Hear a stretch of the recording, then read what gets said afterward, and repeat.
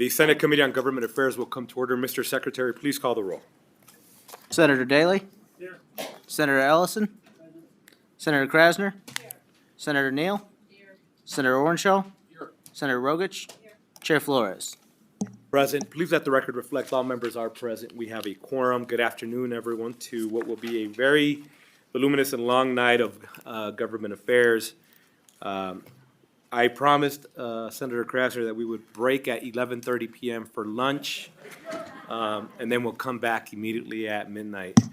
All jokes aside, because we do have a very lengthy agenda, we are going to limit testimony in support, opposition, and neutral to 30 minutes for all bills. I encourage everybody to, if someone's already addressed an issue or laid out your argument, that you please just say diddle, get your name on the record, your organization.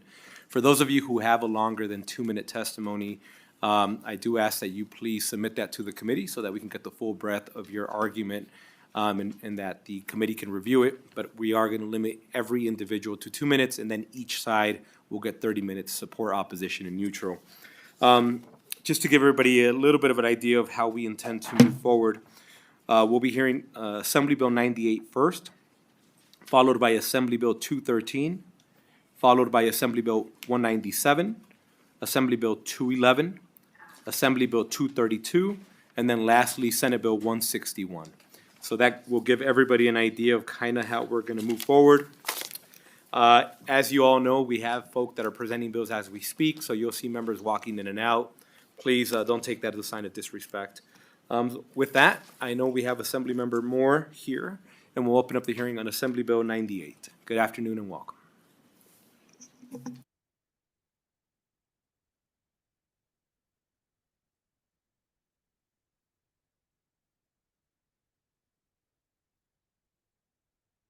Good afternoon, Chair Flores and members of Senate Committee on Government Affairs. For the record, I'm Cynthia Moore, CINTHIAMOORE, and I represent Assembly District 11 in the heart of East Las Vegas and Clark County. Today, I'm presenting Assembly Bill 98, which creates a day of observance of Labor Day, for Labor Leader Dolores Huerta. I'm joined today by Susie Martinez, former Assembly Member for 8012, and also the very first Latina to serve as Executive Secretary Treasurer of the Nevada State AFL-CIO. When I first presented this bill in the other house, I presented it on Cesar Chavez Day. It's important to note that Cesar Chavez has been recognized here in Nevada with his own day since 2009 when Assembly Bill 301 passed. If you don't know the name Dolores Huerta, you should. For decades, she has been working to improve conditions and prioritize support for workers, distinguishing her as one of the most impactful labor leaders of the 20th century.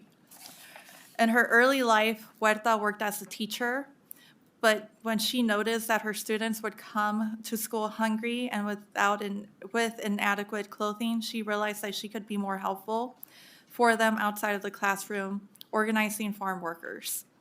Notably, Huerta co-founded the National Farm Workers Association with activist Cesar Chavez, which led organizing efforts for better working conditions for farm workers. Huerta also helped to organize the Delano grape strike, which included 5,000 grape workers, and was the lead figure in negotiating the workers' contract that emerged following the strike. It is impossible, though, to narrow down her accomplishments to just one event, as Huerta was such an integral part in labor activism, leading consumer boycotts, advocating for safer working conditions, and fighting for worker benefits for decades. In addition to championing worker rights broadly, she also established herself as a voice for the feminist movement, pushing for gender equality and speaking to labor issues uniquely experienced by women.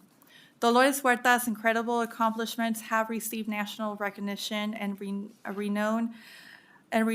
She is a Roosevelt Human Rights Award recipient and received the Presidential Medal of Freedom in 2012. But more can be done. particularly here in Nevada's education system, to shed the light on this iconic activist and her impact on workers' rights. By designating a day to recognize her achievements, Nevada will encourage acknowledgement of her critical work so that our citizens, particularly our children, can learn about her. And I can say, as a product of the CCSD school system, I did not learn about Dolores Huerta in school. I learned about the greatest civil rights leaders, Martin Luther King Jr. and many others, and a little bit about Cesar Chavez. But Dolores Huerta was someone that I didn't learn until I was an adult, and I got to meet her in person for the very first time in 2007. When she was here in Nevada doing what she does best, organizing our community. But I want to talk a little bit about the bill, of what it does. AB 98 requires the governor to annually proclaim April 10 as Dolores Huerta Day in the state of Nevada, and the proclamation must encourage all public schools and educational institutions in the state to recognize and educate students regarding her life and accomplishments, as well as her contributions to the United States. And with that, before we go any further, I want to pass this on to my co-presenter, Susie Martinez. Thank you very much, Assemblywoman Moore.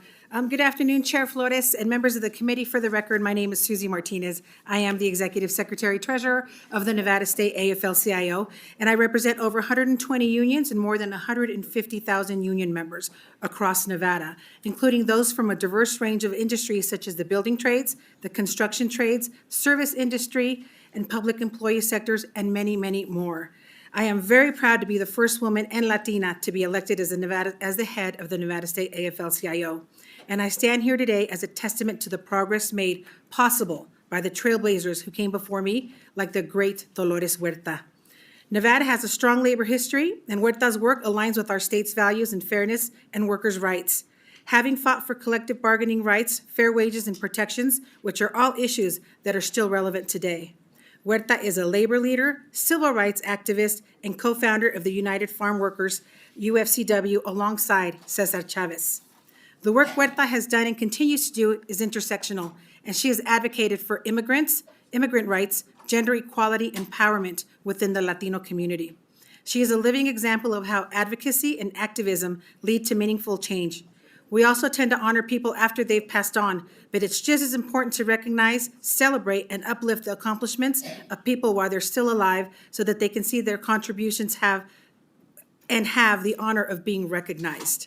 Many of the labor protections and rights that we have today are a result of the work of Huerta and many other labor leaders. A day of observance would educate students and residents around her contributions and the ongoing fight for workers' rights and social justice. We stand on the shoulders of labor champions like Dolores Huerta, who fought and continues to fight for fairness and equality, and it is fitting that we celebrate her legacy in this meaningful way. Again, I'd like to thank Assemblymember for bringing this bill forward, and we urge the committee to pass this bill. Thank you. Cynthia Moore, for the record, I wanted to add that one of the phrase that she coined and is often given credit to Cesar Chavez for doing so. It was actually her who coined this, and it's "Si se puede," yes, we can. And it is the "Si se puede" chant that we use a lot in our community to motivate us to move forward. And it's a call for action for us. And with that, we're ready for questions. Thank you for the presentation. And typically, a chair, I always try to be very neutral or respect to the process. But I will take this personal point of privilege to say Dolores Huerta not only has done amazing things, but continues. To this day, I've had the privilege of canvassing alongside of her in Nevada, California. She continues to fight for the working class. So she's not just someone that we're celebrating for what she's done yesterday, but what she continues to do to this very day. And I think it's also very appropriate that we have another labor leader here who's breaking down barriers and the very first individual in the state of Nevada as a Latina to hold that role, and that you get to be here while you're creating your own legacy, advocating for those women that came right behind you, knocked all those barriers down, and our labor leaders, right? We're not a woman, no, labor leader, period. So appreciate both of y'all being here. Members, any questions or comments? I think we are all incredibly excited about this, and we got no questions. So we appreciate both of you being here. I'm going to invite you both to sit back. And I'd like to invite those of you wishing to testify in support of Assembly Bill 98, either in Carson City or Las Vegas, if you could please come forward.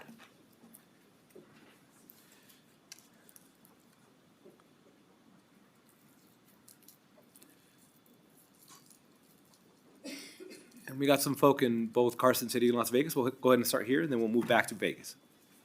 Welcome. Good afternoon, Chair Flores, Vice Chair Orenshaw, members of the committee. My name is Wesley Harper. I am the Director of Government Affairs for the City of North Las Vegas. The grand opening of the Dolores Huerta Resource Center in the City of North Las Vegas was April 22nd, 2025. The center is a one-stop community center where the residents can receive free workforce training, education, legal services, physical and mental health support, technology, and training in both English and Spanish.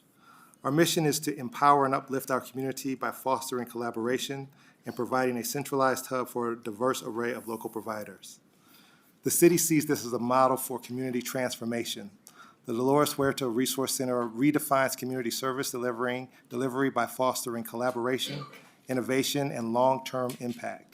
By eliminating service silos and bringing together trusted partners and providers, the center is a strategic, unified solution that empowers individuals, strengthens families, and enhances the quality of life for all the Southern Nevadans. This is done in concert with what the city believes is the contribution and legacy of this great woman. Thank you very much. Thank you for joining us. Welcome. Good afternoon, Chair Flores and members of the committee. For the record, my name is Chloe Chisholm with NV Energy here in strong support of Assembly Bill 98. We greatly appreciate this bill and the work it does to honor an extraordinary member of the community, and we would like to thank Assemblymember Moore for sponsoring this bill and for her leadership on recognizing the lasting contributions of Dolores Huerta to our state and to our country. So thank you for your time, and we urge the committee's support. Thank you. Thank you for joining us. Good afternoon. Good afternoon, Chair and members of the committee. My name is Emmy Miranda, spelled E-M-Y-M-I-R-A-N-D-A, and I am the Housing Justice Organizer with Make the Road Nevada. I'm here today in strong support of AB 98, a bill that honors the life and legacy of Dolores Huerta. Dolores Huerta is more than a historical figure. She's a living example of what it means to lead with courage, to organize with heart, and to fight with purpose. As a labor leader, civil rights icon, and fierce advocate for farm workers, women, immigrants, and low-income families, she helped shape a more just country, and she did it with determination and grace. Her legacy isn't just in history books, it's alive today in the work we do, in the movements that continue, in the lives of every Nevadans fighting for housing, dignity, and opportunity. AB 98 isn't just about commemorating a leader, it's about recommitting to her vision for a fairer future. We urge you to support AB 98 as a symbol of that ongoing commitment. Thank you for your time and consideration. Thank you for joining us. Welcome. Isaac Torrio, today in my personal capacity. Chair Flores, members of the committee, I want to start out by saying that Dolores Huerta represents everything that's beautiful and right about the Latino community. I think we have an opportunity to honor her when she's alive, and I think that's incredibly important. Dolores Huerta inspired a generation of Latinos and Latinas in this country. And as Assemblymember Moore said, there's a lack of representation in this country for leaders. I think it's important for young Latinas to see themselves in prominent positions. And I think we have an opportunity with AB 98 to do something right here, to send a message of equality and let them see themselves in prominent positions. And I think I'm the proud nephew of farm workers, and I know they work tirelessly. If anything, they get happy when they get more hours because they want to provide more food and resources for their family. So I think we have an opportunity to do something right here, and I encourage your support in this bill. Thank you. And thank you for joining us. Good afternoon. Welcome. Chair Flores, members of the committee, my name is Tony Ramirez, the Government Affairs Director with Make the Road Nevada. That's TONYRAMIREZ. This piece of legislation means a lot to the folks I represent, and many folks across Nevada, right, including myself personally as well. There's about 14,000 farm workers in Nevada, as some of you may know. Half of those are Nevadans, live and work here, and some of those folks try to be here today and testify in support. Unfortunately, they were unable to, but some of those folks would like to see her honored and recognized as many other leaders are in the state. Thank you so much. Thank you for joining us, Mr. Ramirez. I know we don't often get to see you in our committee, so we appreciate you testifying in support today. Thank you. Anybody else wishing to come forward in Carson City? Seeing none, we'll go to Las Vegas. Whoever wishes to go first in Las Vegas. Hello, good afternoon. My name is Jaira Mendez, YAJAIRA and I'm a member leader of Make the Road Nevada. I'm here to ask you to support AB 98. As a cancer survivor and proud Nevadan, I know what it means to fight with a tired body, but a determined heart. Dolores Huerta taught us the struggles doesn't end when the obstacles appear. That's where it begins. Honoring her legacy means honoring the strength of those of us who refuse to give up and who still believes in a future is possible. Thank you for your time. Thank you for joining us. Whoever wishes to go next.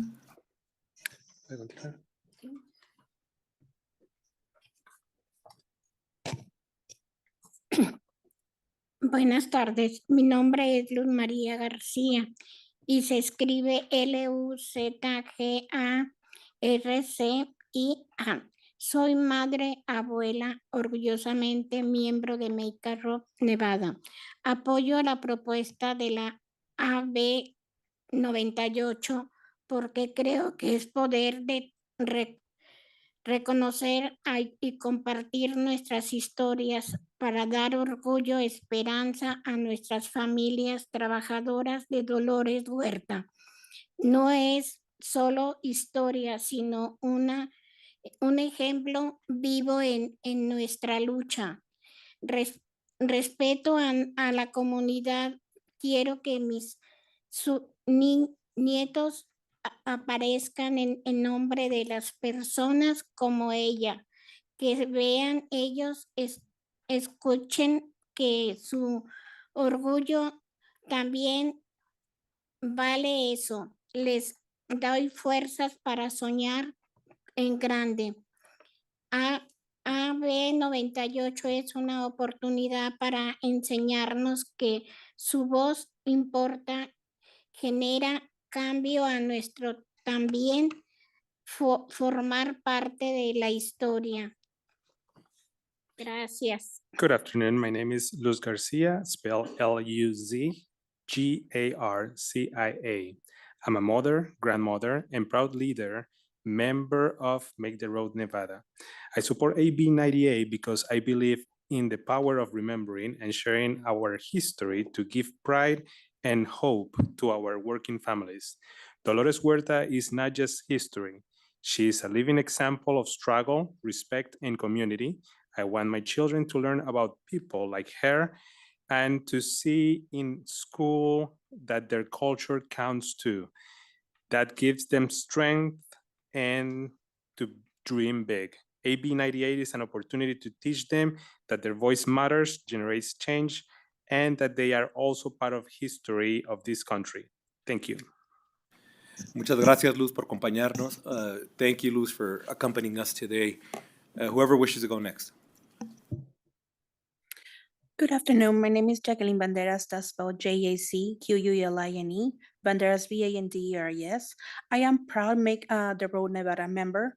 I am here to ask you to support AB 98. I grew up not seeing many women like me in history books. Dolores Huerta broke barriers and proved that Latinas women can be leader, an organizer, a powerful voice for her people. Teaching her story in our school give her children to pride, the knowing they to change the world that matter to the originals. That's why I'm ask you, please vote for yes on AB 98. Thank you. Thank you for joining us.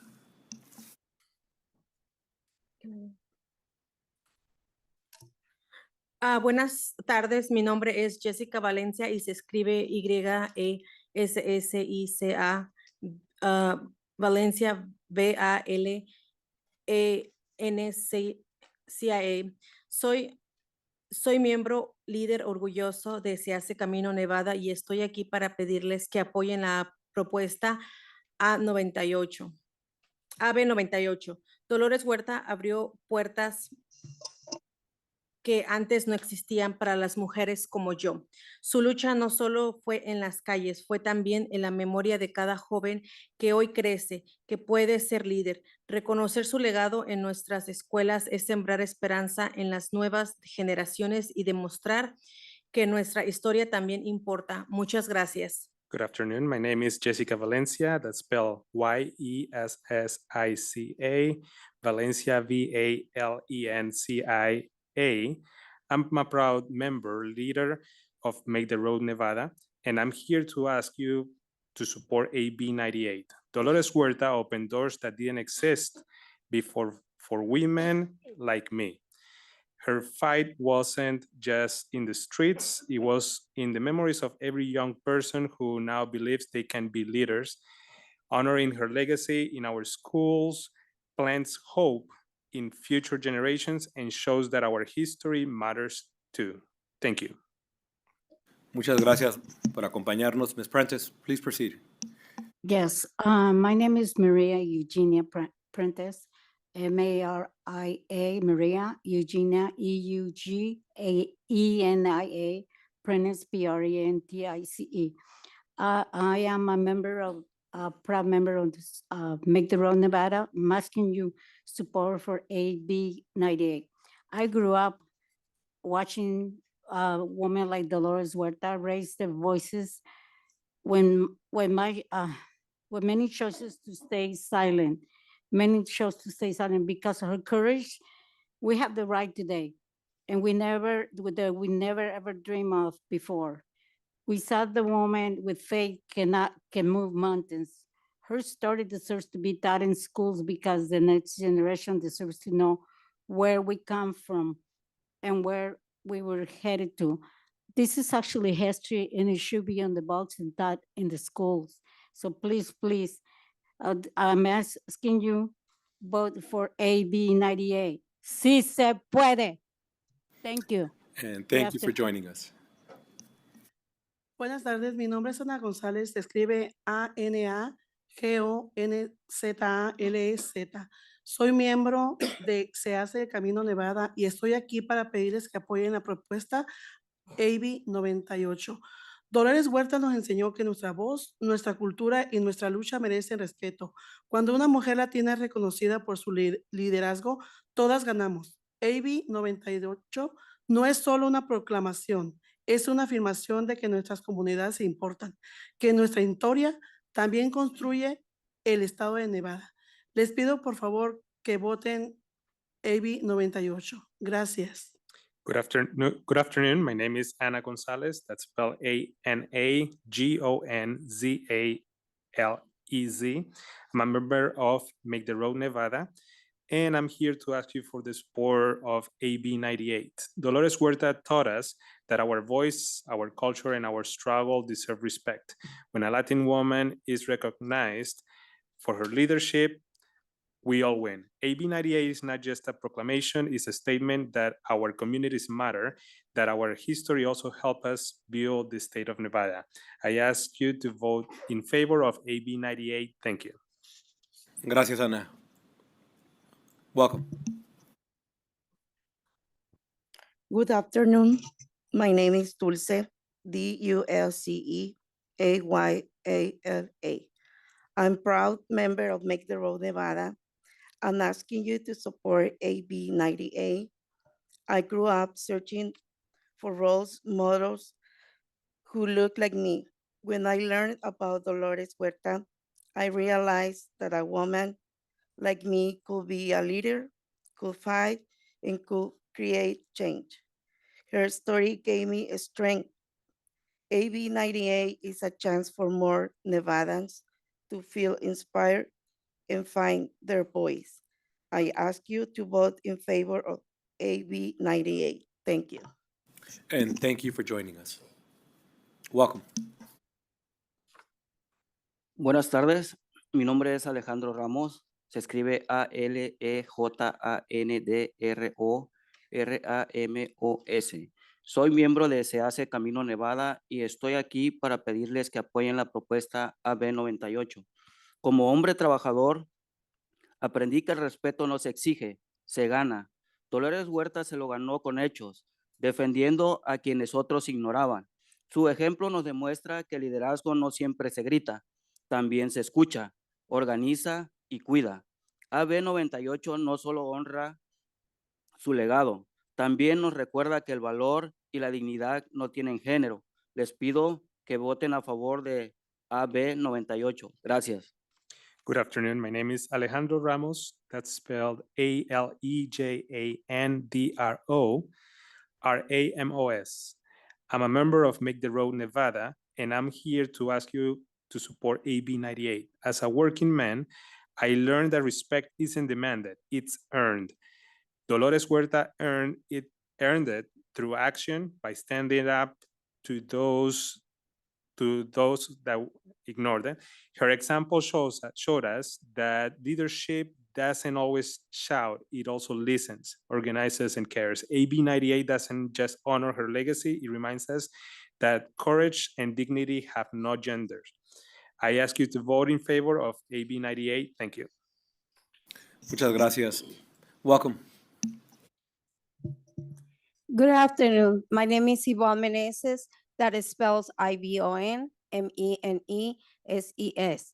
I'm a lead member with Make the Road Nevada, and I'm here to ask you to support AB 98.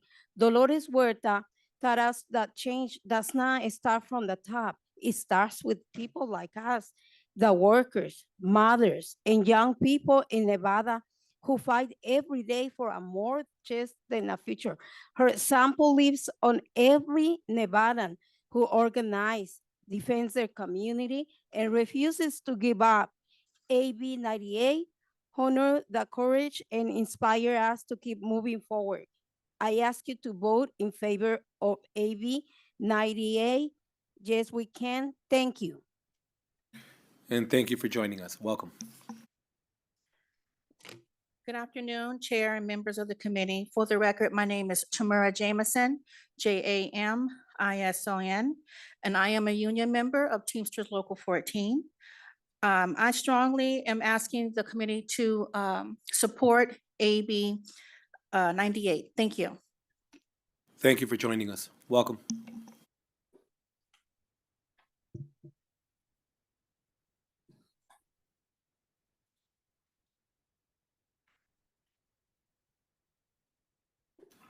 Whenever you're ready. Hi, good afternoon, Chair and members of the committee.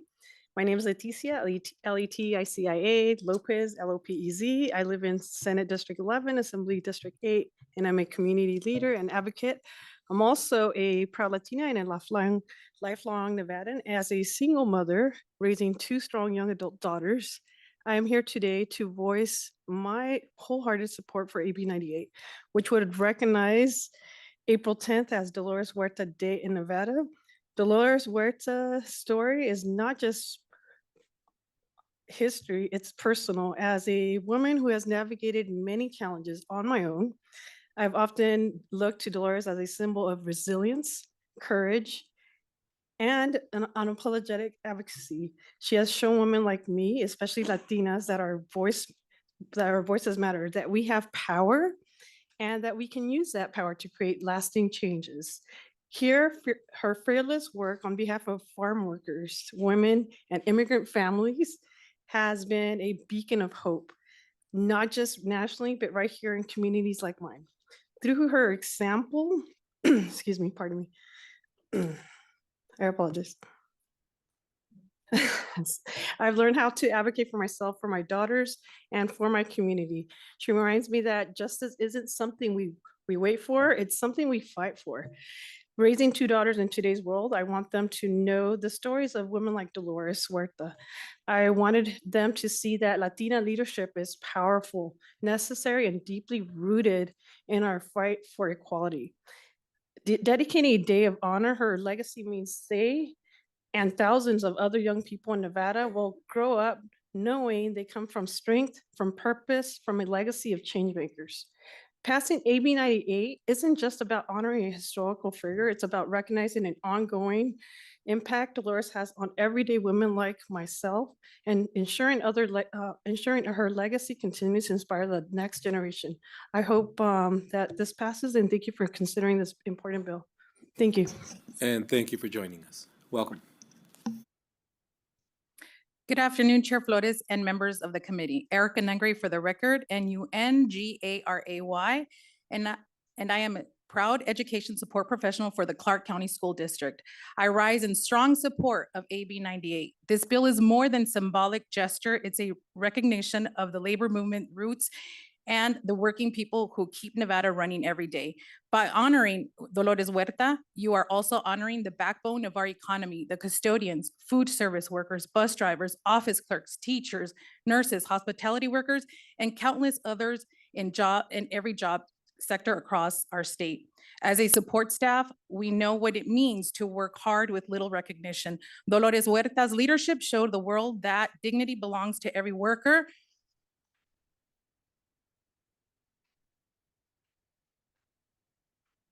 The dignity belongs to every worker, no matter their title. Recognizing her legacy sends a clear message to our students and communities that hard work, equity, and justice matter in Nevada. AB will not only uplift an American icon, it will uplift the hardworking people who power Nevada across all sectors. I respectfully urge this committee to pass AB 98. Thank you for your time and consideration.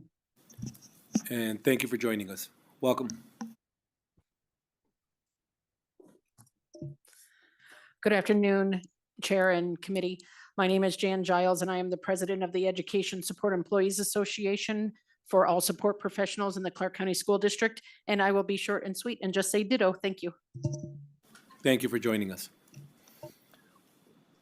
It appears only our translator is left in Las Vegas. Just wanted to make that clarification. Yes, we have no one else. Thank you for your help today, sir. We appreciate you. Next, we'll go to the phone lines, those wishing to testify in support of Assembly Bill 98 over the phone. If you would like to testify in support of AB 98, please press *9 now to take your place in the queue.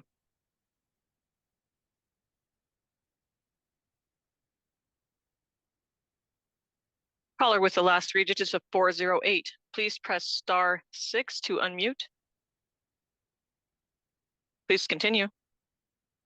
Good afternoon, Chair and members of the committee. For the record, my name is Clarissa Principe, Clarissa Principe. I am a union member of the Transport Workers Union, Local 577, as well as the Vice President for the Las Vegas chapter of the Label Council for Latin American Advancement. I strongly urge this committee to support AB 98. Thank you. Thank you for joining us.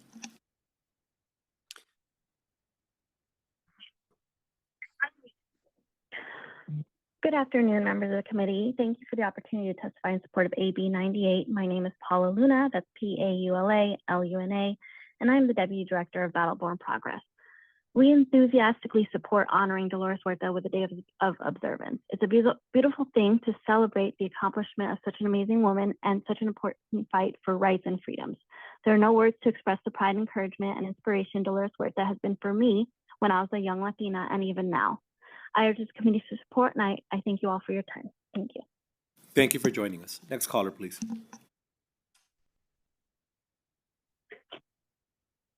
Good afternoon, Chair Flores and members of the committee. I am Edward Goodrich, EDWARD-GOODRICH, with IATSE Local 363, based in Reno. We represent Northern Nevada Stagehands, Convention, and Film Technicians. We are in full support of AB 98 and are looking forward to a yes vote from this committee. I thank you for your time and have a wonderful day.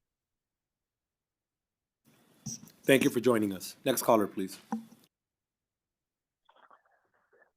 Good afternoon, Chair and members of the committee. For the record, Russ James, RUSSJAMES, with the Nevada AFL-CIO, in full support of the bill. Thank you. Thank you for joining us. Next caller, please.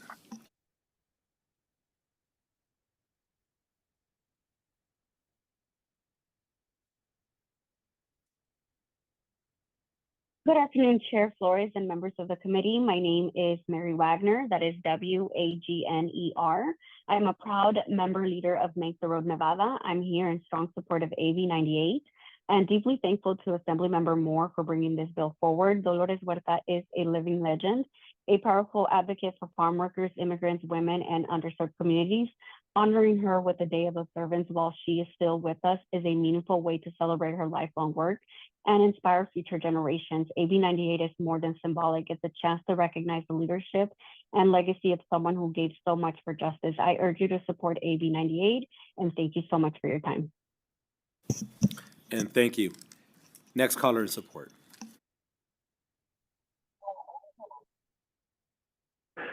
Good afternoon, Chair. My name, for the record, is Jason Gately, Gateley. I'm the Secretary Treasurer, Principal Officer of Teamsters Local 14 in Las Vegas, Nevada, and I'd like to echo ditto as the sentiment. Local 14 is in full support. Thank you for joining us. Next caller in support.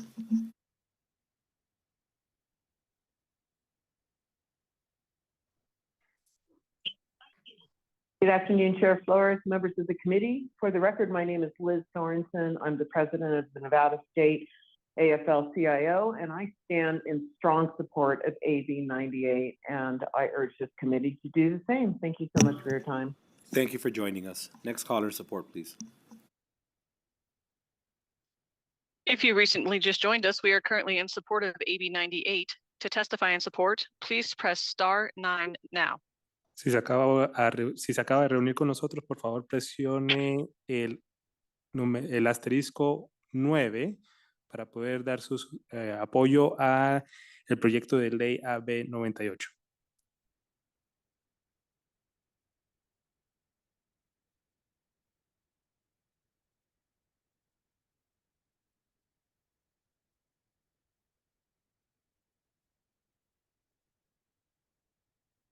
Caller with the last three digits of 524, please press *6 to unmute. La persona que tiene los dígitos 524, por favor, presione el asterisco 6 para poder prender el micrófono.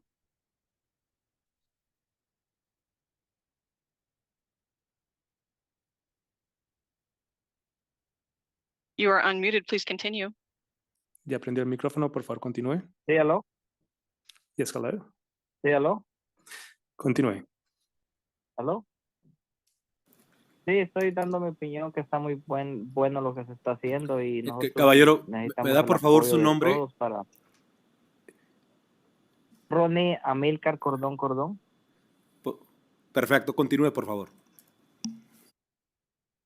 Sí, estoy opinando que está bien lo que se está haciendo por referente a las reuniones y todo, la fuerza latina, porque necesitamos eso, salir de la oscuridad y que nuestra voz se escuche, pues.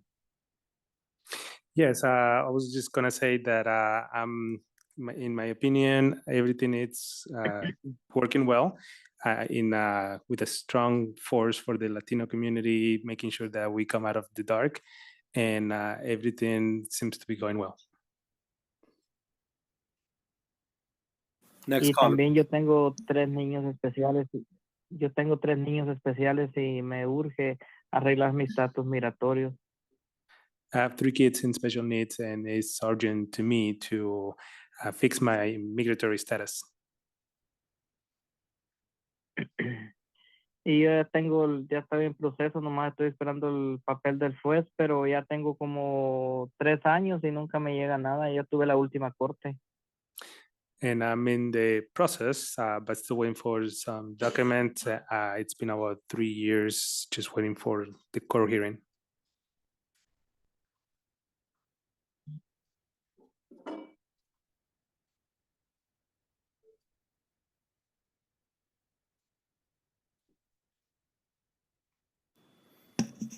Gracias. Next caller, please. Okay. Siguiente persona. Caller with the last three digits of 495, please press *6 to unmute. La persona que llama con los últimos dígitos 495, por favor, presione la estrella 6 para prender el micrófono.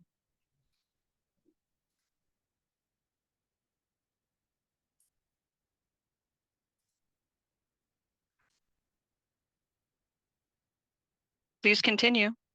Por favor, continúe. Buenas tardes. Good afternoon. Mi nombre es Daisy Sosa.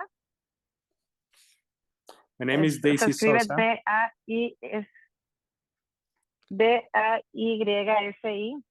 Sosa.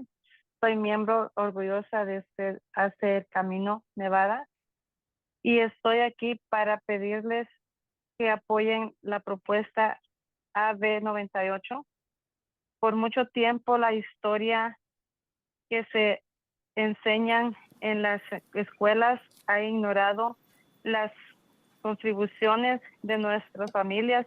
Dolores Huerta cambia eso, nos muestra que nuestra herencia es fuerza, que nuestra lucha es digna y que nuestra voz merece ser parte del relato oficial de este país. AB98 es una forma de recuperar ese orgullo en las escuelas desde Nevada para que nuestra juventud caminen con la frente en alto. Les pido que voten a favor de AB98. Gracias.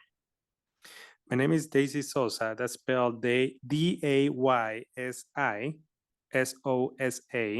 I'm a proud member of Make the Road Nevada, and I'm here to ask you to support AB 98. For too long, the history. We're utilizing a translator to not minimize the full breadth of support. But with that, because we are at that 32-minute mark, once again, thank you to our wonderful translators that we had ready here in Carson City and in Las Vegas. At this time, I'd like to invite those wishing to testify in support to please submit an email to our committee so that we can get you on the right side of opposition or support for this bill, because we're no longer taking any more testimony. And now I'd like to invite those wishing to testify in opposition to Assembly Bill 98, either in Carson City or Las Vegas, if you could please come forward.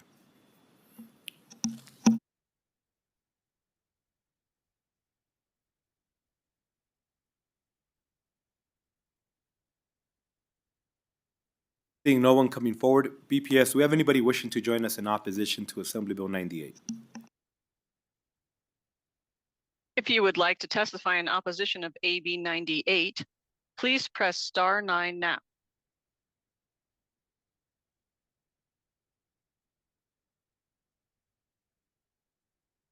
Chair, you have no callers in opposition at this time. Thank you. Next, we'll go to those wishing to testify in the neutral position to Assembly Bill 98, either in Carson City or Las Vegas.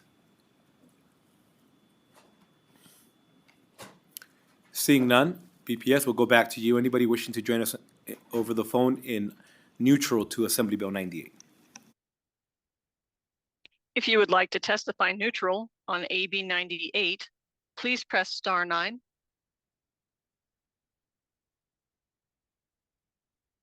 Chair, you have no callers neutral at this time.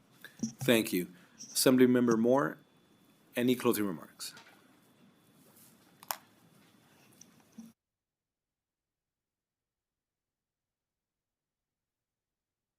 Thank you again so much, Senators. You know, I had the opportunity to celebrate one of our labor leaders. Unfortunately, he got sick, so my window of opportunity declined, and it's one of my biggest regrets. So right now, I feel we have such an amazing opportunity that we have Dolores Huerta here. She gets to see the fruits of her labor. So with that being said, that's why I urge this committee to please pass this legislation. Thank you very much for the privilege of your time. More for the record.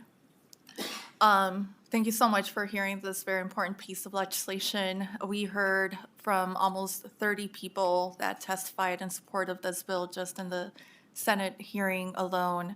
On the Assembly side, we had over 40 people. So this is something that's very important to our community, and I urge you to support this bill. And I'm not just saying it as the granddaughter of a farm worker, but also as a mother who has a young son that would like to see him and other children in our state to learn about Dolores Huerta.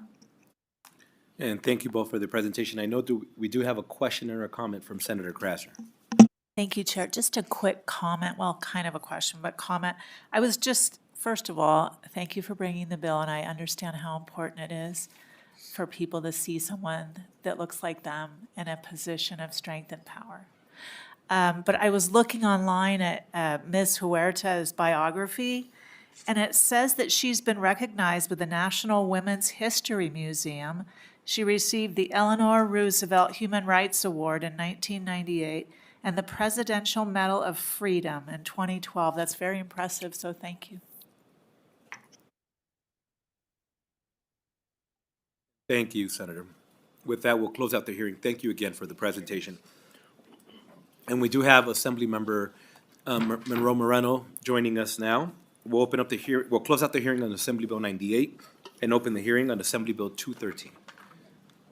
Good evening and welcome.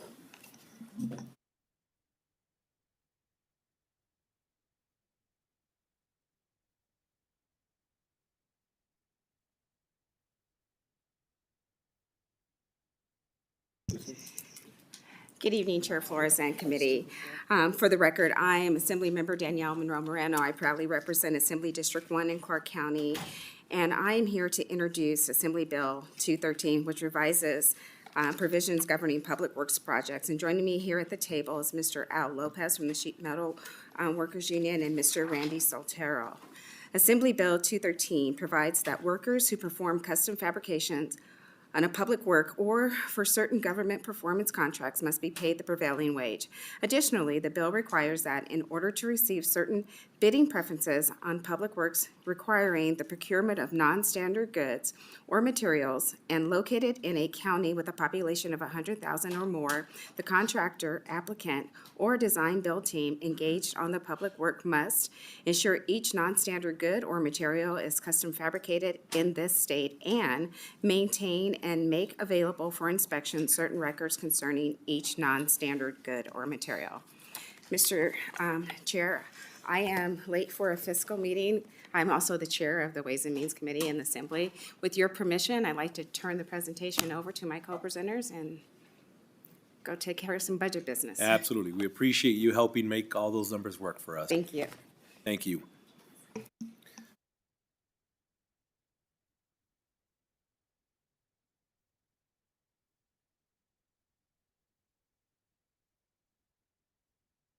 Good afternoon, Chair Flores, committee members. My name is Al Lopez. I represent the Sheet Metal and Railroad Transportation Workers of Local 88. Here to present AB 213 for you. AB 213 is legislation meant to simply codify custom fabrication state prevailing wage laws to include established fabrication shops throughout the state.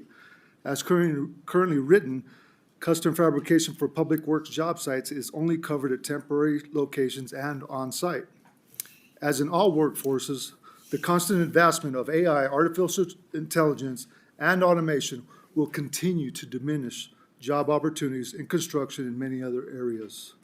These shops literally only have 1/3 of the manpower nowadays compared to what they've had in the past, and those numbers are going to continue to diminish.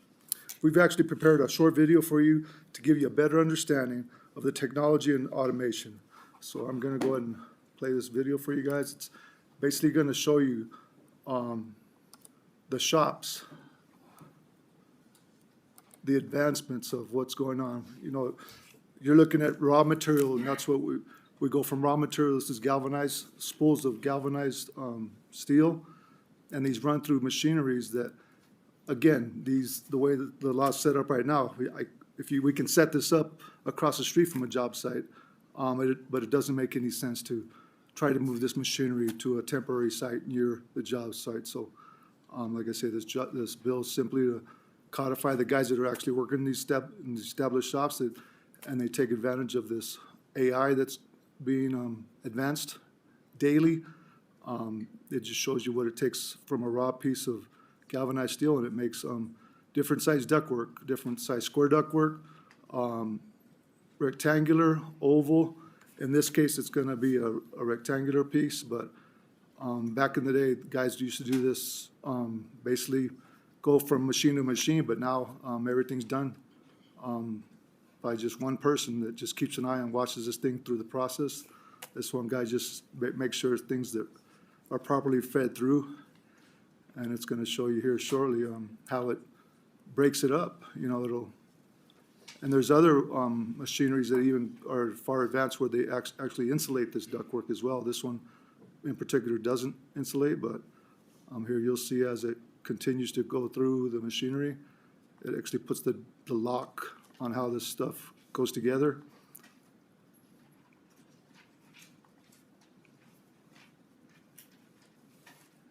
And you guys see, everybody knows AI is a big job killer, and it's really taken quite a few positions away from sheet metal workers when it comes to fabrication. So, and it's gotten to the point where the affordability for these shops is open to everyone now. Like I was saying, only a third of the members or a third of the manpower is used for these shops because of this machinery that's in these shops, and that's made it affordable for everyone to purchase this material. See, you see how it broke it up, and this is where it gets to the next stage where these guys actually add information into these computer systems where it's all, like I said, this is all AI. Everything that's on the job site, it shows you right there drawings of what it looks like out in the field.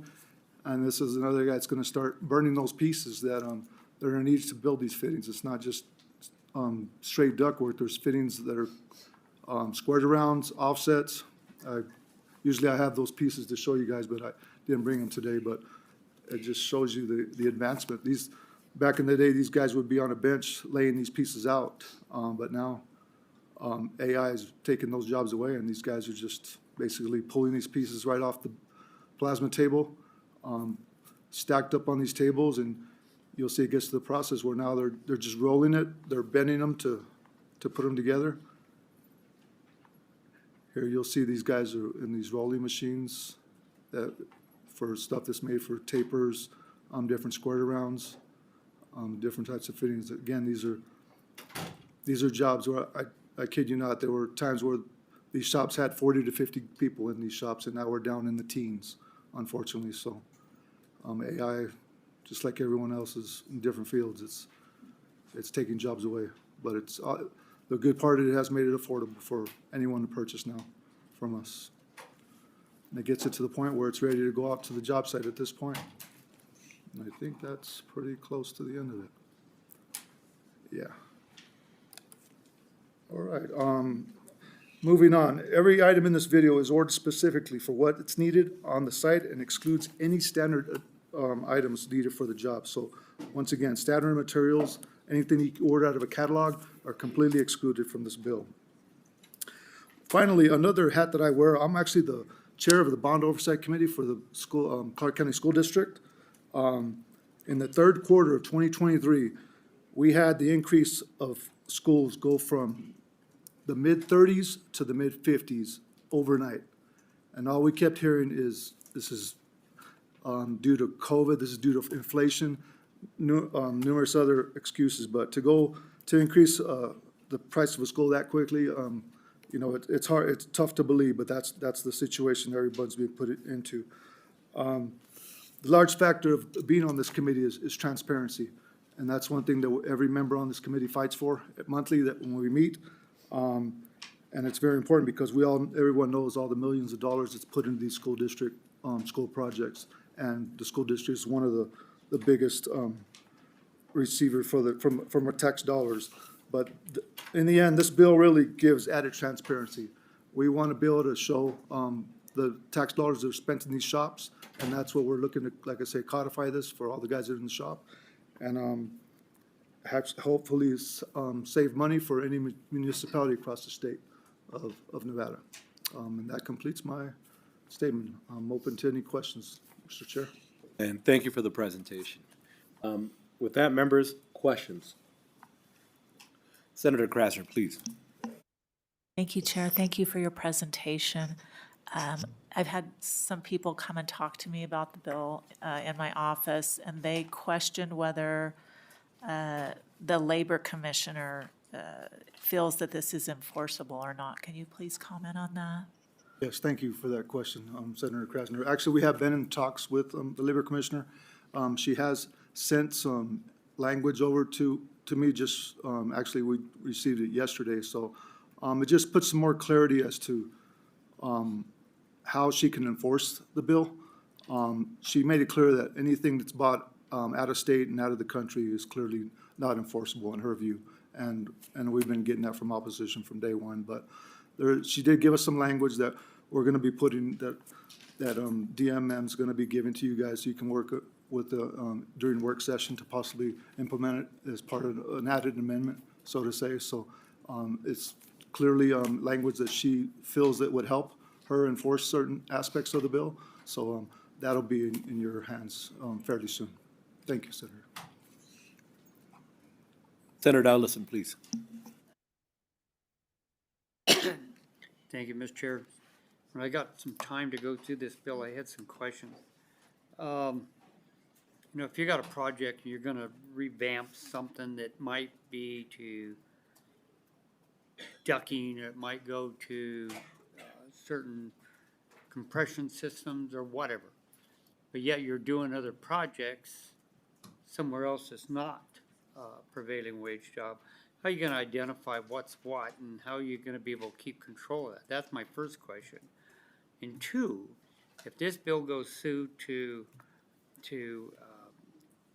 you know, having somebody provide and build this stuff, don't you think if the prices get high, then you lost your competitive business and it's gonna go somewhere else? So maybe you can answer them two questions for me.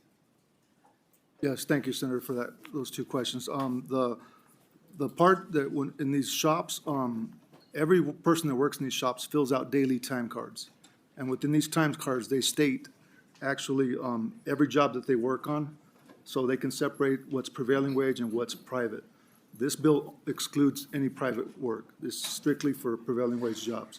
So they'll take the hours that they work for those prevailing wage jobs and make sure that that time on that prevailing wage would be paid at the prevailing wage rate, which technically they're already doing it. These guys have been, what they make in the shop is what they make in the field, and that's been ongoing for at least the past 20 years. But the thing that's made it more affordable to everyone now is the AI, the automation. It just takes that many less hours to make this stuff, so the affordability is definitely there. And I'm sorry, I forgot the other part of your question, the second part. That was, because I still had questions on this. Do you think that if you're gonna start doing prevailing wage on manufacturing, you don't think you're gonna lose business because you're gonna lose the competitiveness to other states, Mexico, anywhere? That is possible, but there is also a bid preference in this bill, in the amendment. They have a 5% bid preference for local. If you make you buy the materials here in the state of Nevada and it's built here in the state, there is a 5% bid preference for that. So it's not a requirement, but it's something that's out there if the contractors want to take advantage of it. And I have heard some good replies from certain contractors. Preference to. I just want to remind you to state your name for the record each time, please. For the record, my name is Al Lopez. My apologies. Senator Neal, please.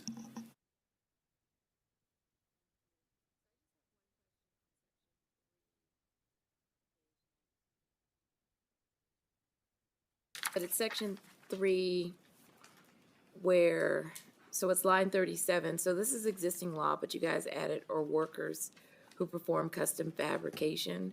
But the or was taken out for the unskilled labor. And so it's an existing law. So what's classified as unskilled labor? For the record, my name's Alfonso Lopez. I'm not really sure what the question is. So it's listed for if the performance contract entered into pursuant to NRS 332-300 requires the employment of skilled mechanics, skilled workers, semi-skilled mechanics, semi-skilled workers, unskilled labor, or workers who perform custom fabrication to perform the performance contract, then they must have the prevailing wage. That's what's written in section 3. For the record, Alfonso Lopez, I'm thinking it's probably referring to a trained workforce when they skilled. We have our apprenticeships for the 19 different trades within the building trade. So I'm assuming that when you say skilled and unskilled, that someone that's gone through some sort of training, sort of certifications to be able to perform this work. I was just wondering because it's unskilled. But my real question is related to, so the images for the AI, using the AI tools. So how does that, I mean, well, so there are two parts to this thought. Number one, I don't support like the loss of jobs using AI. I understand like it's a needed skill. But when we talk about, I guess, the labor that was applied, and AI is now doing 50% of the work, how do we classify like how that work is happening? Like, how does the Labor Commission look at that now when it's AI produced work? For the record, Alfonso Lopez, some of that language that I was telling you that the Labor Commissioner sent over that I have to get to you guys to look over, she kind of spreads it out to her statement. It would be easier for her to enforce no matter where you work within the state. If you're working on public works projects, you should be paid prevailing wage. Go ahead, Randy. Hi, for the record, Randy Saltero. Senator, like Al was saying is that, one of the amendments that actually the Labor Commissioner came up with, and just got it back to us very late, is that, right now, on a public works project, it's limited to the site of the project and maybe a remote site next door or maybe across the street, but within the proximity of the area of the project. That's the only place where prevailing wage would be required to be paid. What the Labor Commissioner is suggesting is if it's a prevailing wage job, that work, if it's for a prevailing wage job, no matter the site of the work, then that work would be able to be performed and paid at the prevailing wage. The enforceability, yes, that's an issue. How we're going to get it, and you're going to hear from that from our colleagues that from the business side that are going to talk about enforceability. Good thing to bring up because that's an issue that we have to try and find a way through. Just know that we've been working very closely with the Labor Commissioner, and really this is about Nevadans. Nevadans going to work. That's why another suggestion was to put this 5%, the 5% bidders preference that contractors get would also include procuring these specialized items from within Nevada. Right now you can get them, I bet you can get them cheaper in Mexico. I bet you can get them cheaper Utah or Arizona or New Mexico. That's what happens. It's a reality. The bidder's preference would then include not just a local contractor getting a bidder's preference. Keep those Nevada dollars, tax dollars that we all pay in Nevada. But it would also include procuring those specialized items that would have to be made in a manufacturing or a specialty shop, whether it's on the project site or off the project site, that would be done in Nevada. You would also qualify for that bidder's preference. So that's what we're trying to do. At the end of the day, that's what this bill is trying to do, is to use Nevadans' tax dollars that build schools and courthouses and this building to make that Nevada dollars stay in Nevada with Nevada workers. We're losing a lot of jobs. You saw what Al was showing you on that shop. We're losing a lot of jobs. Bottom line, we got to help find ways for Nevadans to stay going to work. Thank you very much for your indulgence. Members, any additional questions or comments? Seeing none, thank you again, both of you, for being here today. I'm going to invite you both to sit back. And at this time, I'd like to invite those wishing to testify in support of Assembly Bill 213. If you could come forward, Carson City and Las Vegas. I don't see anyone in Las Vegas. We'll stay here in Carson City. Welcome.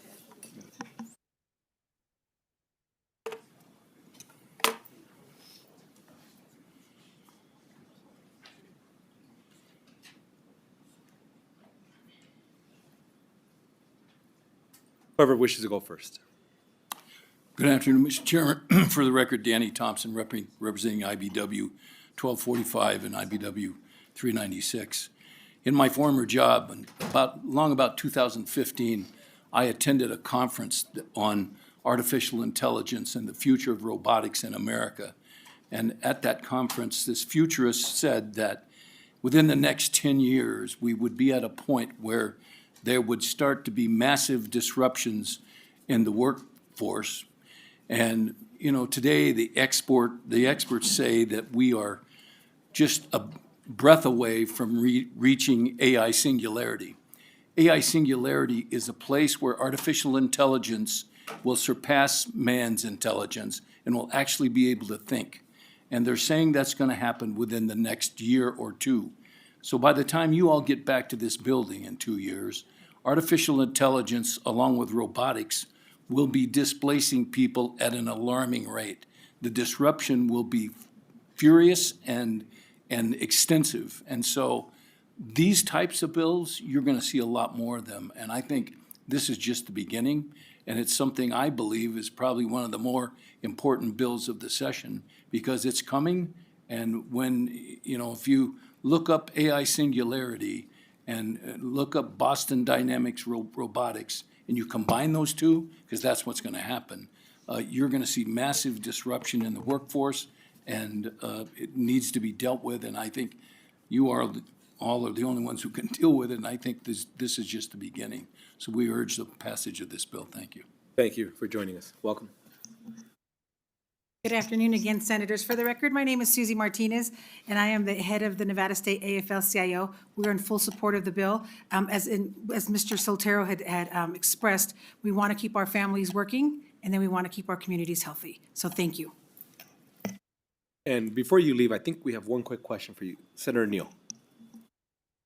Thank you, Chair. So are we shifting at all to make, I guess, do the training around AI so that although it's moving into the space and it's creating job loss, that the union worker is also on the other side of the AI tool and coding and AI training modules and everything else that's out there? Are we shifting in that way? And I'm asking this because this session, I literally have an AI bill, and a portion of it is dealing with job loss and trying to make sure that we're tracking that, right? Because I don't want this upheaval without some kind of, forewarning and ability to shift within the workforce or salvage specialties. Yes, Al Lopez for the record. I can only speak on behalf of the sheet metal workers because I've been in this trade for well over 40 years now. We do have different aspects of being a sheet metal. It's not just being involved with ductwork. We have architectural. We have air balance. We have computer-aided drafting. There's different avenues that you can pursue, that even welding, kitchen equipment. So there's definitely opportunities within my trade to do that because, like I say, the guys in the shop have had to do that shift that you're talking about and learn other aspects. So I can only talk about my trade, but unfortunately, these other guys from these other trades can't speak on their behalf. But we do have the benefit of other avenues for our trade. So, thank you. Please, Senator Ellison. Sorry about that. Question I've got is, you've got a union shop, right? And you've got a large labor group out of your union shop. If you went to prevailing wages on some of these different equipments, what would the cost difference? What would the difference between the union wages they're getting now and the prevailing wages? Alfonso Lopez for the record. The rate that's in the shop has been the prevailing wage for at least 2 decades that I've been doing this. But like I was telling, the affordability has become due because of the artificial intelligence. But the rate's always been the same when it comes to I wish it was called the area standard wage because the way these wages are set is from a survey that's done every 2 years, and every contractor within the state have the obligation to do the survey. So whatever rate that's been done the majority of, that's the one that prevails in the end. So, like I say, the rate's always been the same. But I meant, if you have the rates the same, even if it's such a rate, but what would the prevailing rate the new rate be for the projects they're sitting on? They're gonna go out in the field, then you've got that price, and then if you're in the shop, it's another price. I'm just trying to see what the difference in it actually be, 20%, 10%. Al Lopez, for the record, they've always been identical. The rate that's in the field and the rate that's in the shop has been identical. The guys, they all make the same amount on the check. So where does the money go that's gonna be the prevailing wage? That's gonna go for the equipment, or?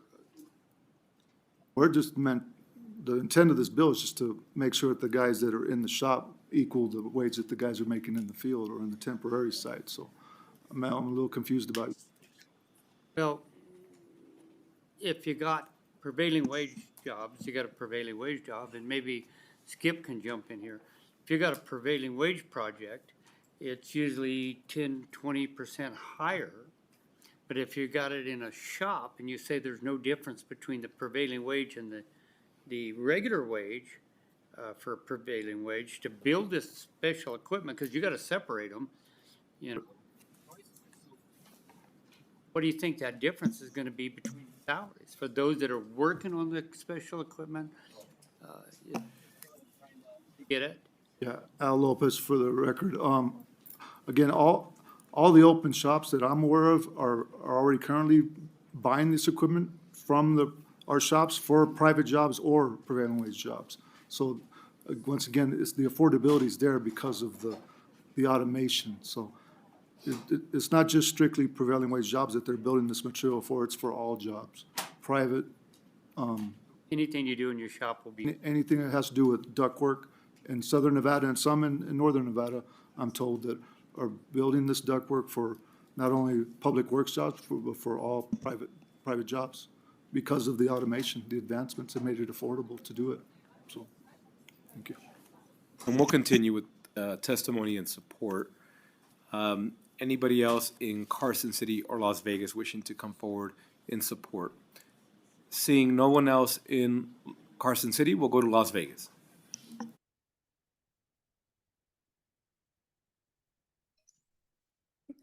Good evening, Chair and members of the committee. For the record, my name is Tamara Jameson, and I am a Teamster member, a union member of Teamster Local 14. And I am strongly urging the committee to support the Assembly Bill 213. Thank you. Thank you. Is there anybody else in Las Vegas? Seeing none, we'll go to the phone line. BPS, support for Assembly Bill 213.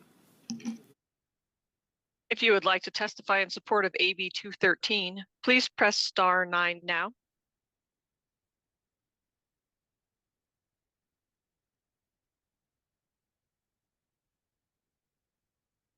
Good afternoon, Chair, members of the committee. For the record, my name is Liz Sorensen, President of the Nevada State AFL-CIO, and I am in strong support of AB 213. I urge this committee to do the same. Thank you so much.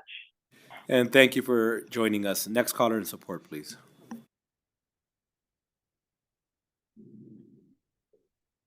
Good afternoon, Chair Flores again, and members of the committee. I'm Edward Goodrich, EDWARD, TOODRICH, with IATSC Local 363, Reno, representing Northern Nevada Stagehands, Convention, and Film Technicians. We are also in full support of AB 213 and are looking forward to this committee supporting the bill. I thank you again for your time and have a great day. And thank you for joining us. Next caller in support. Good afternoon, Chair and members of the committee. For the record, my name is Sean O'Keefe, O-K-E-E-F-E. I'm a union member of Smart Local 26, and I strongly urge the committee to support Assembly Bill 213. Thank you. Thank you for joining us. Next caller in support.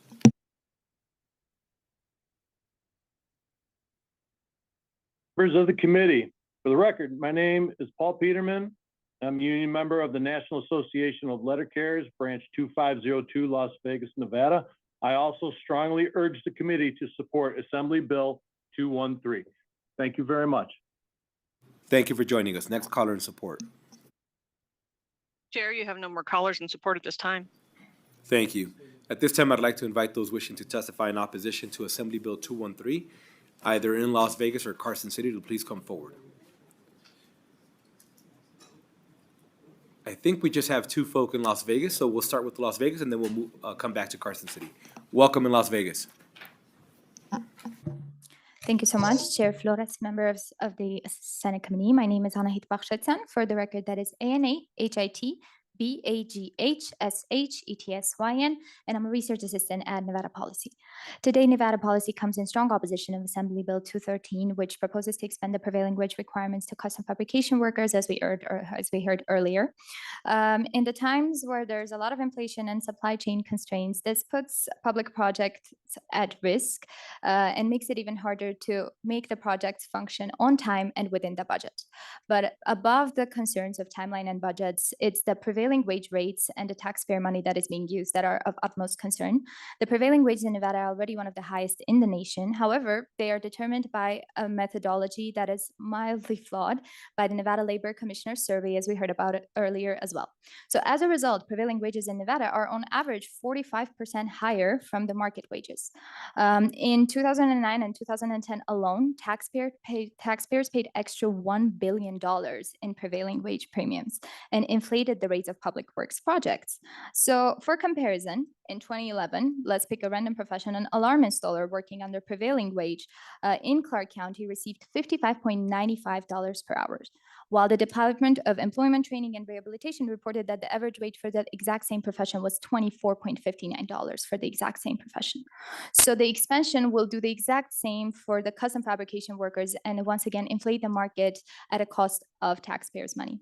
So for these reasons, we urge the committee to oppose this bill today. Thank you very much. And thank you for joining us.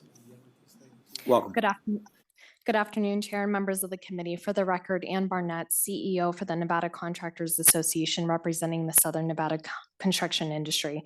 NCA has supported paying prevailing wage for work performed on public works projects. In fact, in 2015, when statutes requiring prevailing wage were removed, we worked in a bipartisan effort to bring it back. Our concern with AB 213 remains similar to our position on AB 235 from last session. This bill would still require prevailing wage for workers performing custom fabrication at permanent off-site facilities, even when those facilities are not dedicated solely to a public work. That expansion creates administrative and compliance burdens for contractors, particularly when products are being made and used across both public and private projects. For these reasons, we remain opposed to AB 213. Thank you. Thank you for joining us. Welcome. Cyrus Ojadi, HOJJATY. I will stand in opposition. I'll ditto the previous commentators. Yield. Thank you for joining us. And I don't think we have anybody else in Las Vegas. We'll come to Carson City, please. Thank you, Chair Flores and members of the committee. My name is Alexis Motorex with the Nevada Chapter Associated General Contractors and the Nevada Association of Mechanical Contractors, representing both signatory and open shop contractors in Northern Nevada. I also want to start by saying that we have always supported prevailing wage, and in fact, were instrumental, along with NCA, in preventing its repeal in 2015. But we feel arbitrary expansions are unnecessary and costly, and to us, that is exactly what this is. Our members, the employers who will be impacted by this bill, fabricate systems for both public and private owners. It is not the prevailing wage rate that is the problem, it's the cost of compliance. Most times, employees in the shop are not aware of the installation location of the parts they are building. This bill would require the individual tracking of all parts and pieces used in fabrication from their place of origin to the final installation in order to comply with certified payroll. This presents challenges that are not easily overcome and could result in the loss of local jobs. While some may dismiss that the cost of compliance is just a part of the cost of doing business, every cost borne by a business owner, especially small local businesses, can have a profound impact. These business owners are the ones who take the risk every time they bid on a project that they will be competitive and win the bid so that they can keep their doors open, their lights on, and their employees employed. The amendment requiring certification that all custom fabricated items be purchased in Nevada in order to qualify for the in-state bidder's preference actually makes this bill even worse. There are occasions when items cannot be fabricated or purchased in-state, or when purchasing them from out of state will keep contractors competitive. This requirement will result in Nevada contractors losing their competitive advantage and increases the chance that out-of-state contractors will win bids on projects funded by Nevada taxpayers. I'd also like to point out that this bill will limit workforce development. The entry-level position for people beginning their careers in HVAC and plumbing is as a helper. Helpers are specifically prohibited from working on prevailing wage jobs. A contractor's use of helpers provides the training necessary as pre-apprenticeships and familiarizes them with the requirements of the craft. There are already tremendous workforce challenges for a variety of reasons. This bill would only compound the problem. For these reasons, we respectfully ask that you please not process this bill in order to protect Nevada businesses and Nevada workers. And thank you for joining us. Please.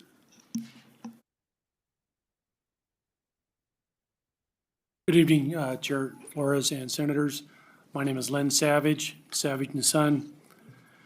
Fortunate to be the oldest contractor in the state of Nevada, with license number 10, union contractor. And it's because of the good people, the customers, and I thank each and every one of you senators for your time, patience, and sacrifices. You might wonder why I oppose this or why we oppose this, because we are a union contractor. We do a lot of public works projects, airports, schools, state of Nevada, through and through. We have a large fabrication shop that we built in 2005. But this is about a classic I and me versus we and us. We're not about I and me. We're about we and us for the betterment of the state. We need to be competitive, remain competitive. We have wind behind our sails right now. Things are good here in Nevada. We want to maintain that. Logistically, in a fab shop, there's a lot of projects that roll through each and every day. Very hard to enforce and control a prevailing wage in a fabrication shop. The logistics with helpers, people who are organizing the different materials, that's done in the fab shop. On the job, prevailing wage makes a lot of sense. I get it, we support it, we do it all day long. But be careful, because we think there's too many rabbit holes, there's too much pork, too much junk in this bill. The intentions may be good, but it's not practical. And with everything that's going on, we have to try to keep it simple, stupid. I'm talking about plumbing contractors, all contractors, to make it right the first time. And we don't need any more red tape. And lastly, I just want to say that we have to remain competitive on the economic development side. Nevada is thriving right now. We all know that. And we don't want a negative message out there by the private side of things, even though we're doing this on public works. We don't want them to get the wrong connotation. I worry about that. I thank you for your time. If you have any questions, I'd be happy to answer questions. I think we have questions, but thank you for joining us. Thank you, Welcome. Chairman. Good afternoon. My name is Robert Sandoval, Vice President at RHP Mechanical Systems in Reno, Nevada, where we are a full-service mechanical contractor with both sheet metal and plumbing piping fabrication shops, and we have been proudly serving Northern Nevada for over 75 years. Thank you for allowing me to come before you and speak.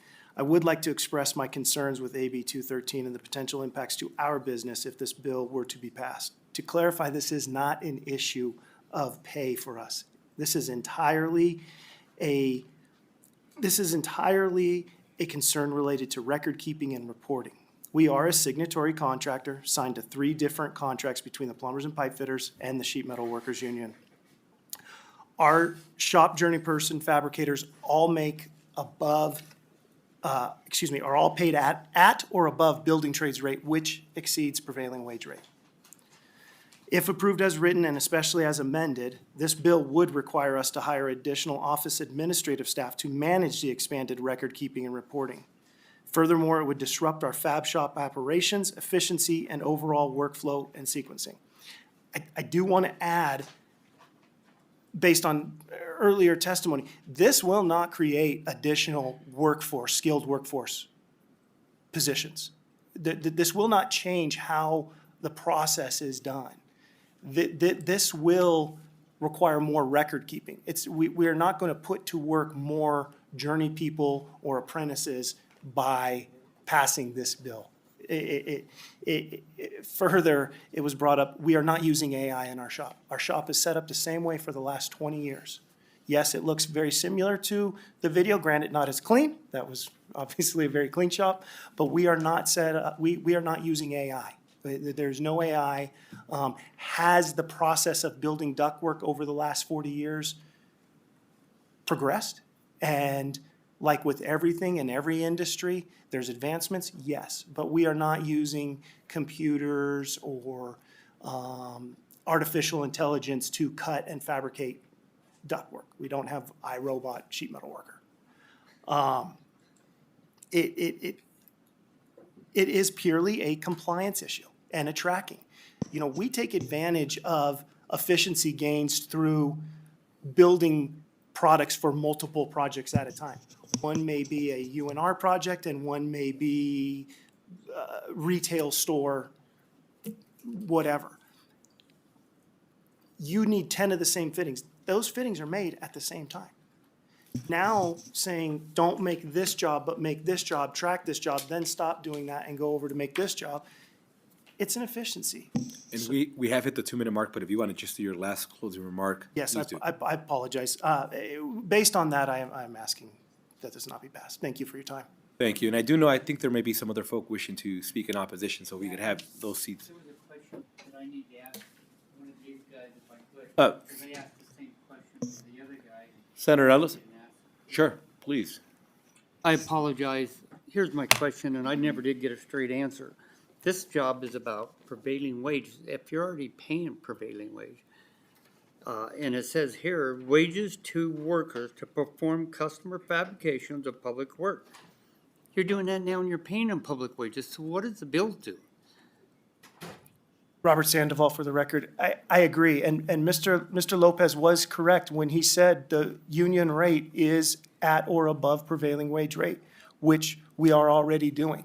There is not a separate shop fabrication rate that is a reduced rate compared to the sheet metal worker or the plumber pipe fitter that's in the field. It's the same. Thank you. Thank you. Welcome. Thank you, Chair. Warren Hardy, representing the Nevada Urban Consortium. I may have a slightly different spin on this from the local government perspective. From the local government perspective, we have two concerns with the legislation. One, and I'm anxious to see the comments from the Labor Commissioner, and I will give them full consideration.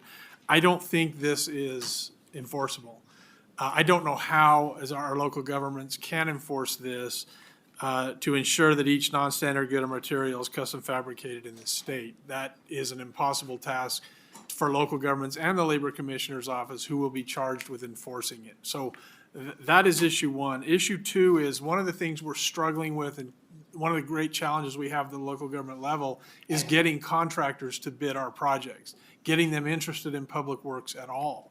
They will bid public works projects as a last resort. Now, there are some that have their business model set up to do almost exclusively, but when public works, but when they're busy, we have a really hard time. I'm actively working with members of the county commission and others to try to find ways to attract these businesses. Prevailing wage is something that's fought over a lot, and a lot of wage complaints are provided. This will make that worse. And so for that reason, we're just concerned about our ability to enforce this at any level, and I'll be very interested to hear what the Labor Commissioner has to say about that. Thank you, Chair. Mr. Hardy, when you showed up and sat down next to Mr. Lopez, I thought we were going to get the unicorn moment of you co-presenting and supporting this. It's happened a few times, Chair. That's happened a few times, but not on this one. Thank you for joining But I us. do appreciate them very much. They're always great to work with, as is the sponsor of the bill. Thank you. Thank you. Please, whoever wishes to go next. Thank you, Chair, members of the committee. My name is Mac Bybee. I am here representing the Associated Builders and Contractors. Not to belabor, I'm going to echo some of the points that have already been made, but and not go into the compliance piece. However, I would like to point out a piece that I thought was glossed over. Under NRS 338, which is prevailing wage, it specifically states that if a facility is not dedicated full-time to a prevailing wage project, then it is not prevailing wage. I shouldn't say specifically, I'm getting the look from Mr. Daly, but that is the gist. And the NAC actually excludes fabrication plants for this reason. So if you have a large project where you have to do fabrication specifically for that project, then everything that's fabricated in that would be prevailing wage. If you have a fabrication facility that's doing multiple projects, not just prevailing wage, it's specifically excluded. And the reason why is because would be incredibly difficult to enforce and incredibly difficult to comply with. And it's been that way in the NAC and the NRS and advisory opinion by the Labor Commissioner for, I don't know, decades.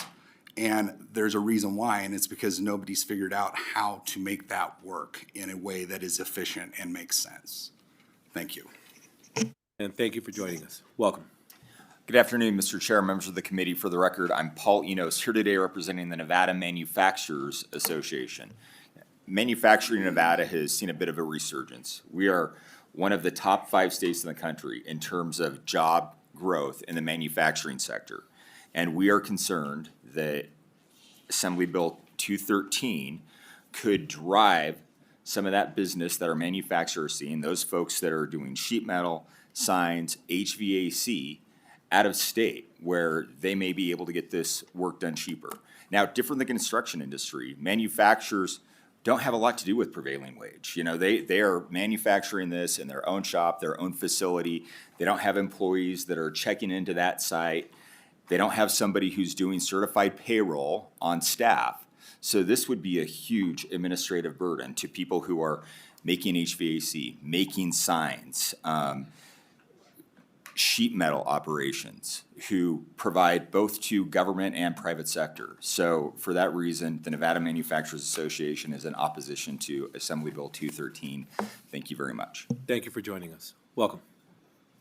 Good afternoon, Chair Flores and members of the committee. For the record, my name is Kelly McNeil, Executive Director for the Nevada League of Cities. I'll keep this brief. I'd like to echo the same comments and concerns earlier presented by Mr. Warren Hardy, representing the Urban Consortium. For those reasons, the Nevada League of Cities is opposed to AB 213. Thank you. Thank you. Welcome. Good evening. Good evening, Chairman and member of the committee. It's Paul Moratkin with the Vegas Chamber. The Chamber is opposed to AB 213, specifically because of the definition of construction fabrications in Section 1, subsection 5, the definition for non-standard goods and materials in Section 1, subsection 17, and then the requirement for the items to be manufactured in Sections 1.5. Those definitions are concerns to the Chamber regarding the increased costs that will occur, and also regarding the additional issues to be compliant with the bill. Thank you very much. And thank you for joining us. Anyone else wishing to speak in opposition to Assembly Bill 213? Seeing none, BPS, can we go to the phone line, opposition to Assembly Bill 213? If you would like to testify in opposition of AB 213, please press star 9.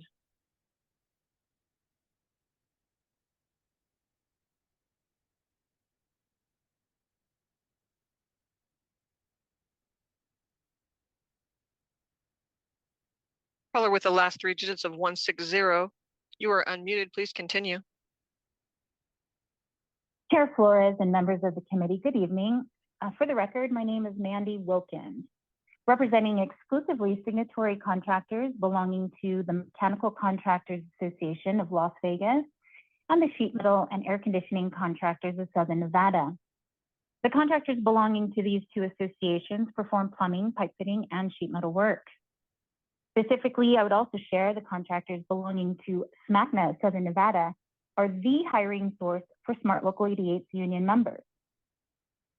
It is worth noting that my SMACNA employers currently pay Mr. Lopez's building trades journeyman $90.06 per hour, whether performing work in the shop or in the field. And the current prevailing wage rate in Clark County for sheet metal journeymen is also $90.06 per hour. I'm here before you today in opposition of AB 213. We also opposed this same legislation in 2023. I'm going to briefly describe through a basic but ideally helpful illustration the overarching issue this bill creates. First, there are different prevailing wage rates across our fine state. So if I have a fabrication shop And I have, well, for lack of better words, an assembly line of ductwork in various phases coming through the line. And the first piece is for an airport in Reno. The second piece is for a school in Ely. The third piece is for a public building in Clark. These all have different wage rates. Then imagine the next 7 pieces are for various private works projects. Employee 1 touches each piece approximately 4 minutes. Employee 2 only touches every other piece for anywhere between 5 and 12 minutes. Meanwhile, the employee operating the machine isn't physically touching any of the pieces. He is operating the machine, working on all of the pieces. The reason this has not been done before is because it is an administrative burden that cannot be overcome. Short of the contractors who fabricate, literally setting up separate fabrication facilities for private and public works respectively. This is cost prohibitive. In closing, we urge this body to oppose AB 213. Thank you kindly. Thank you for joining us. Next caller in opposition, please.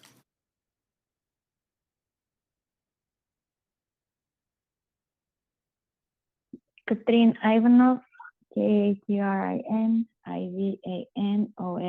I urge you to oppose this bill. It looks like it's going to create more problems than solutions for the businesses, and we need less regulations, no more, at least not regulations that don't make sense.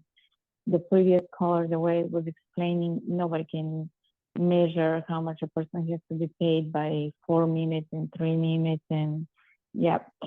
And to the previous people that opposed it, including the Legislative Chamber, thank you and have a lovely day. And thank you for joining us. Next caller in opposition, please. Chair, you have no more callers in opposition at this time. Thank you. At this time, I'd like to invite anybody wishing to testify in the neutral position, either in Carson City or Las Vegas, to please come forward. I think I see somebody in Las Vegas joining us. I do. Good afternoon, welcome. Good evening, Brett Harris, Nevada Labor Commissioner, for the record. The Office of the Labor Commissioner is neutral on this bill. However, there was a lot of conversation about the enforcement and some language that was sent over regarding the bill yesterday. So just to briefly go through that, and I'm here available to answer any questions. Under Section 1, the definition of non-standard good or material is defined as non-standard good or material, which would make it difficult to understand what exactly we are enforcing as to the custom fabrication of. And then, as I believe was previously mentioned, when we mentioned this to the bill sponsors, that reading Section 2 of the bill in harmony with NRS 338.040, which talks about workers deemed on public works. And then, of course, as was mentioned, the out-of-state and even international enforcement concerns. And so I just wanted to be available if there was anything I could clarify for the committee regarding those enforcement issues. Thank you for that. Members, any questions? I know they were brought up during the presentation, but I don't know if you wanted to expand on any of the questions that were previously asked now that we have her present. And thank you for joining us this evening. Senator Ellison, are you good? Thank you, Mr. Chair, because that was going to be a question that would have been arose, is where the Labor Commission stands at. So I think there's still concerns out there, and we just have to find out what they are. Thank you. And just for the sake of clarity, Commissioner, and again, thank you for joining us.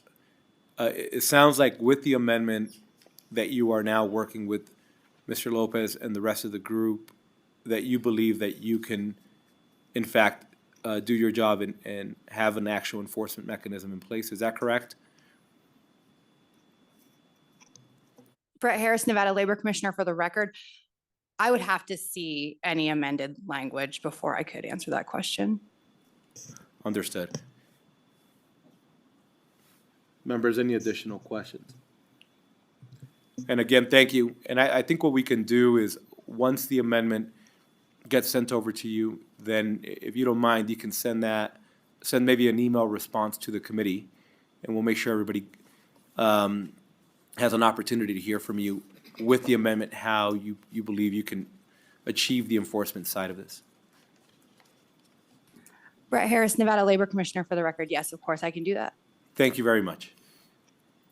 At this time, I'd like to invite anybody else wishing to testify in the neutral position. Seeing none coming forward. BPS, do we have anybody wishing to join us over the phone in the neutral position?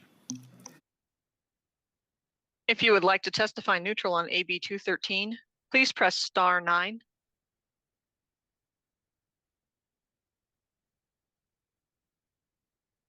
Chair, you have no callers neutral at this time. Thank you.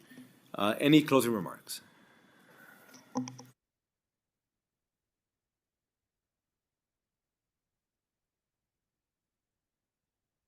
Thank you, Senator Flores. For the record, my name is Al Lopez. In closing, I would just like to make a couple points here. This bill was vetoed last session, and we were told clearly, if you bring the same bill to us, once again, he's going to veto it again. So we did make some changes, the amendments. We did put a pop cap in there, so all the rurals are not included in this bill. They're completely been excluded. So it's really basically on Clark and Washoe County. The other deal that does get some popularity with some contractors that I've been told already is the bidder's preference. So in case it gives them some sort of advantage to keep the Nevada hours, the Nevada tax dollars within the state. And finally, the gentleman that spoke about manufacturing, it's also known as production. Manufacturing, blue label is what we call it in our field, not included in this bill. All of those, that's one of the standard items. Anything that's being able to order from a catalog or from a store anywhere are not included in this bill. This is strictly custom fabrication. So other than that, that completes my closing statement unless you guys have any questions before I leave. Members, any additional questions? Thank you again for the closing remarks, and we look forward to the continued dialogue with the Commissioner. Thank you. Thank you for joining us again. With that, we'll go ahead and close out the hearing on Assembly Bill 213. Next, we'll go to Assembly Bill 197. Assemblymember Bacchus, welcome.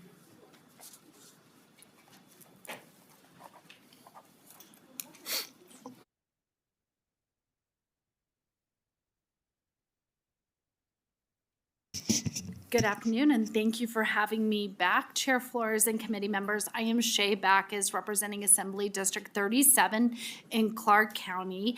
And with me, actually, I have Martin Fitzgerald, who's probably become a subject matter expert in this because of so many discussions we've had around this bill and amendments made. So if you guys ask me a question that I may not be able to answer, he's here to help me out today.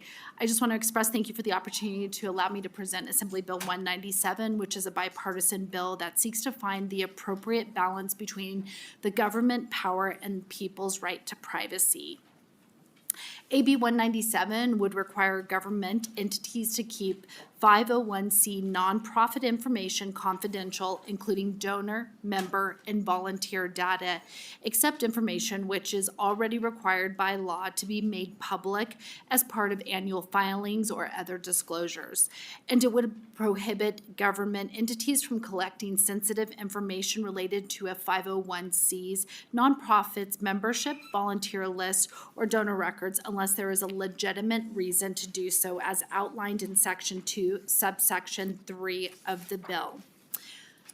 If I may, I'll walk the committee quickly through the bill. Section 1 adds certain information described in Section 2 to the list of information that is not public record, is not a public record. Section 2 requires, with certain exceptions, a governmental agency to keep confidential any personal information in the records of the governmental agency that identifies a person, a donor, a member, or volunteer of a nonprofit organization.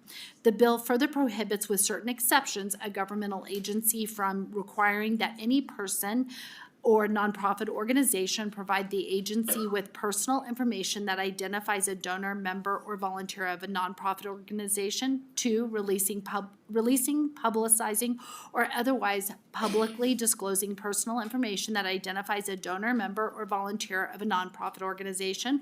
Or 3, requesting or requiring a current or a prospective contractor or guarantee to provide a list of nonprofit organizations to which the contractor or grantee has provided support or in-kind services or goods. Importantly, in Section 2, subsection 3, The bill lays out all the appropriate and allowable instances where a government entity can request or release these records when acting under a legitimate mandate in law. We spent several months in 2023, and I would say also in 2025, working with agencies and departments to build a comprehensive list of allowable uses, so a lot of work has been done in putting this together. If a governmental entity operates outside of the allowable uses in subsection 3, subsection 4 provides that an individual who has been harmed by a violation under this law may bring a civil action to obtain certain relief, including injunctive relief, costs, or statutory damages. To prevail against the government entity, the person must prove to the court that the governmental entity knew or should have known that its action violated provisions under subsection 1 or 2. Subsection 5 and 6 simply provide definitions that are pertinent to this bill. Section 3 of this bill makes a conforming change to prohibit the Secretary of State from collecting or disclosing any information that directly identifies a person as a donor of financial support to a nonprofit organization consistent with, I think it's Chapter 75 set forth in Section 3. Critically, this measure does not change or weaken any current disclosures required by state campaign finance laws, nonprofit or corporate registration laws, and AB 197 explicitly permits for any other legally required disclosures from nonprofit causes.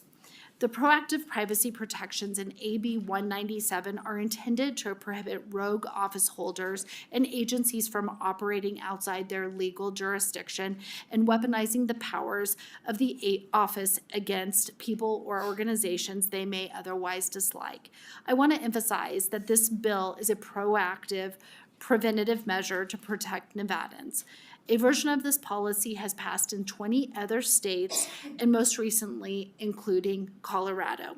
In closing, I would like to thank you for hearing this bill today, and we would urge your support of Assembly Bill 197. With that, we stand ready for any questions you may have. And thank you for the presentation. I know you had an opportunity to meet with some of the members. Appreciate you doing that homework ahead of time as well. Members, any questions? Senator Daley, please. Thank you, Mr. Chair. I hope you'll do the best you can to answer the question. So without all of the nonprofit, what are we really trying to get to? Because I do have some concerns over, I've had issues before. I don't know if the Secretary of State is enforced. There's slightly different rules in the campaign financing stuff if you're a nonprofit, and people have claimed for a couple of decades now, Americans for Prosperity, et cetera, they don't disclose anything on their C&E reports, if they even bother to turn one in, and those donors are required to be notified. And I know you said you excluded that, and I saw that in there. So what type of organizations are we getting at that we're trying to provide some donor protection if we put it in there? I think I understand how it can be used or abused by certain officials, weaponized for other reasons that have nothing to do with the organization. It's strictly a political move to try to demonize people. But so which organizations are we talking about, and do we have all the stuff in there we need to make sure we're not letting other people that should be reporting out? Thank you, Senator Daley, for your question. Shay Backus, for the record. So basically, and that's always, I know there's been questions about different like 501c4 or other organizations that may be formed for political activities. If they are subject to the laws governing campaign finance disclosures, that is an explicit exception in the bill, and I think you recognized it. So 501c3 organizations could be anything from, we may hear today, like Planned Parenthood, for example. If you're a donor to Planned Parenthood and they're a 501c3 organization, that may not be, it depends on what kind of capacity, because maybe they do have an arm that does campaigning, or maybe they have a 501c4 that would be separate. In that situation where you have donor lists that are intended to be kept confidential, because if they are public, that's another exception, then they would not, that could be released. But if it was something and you were a donor and you were expecting that you're donating to a 501c3 organization, that information would be maintained privately, that's what's intended to be protected, so that a government entity isn't just securing these lists as a means to like release it out into the public when it's not intended to be. So I think I understand that. Of course, it covers all 501c entities. It goes down the list and all the stuff. I mean, I think the union is 501c5, I think, yeah. And if somebody wants, I mean, we don't technically have donors, if you will, but if somebody wants a list or know who members or whatever, get a subpoena. We don't give that information out. We have to give it to the international, and there are some other times where that information we're required to keep it confidential on that.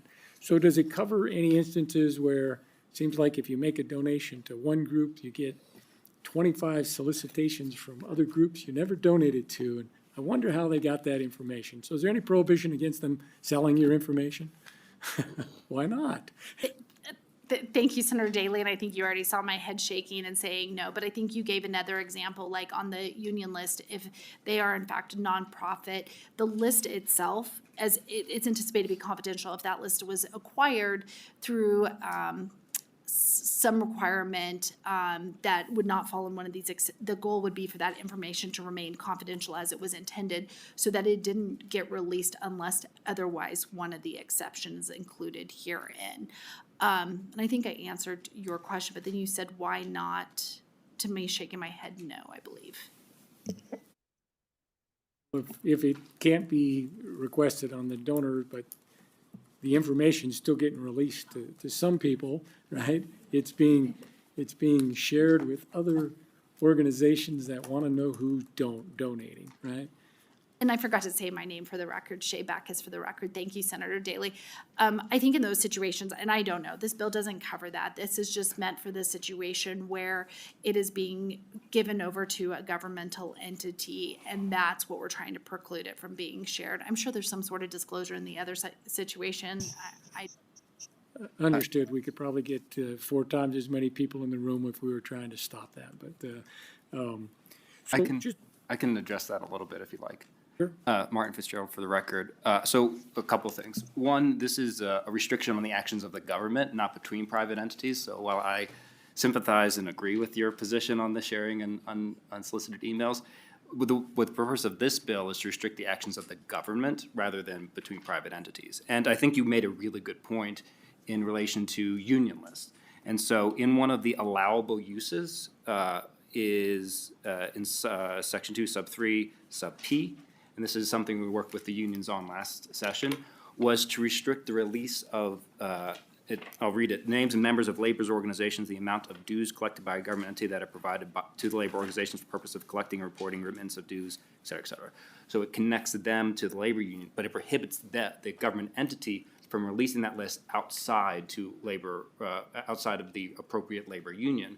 And so this is a great example of if a government entity knew that they could harm a member of a labor union that they have this list and information from. Without this restriction, there's nothing prohibiting them from releasing that information. And go ahead. Understood, and I understand that on public employees, if you have a dues checkoff provision, you have to give that information to the government that somebody's signed off and they authorize the deduction from the check and all that kind of stuff. It prohibits the government from releasing that to anyone else besides the labor union. Labor union gave it to them, but nevertheless, I understand. In the private sector, there's nothing like that, and we're, Right. So the other question, and it's just, maybe it's a little bit technical, and I know you mentioned the one is, so like in section 2, sub 4, you have the knew or should have known standard. I'm not sure who that applies to, that the government should have known, knew or should have known. And then in, I think it is different standard in different laws. I know 239B.060 provides immunity except for in cases of gross negligence. So we have several different standards. And then you have it in, I think, sub 4D, you said it sets a reckless or willful standard for treble damages. So if I'm looking at this, not being a lawyer, I play one on TV, but I got three different standards that I'm looking at on when am I getting in trouble and what's the standard I have for this particular one. And then, of course, under 239B030, unless it's gross negligence, there's immunity, but from that public worker if they let it go. Same thing under 239, I think 013 on public records is they have immunity if they act in good faith. So, all kinds of different standards here on the release. I don't know if you can talk to that or why we have three different standards, but. Thank you, Senator Daley, Shay Backus, for the record. With respect to the other standards under Chapter 239, I probably won't go to that, but let me kind of talk about those under the bill, under 4, where we have and this was well negotiated because there was a lot of different discussions of situations where for example, say one of our government entities is provided a list that's intended to be kept confidential for whatever purpose that they're working on something, and one of the employees in there just happened to disclose like a part of that, and then you had another person receiving an email or whatever. If the person, this is where we should went with the known or should have known standard. Versus a situation like this person knows what they're doing. Maybe they're handing it out to people. They're sending emails out of the thing. Then that person knew that list was, if they knew it was, should have known it was confidential and they were like being rogue and sending it out. That's where this is looked at versus a situation where there could be something harmless activity. A situation where we've talked about like the situation of a computer where it's hacked and the stuff accidentally goes out, or maybe it's stuck in a group of stuff, then that's where we started with this should have known standard.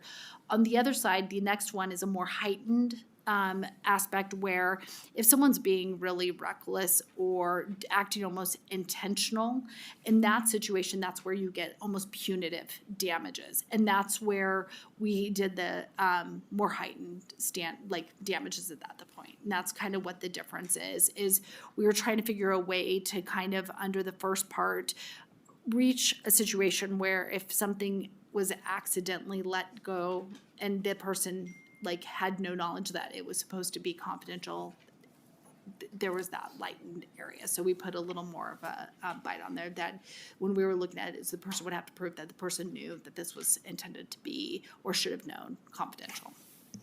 And then just Martin Fitzgerald for the record, a lot of this, to the Assembly member's point, has been negotiated both with the governor's office and with local entities to land in a spot where people feel comfortable that you're not too restrictive, where you're not capturing bad actors, but you're not too wide, where you take harmless actions and then open up liability there.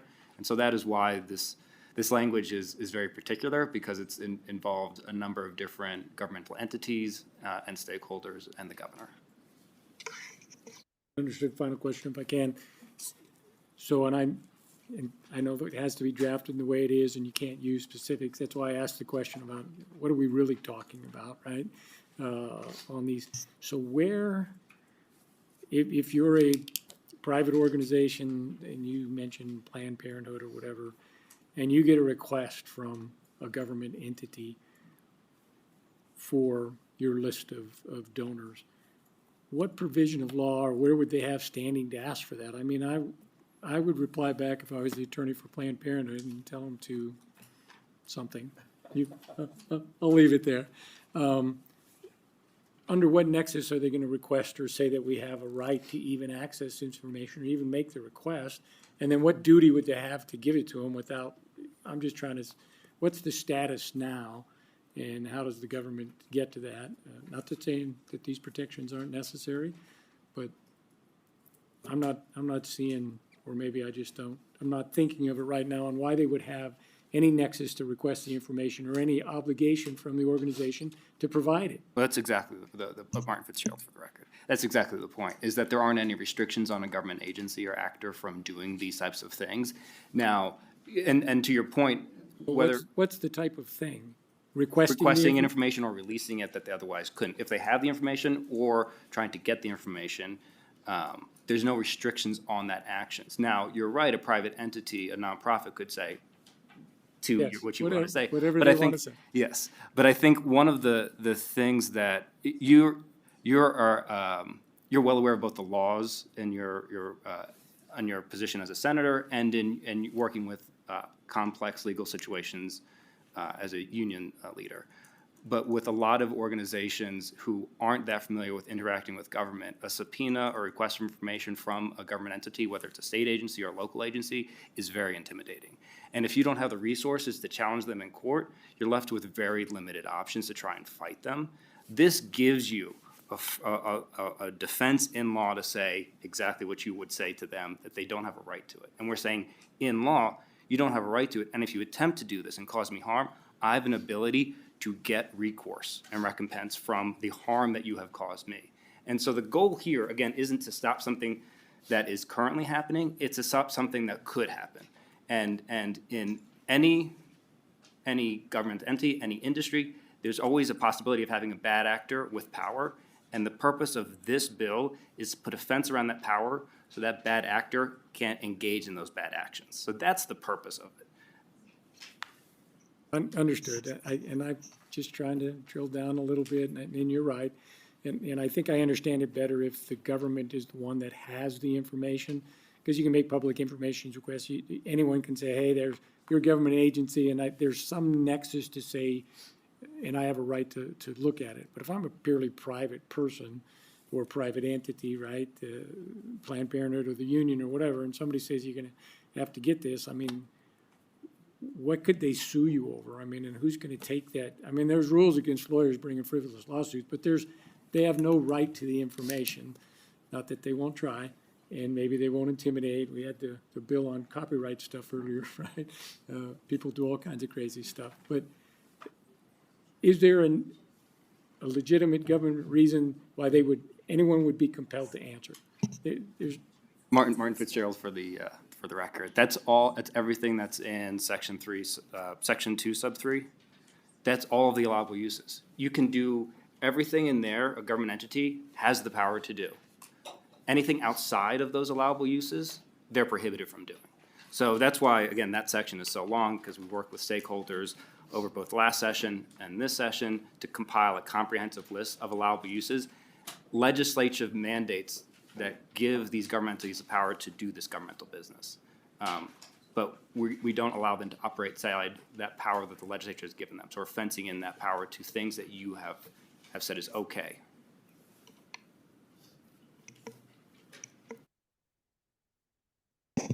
Senator Krasner, please. Thank you, Chair. Thank you for your presentation. I think you have good intentions on the things you're trying to keep private, but what concerns me is section 3, the things that do not apply and the government does have access to. And so I'm looking at page 8, and it starts on 4, so that would be that sub 3, relating to a criminal investigation or prosecution by the Attorney General, a district attorney on behalf of a county, a city attorney on behalf of a city. And it goes on and on, where there's an investigation, where there was a report.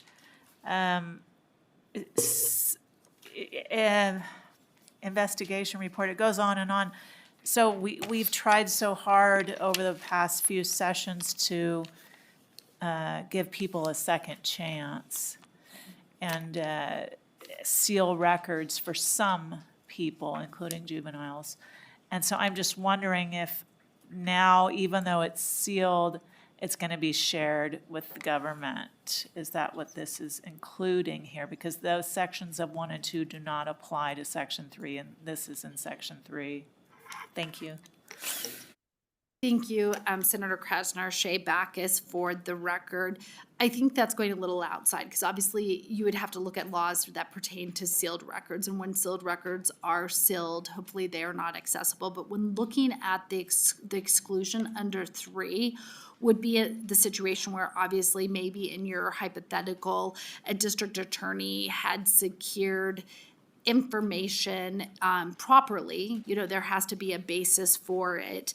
But the reality is under here that if there was information that was provided in that sealed case, that information still remains confidential unless there was a disclosure required by law. Let's so say that case went through like a trial or something like that, and the judge had found that the information that was secured was no longer confidential because it met some other legal requirement for it to be disclosed in trial. The reality is, once that case is sealed, that's under another section, that case should still remain sealed, including, but even if that information was gotten by someone involved in the case and it was intended to remain confidential and wasn't excluded, it would still have to remain confidential. And Martin Fitzgerald for the record. And to that point, one, the sealing of the record would supersede these types of things, but this subsection in particular, it's written in a way that allows the powers that the legislature has given both the Attorney General and the district attorneys and city's attorneys to engage in those criminal and civil investigations. So this subsection just captures the powers that the legislature has already given from the Attorney General and district attorneys to enforce criminal and civil law. This doesn't do anything with sealed records. That sealing would still hold true. This doesn't change that at all. This just gives the power to law enforcement to engage in law enforcement with legitimate use that the legislature has given them. And so we've worked this language out with both the Attorney General's office for those his criminal and civil division, and with the counties and cities to include the powers that the legislature has already given them, so there's no contradiction here. So I wouldn't look at it as it's harmonizing NRS.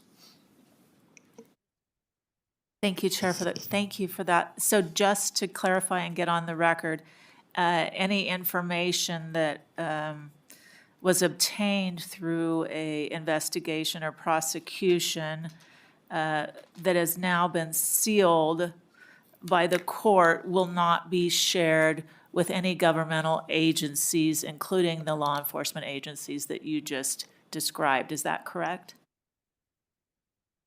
Thank you, Senator Krasner. Shay Backus for the record. I would hope so. Like if a case is sealed, I would hope it would remain sealed. Is that your intent with this bill? That it shall not be shared if it's sealed information? Yes, and I mean, I think the interesting, Martin Fitzgerald for the record, your hypothetical involves something that happens, a sealing of the record after the investigation included. This is about the beginning of the investigation. So unless they obtained a court order, there are other actions in law where, for some reason, if the Attorney General or the district attorney needed to unseal a statute, I'm not a criminal attorney, but if they need to do that, they would engage in other actions under NRS. This would not have any interaction with that. This is allowable. This allows the Attorney General and district attorneys to engage in criminal and civil investigations, so the front end, not the back end, if that makes sense. Just your answer that it's not your intent with this to expand on that Yes. is fine. Yep. Thank you. Members, any additional questions? Seeing none, the only thing, last time that I was involved with the 501c3, I know one of the filings was a Form 990, and then you do like the Schedule B, where you have to disclose all of your donors, all the businesses involved, but that is already today confidential. But I do know that there's been a conversation happening at the federal level presently where things happening at the ARS are not confidential, including talking about going after families of mixed status, right? And so I'm curious to know how you see that relationship. Should the current administration continue to move in that direction, even if we're shielding everything that we have control of here? I just don't know how we see that interaction at that level, because everything is laid out there. I mean, from the every dime at that point. Martin Fitzgerald for the record. And I agree. Unfortunately, we're not in Congress, and so the ability to limit what the federal government does is limited.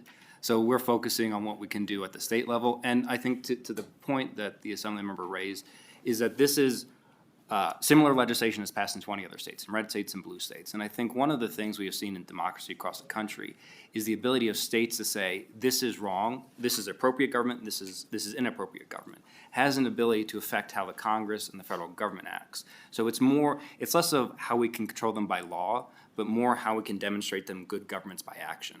And so our hope is that these types of laws are passed across the state, including Nevada, and that we can use this as an example of the federal government to say, whoever's in charge, Democrat or Republican, you should not weaponize the awesome powers of government against your citizenry, and especially against First Amendment rights, which is really what we see this as, a power, the ability to respect and protect people's First Amendment rights, whether it's to join a 501c3, a labor union, a chamber of commerce, whatever it is. We want to make sure that people's First Amendment rights are protected and are not weaponized against them by a government. And the only other question, and I'm just curious to know, in the internal discussions before you got to this final language, was there ever a conversation about including businesses? And then you narrowed it down to specifically an individual person. And the only reason I'm asking is the majority, 501c3s, really, it's businesses that want to utilize the benefit of giving XYZ resources to it because it's that business that will be able to get these tax write-offs and all that good stuff. So I was just curious, I'm assuming the conversation at some point included protecting some of these businesses so that their information wasn't putting out there, that they weren't being targeted later by government XYZ, particularly if a government isn't favorable to me working with Group A, and I want to help Group A, but I don't want anybody to know that my business is doing that. I was just curious to know, at some point you decided we can't do that, and I just wanted to know more about that. I think the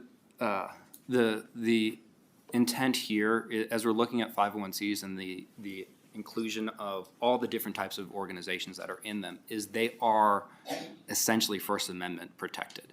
And so I think that's where we found the nexus that was appropriate. I agree with you in that the ability to protect more than that is probably the right public policy, but this felt like the right spot to land in terms of balance of restrictions and what you can write in law, quite frankly, so it's not a 10,000-page bill. And what we're trying to protect, because we look at this as a First Amendment protective bill. And as you noted, I think we can see, at least from my perspective, some of the concerns when the government operates outside that scope. If I may add, Chair Flores, Shay Backus for the record. So on that donor list, we keep using the word person, and my favorite thing, and I look at Senator Daley because this is one thing I probably learned when he sat behind me in judiciary my very first year, is obviously the definition of person under Chapter O includes businesses. Zero. It was zero. Oh, zero. It's a whole. And so in that situation, a donor list could be inclusive of businesses, but obviously there's other laws. I mean, if a business is out there, you do public filings with respect to that, but to the intent it's kept confidential as like a donor on a list, that still maintains its confidentiality. And I also wanted to add, with Form 990 that's filed with the IRS, if you're an officer on that list, that's public. That's been public for a while. But the whole goal would be to keep your volunteers, other intended people that are intended to keep their stuff confidential. Thank you. Members, Senator Daley, please. Very, very quickly, and I was reading through it again, trying to read it again now that I have some additional information. And I think for part of Senator Krasner's question on number 3 and all the other exceptions, so they can't ask for the identifying information about a donor to an organization, and then if they get it, if they have it, however they may have gotten it, whatever, they can't release it except for some of the conditions under 3. And let's just use one of the ones under, because subsection 3 says information that identifies a person as a donor, member, or volunteer of a nonprofit organization that is requested, obtained, released, except as provided in this section. So for instance, E, any lawful warrant for personal information issued by a court or competent jurisdiction. So the court may give you a warrant that says, hey, we need the information of this person. But I doubt, unless it's directly related to something with the nonprofit, they're gonna say, was this person a donor of the nonprofit? So they still wouldn't even need to release that they were a donor to the nonprofit if that specific information wasn't included in the warrant. I'm trying to think of a situation where that would be the case, would probably be pretty rare. Mark Fitzgerald for the record. So this is a really good example. So let's say, for example, the Attorney General had a criminal or civil complaint against the nonprofit.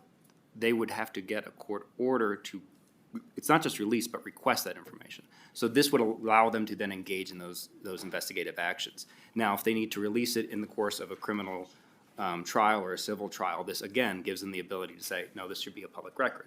So the way this is all working isn't to try and specifically give them more power. It's to say, these are your current powers that the legislature has given you. This is how you can operate within them. And in subsection 2, even if they did get it and they say identify this person as a donor, you still couldn't use it for the other reasons we don't want the list out there in the first place, to try to make this person out and say he's a bad person because he gave to the Sierra Club, right? Right, they would have to release it under these allowable sections. If they publicize it is probably a better term, but yes, exactly. Right, but they wouldn't still be able to then use it for other purposes other than that court case, under the section 2. Yes, exactly. And with that, thank you for engaging in this fun conversation this evening. We'll invite you both to sit back, and we'll invite all those wishing to testify in support of Assembly Bill 197 to come forward. Anybody in Carson City or Las Vegas? All right, I think we just have one person in Las Vegas, so we'll start in Las Vegas and then come back to Carson City. Good evening, welcome. Good evening, Chair Flores and committee members. Henry Rosas for the record, HENRY ROSAS, External Affairs Manager with United Way of Southern Nevada. Thank you so much to the sponsor for bringing this bill forward. United Way stands in support to make sure direct service providers serving diverse communities across our state can do the work that we do best in serving our communities without unnecessary government overreach. Thank you so much again for hearing this bill today, and we urge your support on AB 197. And thank you for joining us.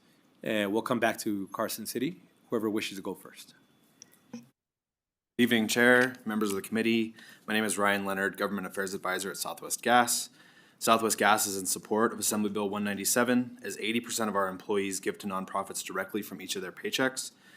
Assembly Bill 197 will provide protection to our employees' personal information. So on behalf of our 2,600 employees, we thank Assemblymember Backus for bringing this responsible legislation forward. Thank you. Thank you for joining us. Welcome.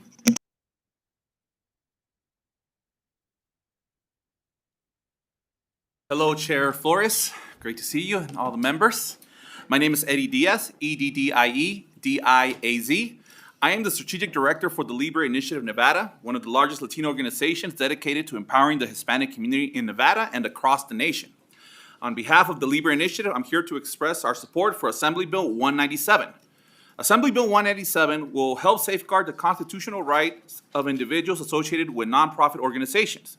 This legislation will require governmental entities to keep confidential certain personal information regarding donors, members, or volunteers. Esteemed members of the committee, as you know, protecting our First Amendment right is important, and if enacted, AB 197 will help ensure that individuals can freely associate without fear of unwarranted disclosures. Additionally, this bill will help encourage civic participation because when privacy is assured, more citizens are inclined to engage with organizations that drive positive change, thus enriching our communities. AB 197 help prevent unintended consequences by prohibiting the release of sensitive information and harassment or discrimination against individuals based on their affiliations. In conclusion, the Libre Initiative believes that the enactment of AB 197 will significantly benefit Nevada's Hispanic community by protecting individual freedoms. We respectfully urge the committee to support this bill and advance them through the legislative process without delay. Thank you for your time and consideration. And thank you for joining us. Welcome. Good afternoon, Chair. Good afternoon, committee members. My name is Dr. Howell Shaw, spelled S-H-A-W. I'm representing myself today. However, I do believe that government's role is to protect our God-given rights, part of which is enshrined in the First Amendment, and I believe this bill will help us in doing that. So I support it, and I urge you to do the same. Thank you. Thank you for joining us. Good afternoon, welcome. Good afternoon, and thank you once again for the opportunity to testify here today. We at Americans for Prosperity are in support of AB 197. We are committed to bringing people together to implement good public policy, and citizens joining together to amplify their voices is an American tradition that predates the founding, and it is essential to the continued progress of the American ideal. And when citizens join together to speak with one voice, the First Amendment of the Constitution protects their right to do so against agents of government, and agents of government should never attempt to chill or silence that speech. Unfortunately, today, in today's hyper-partisan climate, that freedom is at risk, and every charitable donor, every volunteer to a cause, and every member to an advocacy group faces potential reprisals for their civic activity if their private information is leaked. When this information is publicly exposed, supporters to unpopular causes face threats of harassment or even violence. Selectively publicized information can be weaponized, leading to boycotts, firings, and other unwarranted economic or social harms. And on the internet, that information can be spread almost instantaneously to every political opponent, to every nosy neighbor, and every potential bad actor. Once this information is out there, that privacy is lost forever. It is critical that we as a legislative body take a stand for protecting personal privacy. It's an essential American ideal. It's the First Amendment, which all of us are guaranteed, and it's the privacy of each and every one of the individuals that want to support the causes they want to, and we should protect that. So we urge you to please vote yes and support AB 197. Thank you. And that amazing testimony was provided by? Ronnie Najarro, my State Director for Americans for Prosperity. Thank you, Senator, for the record. All good. I think you left the best for last. That's what it was. Oh, there, thank you. Build up the momentum to your title and name. It's all good. Good afternoon, welcome. Good afternoon, Mr. Chairman, members of the committee. My name is Janine Hansen. I'm the state president of Nevada Families for Freedom. This is important legislation. We know that in California, what happened is the Attorney General demanded information from private nonprofit organizations. And as a result of that, they sued and ultimately went to the Supreme Court, where there was a decision 6-3 in favor of protecting that information. And we know that we don't really have free speech unless we have donors and money to be able to do it in this day and age. It's impossible to do it. And it's very important to protect our donors and to protect our volunteers because, as you heard previously, sometimes they're subject to threats, they're subject to intimidation, they're subject to harassment. And so it's very important that individual organizations, nonprofits, be able to protect their donors so that we can participate in the process. One of the reasons I'm able to be here as a citizen lobbyist is because I raise the money from donors to be able to fund my being here. That's an important opportunity for free speech and participating in the political process. There are many organizations, nonprofits, that you see here every day participating, and we need to protect that opportunity to participate in the process, and this bill is great to do that. I appreciate Assemblywoman Backus. She brought it 2 years ago. We supported it then. We support it now. We think it's critical to support our basic fundamental constitutional rights of freedom of speech and other First Amendment rights, as well as the right to privacy. Thank you, Mr. Chairman. And thank you for joining us. Welcome.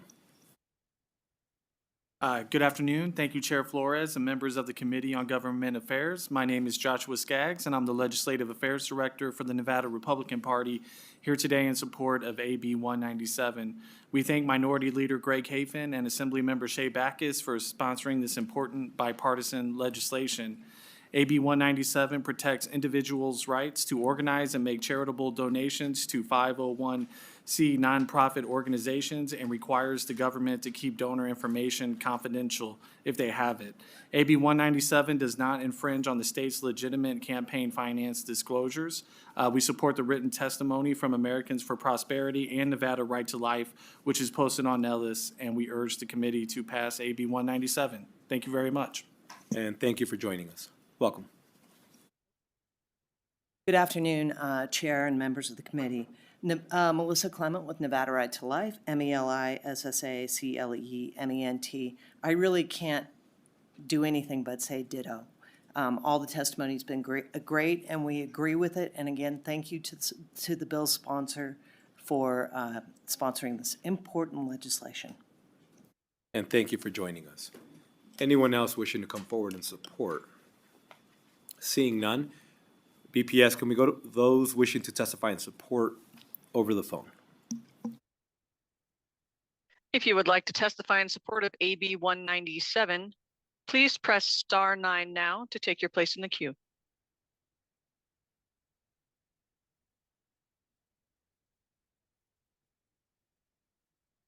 Caller with the last 3 digits of 225, you are unmuted. Please continue.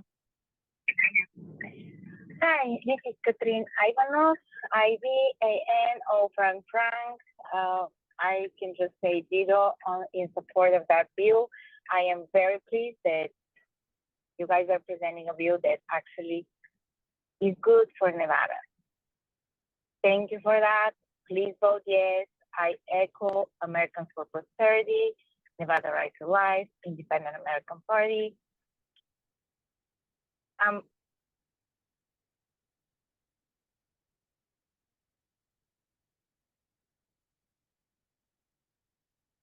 Caller with the last 3 digits of 511, you are unmuted. Please continue. Hello, my name is Paula Luna, that's PAULALUNA, and I'm the Deputy Director of Battleborn Progress. I urge you to support AB 197 to protect the privacy of nonprofit workers, volunteers, and donors. In the digital age, personal information spreads instantly, making these protections more urgent than ever. For the safety and security of this community, I ask this community to support. Thank you so much. Thank you for joining us. Next caller in support. Good evening. This is Lynn Chapman, LYNNCHAPMAN, and I'm the State Treasurer of the Independent American Party. And this bill is a bipartisan bill that should say something about the importance of this bill. Our First Amendment rights of speech and association are important to everyone. We, the people, need more and stronger protections against threats and intimidation, and especially all the privacy concerns. So please vote yes on AB 197. Thank you. Thank you for joining us today. Next caller in support. Yolanda Canuck, Yolanda, last name Knaak. I'm in support of AB 197. I believe it's important to have privacy when you make donations. And also, I believe it's our First Amendment right. And I agree with all the other callers. Please vote yes on AB 197. Thank you. Thank you. Next caller in support, please. Hello, I'm at Exploration Peak. Can you hear me? Yeah. Yes, we can. CYRUS HOJJA. Yeah, HOJJATY. I will ditto. Thank you so much. Thank you. Next caller in support.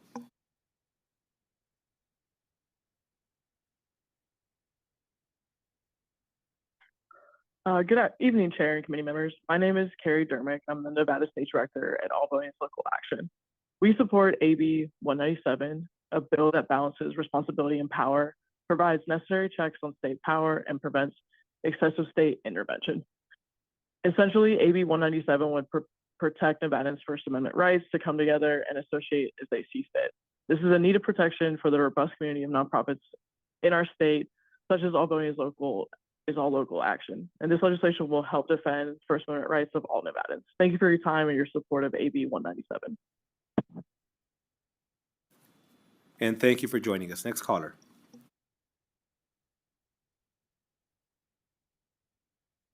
Caller with the last 3 digits of 760, please press star 6 to unmute. Please continue. This is Cynthia Perrine, CYNTHIAPERINE.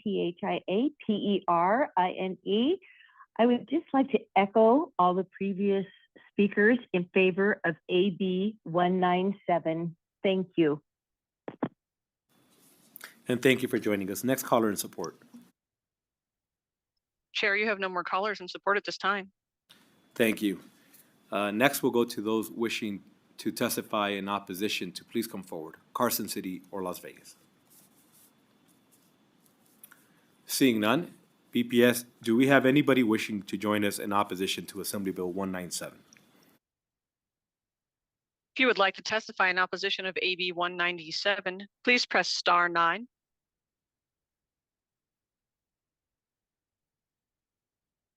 Chair, you have no callers in opposition at this time. Thank you. Now I'd like to invite those wishing to testify in the neutral position, either in Carson City or Las Vegas. Seeing none, we'll go to the phone line, neutral for Assembly Bill 197. If you would like to testify neutral for AB 197, please press star 9 now to take your place in the queue. If you recently just joined us, we are currently neutral on AB 197. If you would like to testify neutral, please press star 9.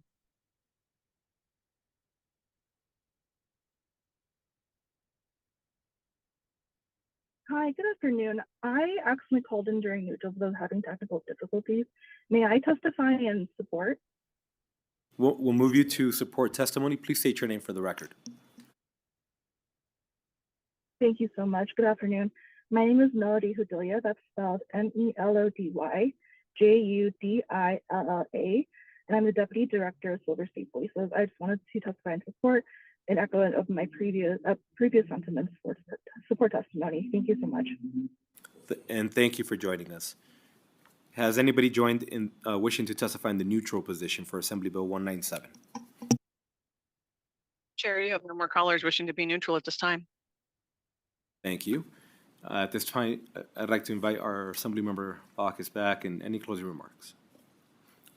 As you make your way up, I do want to say I think this was the most diverse group of individuals that don't often get to be on the same side of arguments, so I appreciate you working with everybody. Thank you so much for that, Chair Flores. Shea Bacchus for the record. I did want to express that if you watch the Assembly hearing, we had a lot of various liberal groups, but it was kind of fun. Assemblymember Haven, who's my co-sponsor on this bill, was unable to present at this time, but it was kind of fun because the two of us presented before the Assembly, and we had our Right for Life group sitting next to Planned Parenthood giving testimony and support. So it was very diverse. It's very bipartisan. You could see why the right to privacy is very important. I would just ask this committee to support AB 197, and just thank you for your time. I know you have a couple more hearings, so I'll make it short. Thanks. Let Assemblymember Hafen that the fact that he didn't show up put the bill at risk, right? And all of you can hold him accountable. Thank you again. With that, we'll go ahead and close out the hearing on Assembly Bill 197. And next, we'll open up the hearing on Assembly Bill 211.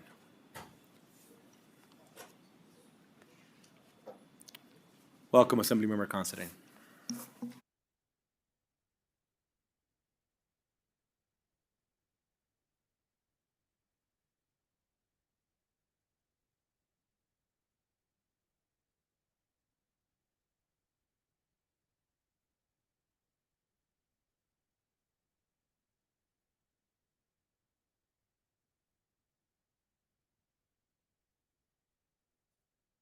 Thank you, Chair Flores and members of the committee. I am Venetia Considine, and I have the honor of representing Assembly District 18 in Southeast Las Vegas. I am here this evening to present Assembly Bill 211. With me today is Joanna Jacob, Government Affairs Manager of Clark County. AB 211 provides a solution to the extreme situation when a property is significantly substandard and all attempts to bring the property to standard are rebuffed, ignored, or in a situation where the owner is unable to bring it up to code. These are situations where seniors are crawling up the stairs or trapped in their apartments because the elevator has been inoperable for months, or when the owners have determined that paying fines is more acceptable as an option than fixing the property. Landlords are required to maintain a dwelling in habitable condition, and the law delineates violations concerning the health, safety, sanitation, or fitness for habitation. AB 211 gives authorization to bring an action to require residential rental properties to be brought up to standard, including, in extreme situations, to appoint a receiver. This is when the condition of a rented property is of such a nature that the health and safety of residents or the public are substantially endangered. This is not an instant fix, and the process does not begin with a notice for receivership. The bill has two parts which are essentially the same. I'd like to go through the bill, but want to be clear that sections 2 through 18 are county-specific, and sections 21 through 37 are city-specific. So the provisions are the same. As I go through, I will talk about the sections for both. So initially, I'll talk about Section 8 and Section 27, but Section 8 and 27 are essentially the same except for the county or city. So if you'd like to follow along, you could just follow along with the first number to have the same information.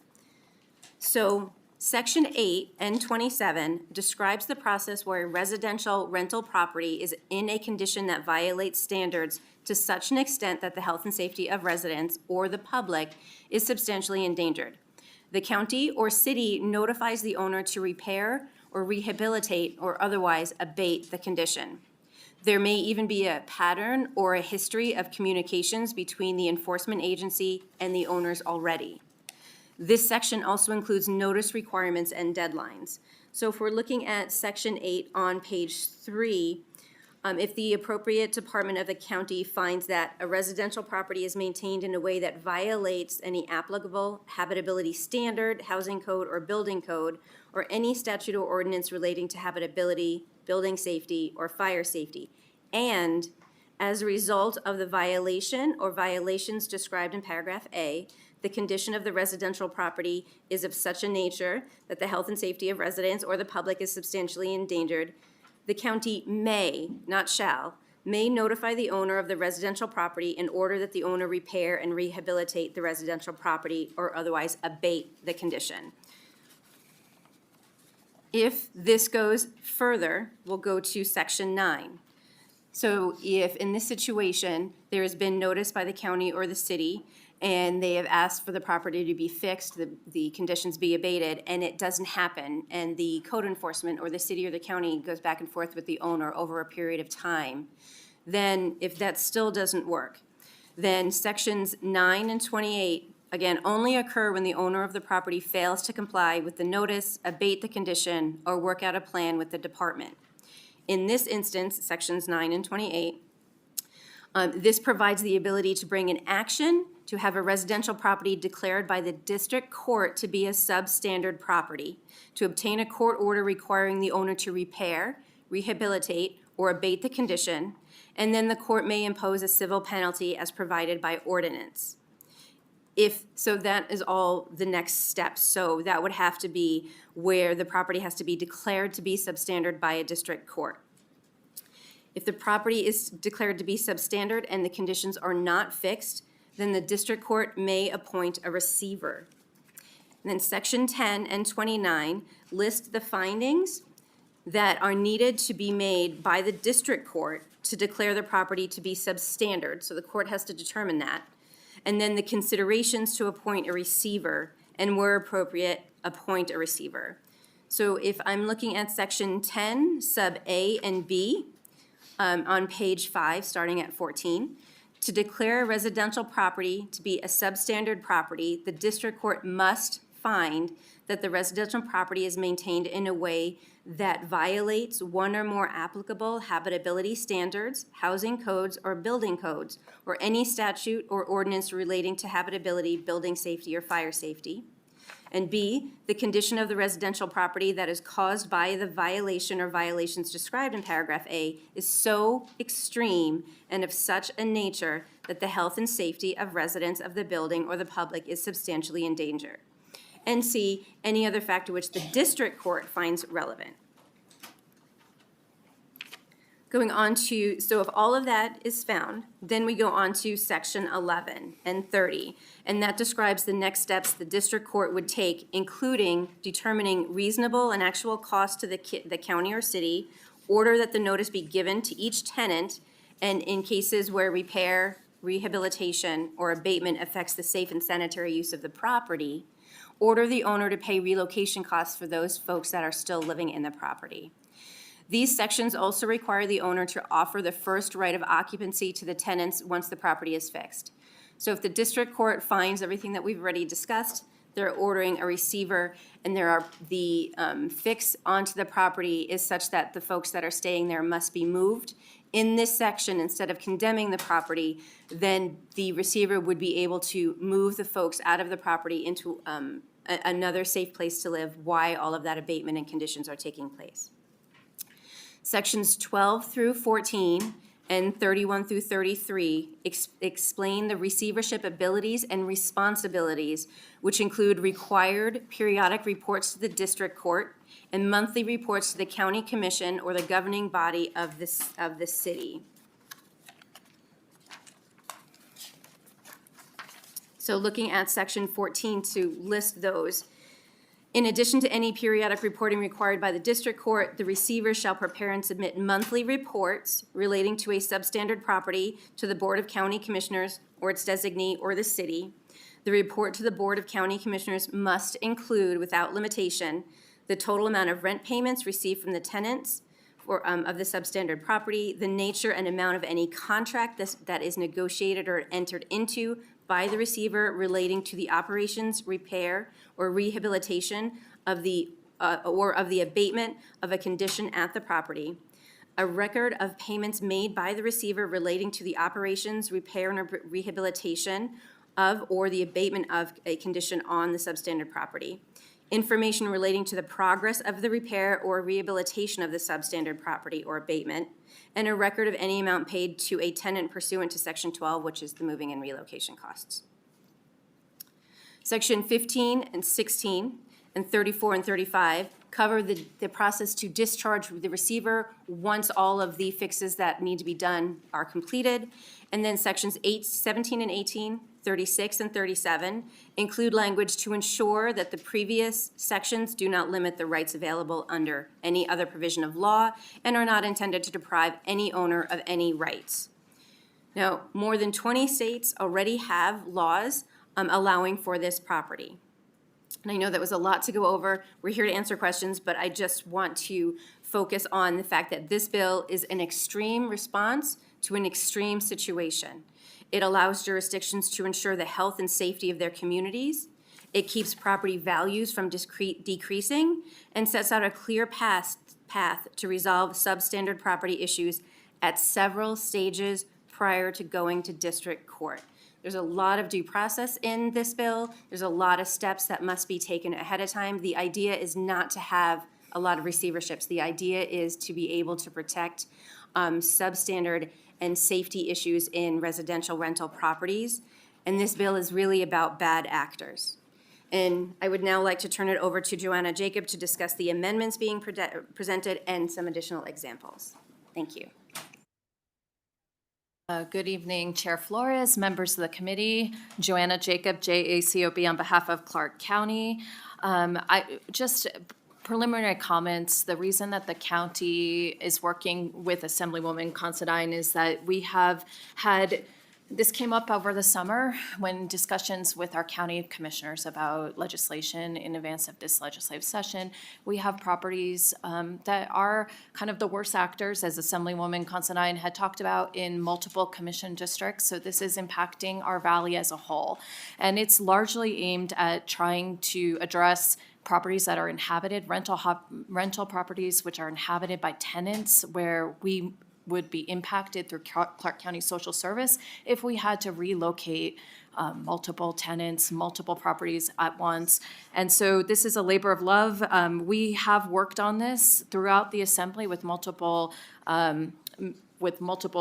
legislators, and the amendment is a product of those discussions in the Assembly, and particularly with the Assembly Republican Caucus. There were some concerns about the broad standing provisions that we had put in about that the people who could seek to petition the district court for a receivership would be the municipality or a nonprofit or a tenant or tenant association. We have limited that section to really limit this to a municipality or a nonprofit. That is actually, when we looked at the laws around the nation, largely a lot of the laws appointing receiverships in this condition really do limit it to the local government or to a nonprofit.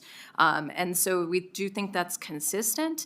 We did ask for the nonprofit to be included, because for Clark County, we have a large number of these unsafe buildings and structures, and we do need some help. And we think that this is a good thing to have the nonprofits be able to petition, along with, as you will see, the collaboration with the county. This is, you will see here that we've added on the second page of the amendment, that this was actually in discussion with some of the property owners, had asked us to say that if a nonprofit sought the petition, that it would have to be supported with a court filing, an affidavit, if you will, about the history on the property. And we have further specified that that would have to be provided by the County Code Enforcement Division. That's consistent with what Assemblymember Considine mentioned, that this is really the last step. This is after multiple attempts to get the property owner to collaborate with the Code Enforcement Division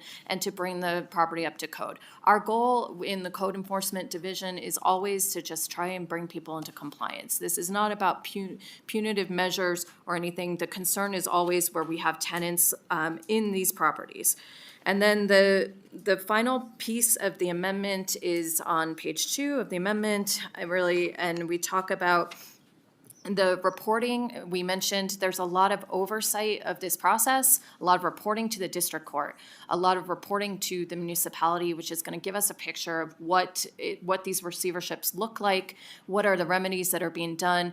We will report this also to the legislature. And we'll take copies of the reports that come to the county commission and also to the city councils by any receiver once they're reported. And we undertook this reporting requirement instead of putting the requirement on the courts, because the reports are coming to the county commission. We can file that with the legislature on an annual basis, and we have volunteered to do that because I think there's some curiosity about how many of these will we see in our state, and this way the legislature can also keep an eye on it. And that's the intent of the amendment. I think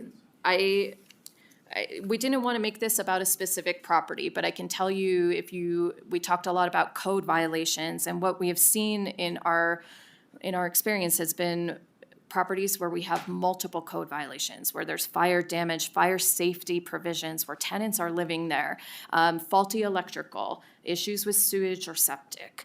There's issues with leaking roofs, faulty fire alarms, dangerous stairs, excuse me. I'm sorry, I'm not feeling well. So dangerous stairways, as Assemblymember Considine mentioned. And this has been also often, usually properties where Metro is involved, where there is crime that has also been associated with this. And so we have multiple agencies that are involved in trying to address these properties. And we may have issues related to squatters and those types of things that are causing dangerous conditions. So with that, I hope that gives you kind of a picture of what we are trying to do, and we'll stand for questions unless you have more comments, Assemblymember Considine. Well, sir, I know Senator Neal needs to walk out very quickly to take care of something, so I'm going to start with questions there, and then I'll move over to Senator Ellison and then Senator Krasser. So I'll just do some of my questions and then you guys, because I have like 8. So I'm going to start on, I guess it's section 8. So this is where you have the description of each violation of the habitability standard or housing code or ordinance. And so the ordinance is included several times and in several places.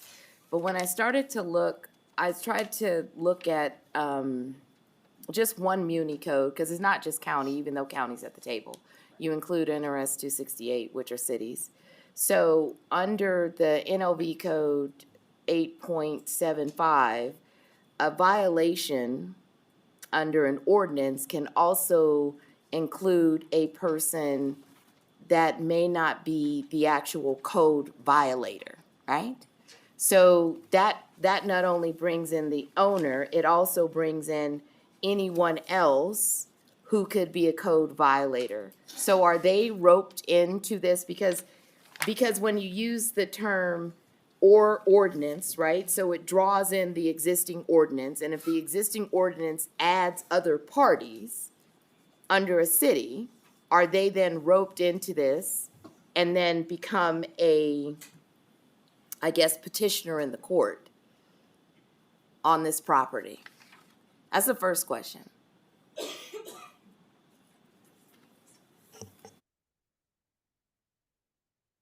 Thank you, Senator Neal, Venetia Constein, for the record. So just for clarification, that so I can understand it, what you're saying is that NLV Ordinance 8.75, so that could be somebody who's not the city or the county, the property owner, that could cause the damage or the issue?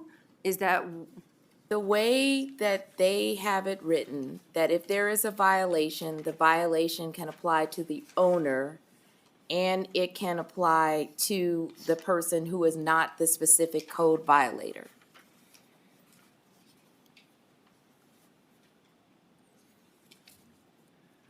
Joanna Jacob for the record.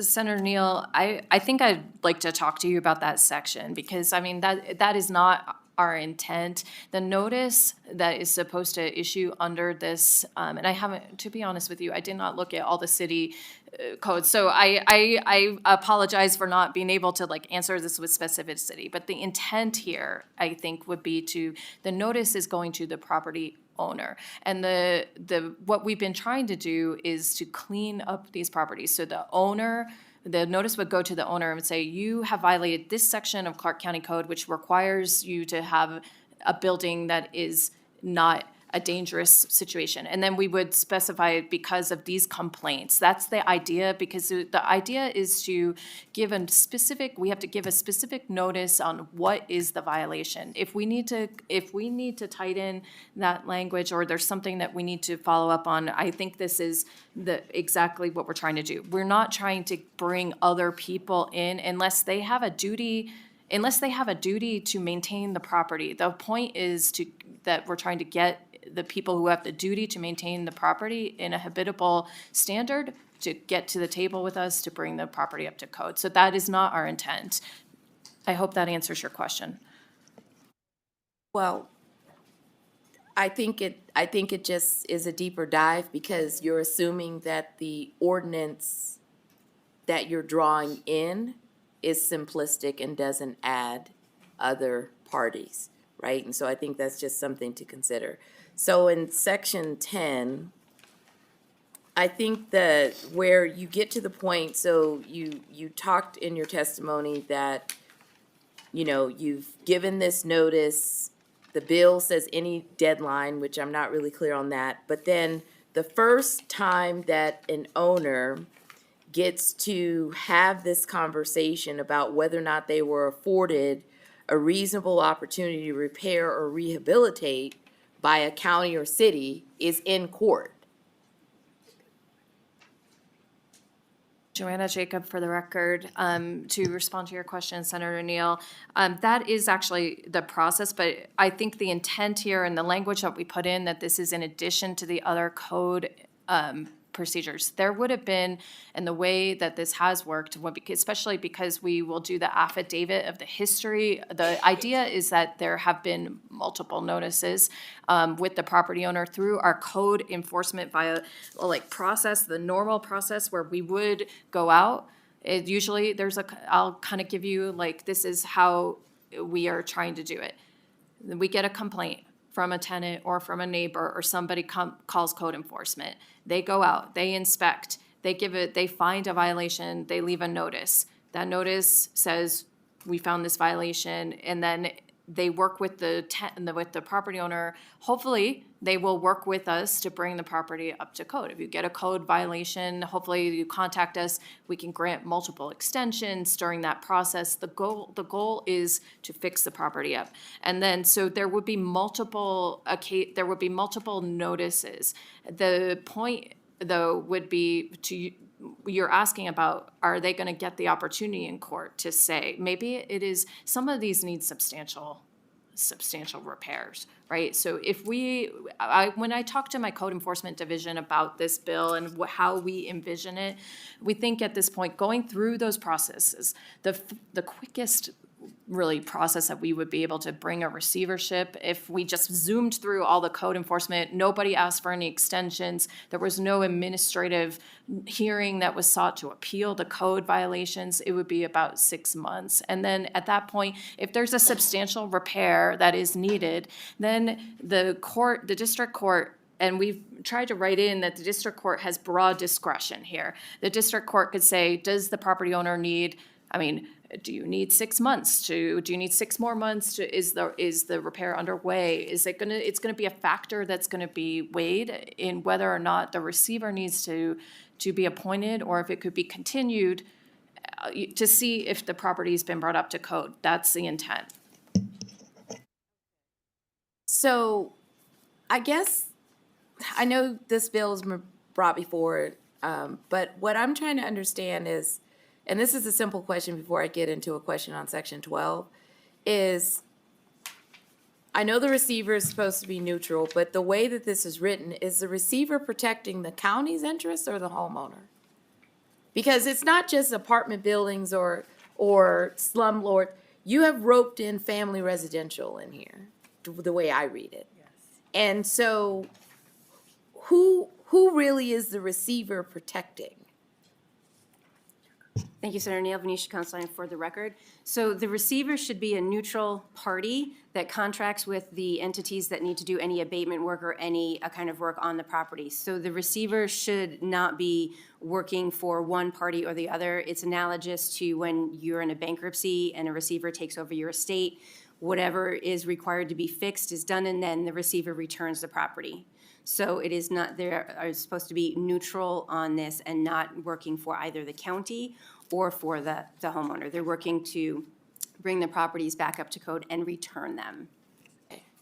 And then I have like a really simple question, and it relates to section 12, because, you know, I was reading about receivership and like when properties are taken, but I'm not clear, and this is something you guys can help me answer, and then this will probably help the rest of the questions. Whose money is it? Thank you, Senator Neal. Venetia Constein for the record. So in this situation where all of these other things have happened, it's gone to the district court. The district court has found that a receiver does need to be appointed. Then that receiver has the options that they would in again, analogizing to bankruptcy court. So if the owner is still accepting rents, those rents would become the temporary property of the receiver, and the receiver would use those rents to do whatever work or abatements would need to be done on the property.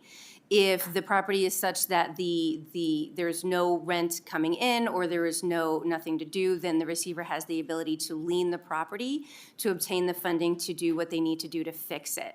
And then as those rents, if there's still people in there, as those rents are coming in under the receiver is keeping those for the estate. And again, using that money to fix or abate any issues that need to be done. And then whatever money is still in, the receiver still has at the time when the property can be returned, that whatever funding is still returned is returned as well, if there's any funding still left. So in the provision, section 12, sub G, the borrowing money, because that's not a lien. So how does I mean, there's a couple of things, right? You give them full control over this property. I don't understand why it's not a constructive taking that triggers a regulatory taking, number one. But how do they get to the position where they can borrow money for the repairs and rehab against this property? Like, what puts them in the position that they can then borrow money, because that's not a lien, against the property to then pay for these repairs? Thank you, Senator Neal. Venetia Constein for the record. That is why it has to go through the district court, and the district court is the one who appoints the receiver in the existing way that the receivership works. So it is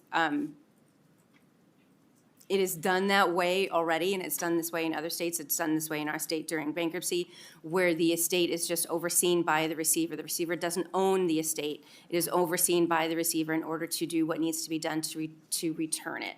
So I don't know if that answers your question.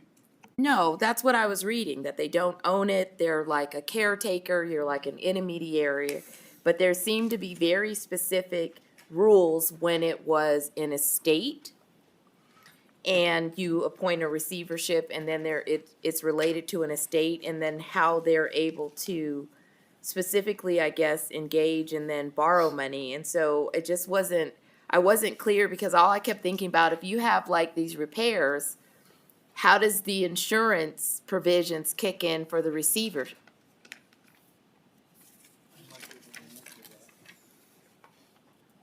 Well, in some states, they've laid out a process, but the insurance part of this seems to have some question marks on how, like, a home insurance policy would apply in this environment, and how they're able to file claims and deal and manage with that as a receiver.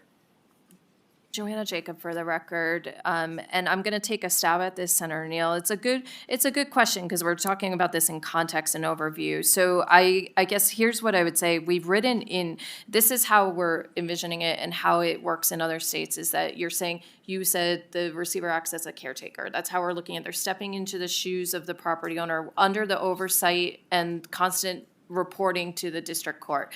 They will then step in the shoes and they will pay the insurance. I think on how that there's going to be an order appointing the receivership that I would presume in my head would get served on to the creditors. When we wrote in here, because I took as I was prepping for the hearing, we have in here Chapter 32 of NRS.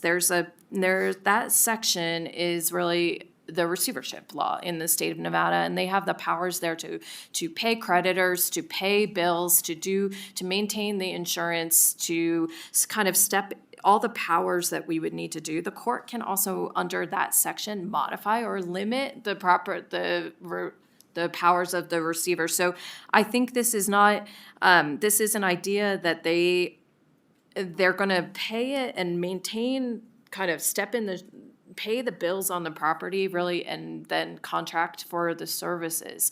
We have the use of the fees. There's also some sections that we've written in about those fees under existing law, under NRS 32, need to be reasonable and are subject to oversight by the court.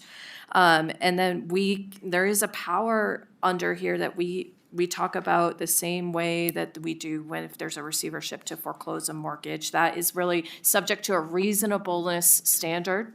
And that's really what we're trying to do here, is specifically how the insurance company would be served. There's going to be an order of the district court that then the receiver will take over the operation, and then presume that order would be served on all the creditors and all the bills that we would have to pay on the property. And just my final question, and then Chair Spreed-up. So I looking through the bills on page 10, you guys covered a lot, and there's existing law provisions in there as well, and like section 19. So I was looking at section 16, 17, 18, 19, and then existing law. But what I didn't see, that when I was reading over like receivership, was that clear duty of care provisions around what the receiver is responsible for. So if in other places, there are very specific statutory provisions that lay out what is the duty of care in regards to this property, right? And I didn't see that in existing law. I mean, you guys laid out other processes, and there's other things in statute when, it's a fraudulent purchase, if you all of a sudden a receiver decided to sell it for their benefit, but I didn't see specific like duty of care.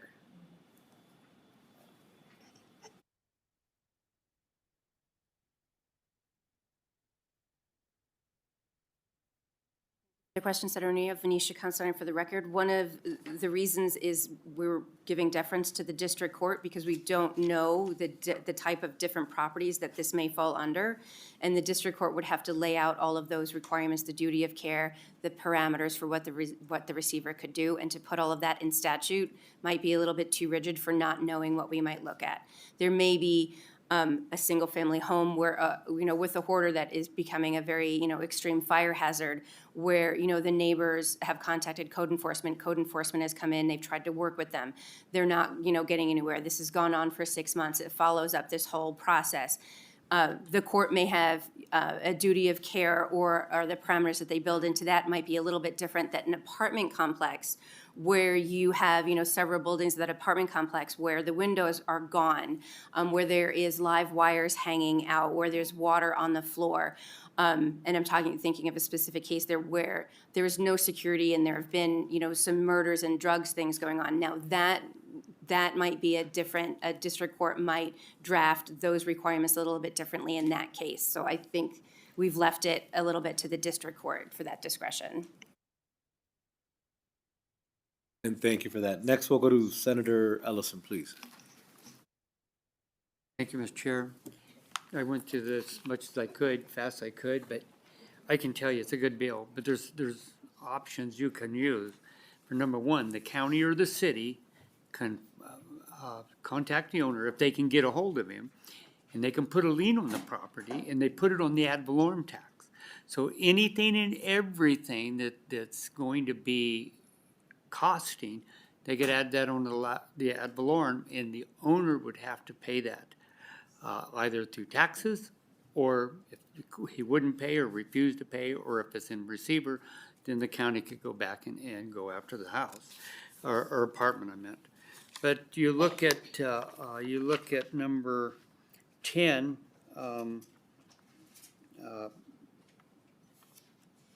And I'm trying to see the one at, it's May. It was number 8. And why is it under May instead of shall? Because, I mean, this place is, I've seen pictures of different ones that are down there. This is pretty bad. It, was it 8? Because you mentioned it in there, and she asked that question.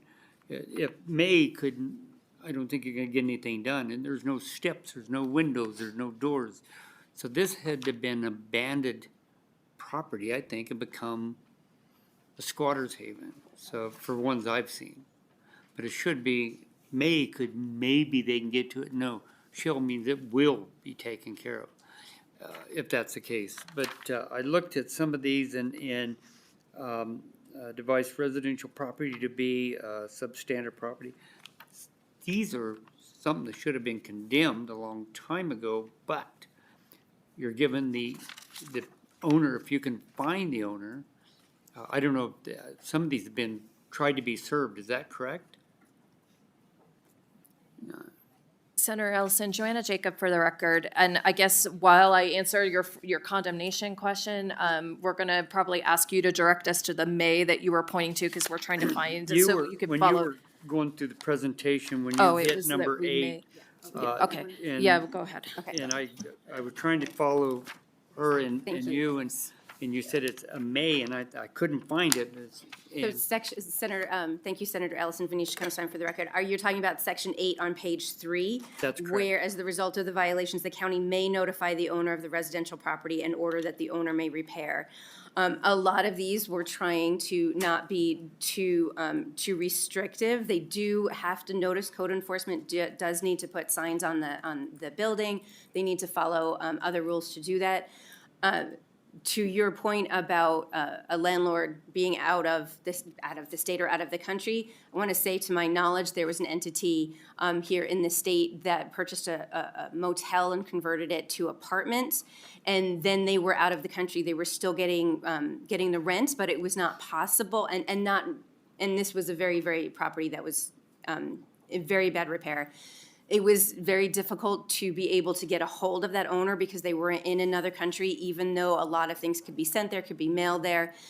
Because this wasn't in effect, what happened was that building was condemned.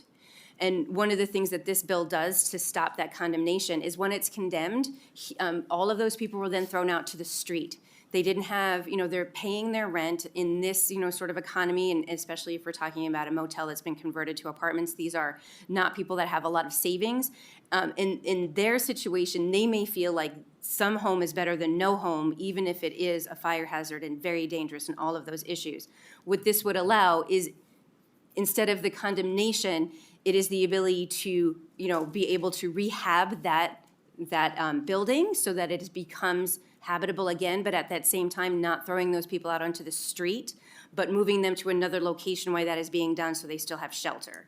So I don't know if that completely answers your question, Well, and I will defer to. The one that I've seen is a little different, because I tell you that there's no doors, there's no windows, so they can't be spending rent or sending rent. To me, they're squatters, and they're just looking just to find a place to crash in, because there's no way in heck that somebody could live in them the way they are, because all it is a tent over your head with a roof.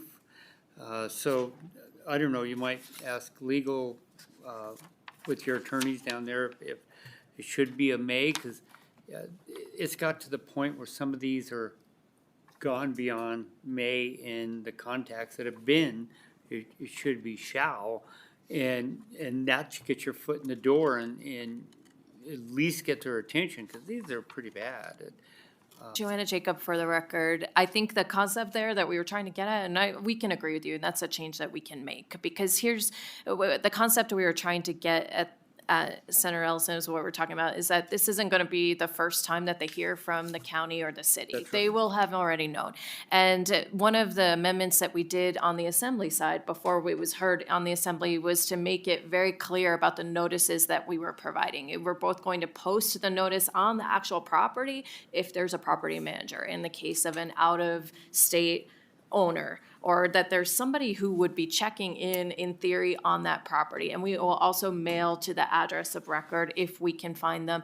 And then so we can certainly address that question about the may versus shall. I wanted to offer an additional perspective. The example that Assemblywoman Considine had mentioned about where the building was actually condemned and the tenants were put out on the street, that was actually probably an appropriate condemnation action. There was a very significant fire on that property, and there wasn't suitable to be fixed. But we have also been in court on another very, very long property that we've been in court for years on in Commissioner Segerblum's district, where we actually sought condemnation in the court, and the judge did not want to grant condemnation because of the large number of tenants, and you said that are actually still living there, even with and we felt it was appropriate for condemnation. And this is one of the things that we are trying to address, because this is actually where, for those of you who are in Clark County and actually anywhere in the state, the housing availability and the ability to kind of pivot and to find another apartment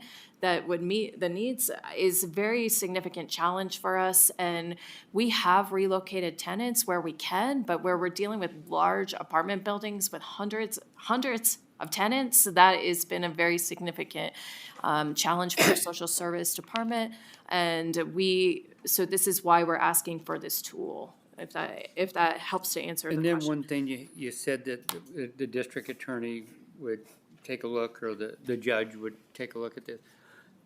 What you need to do is look at the building department, and because the judge is not a contractor, the building department, that's their job, is to get out there and take a look and use that building department, because they know what they're looking at.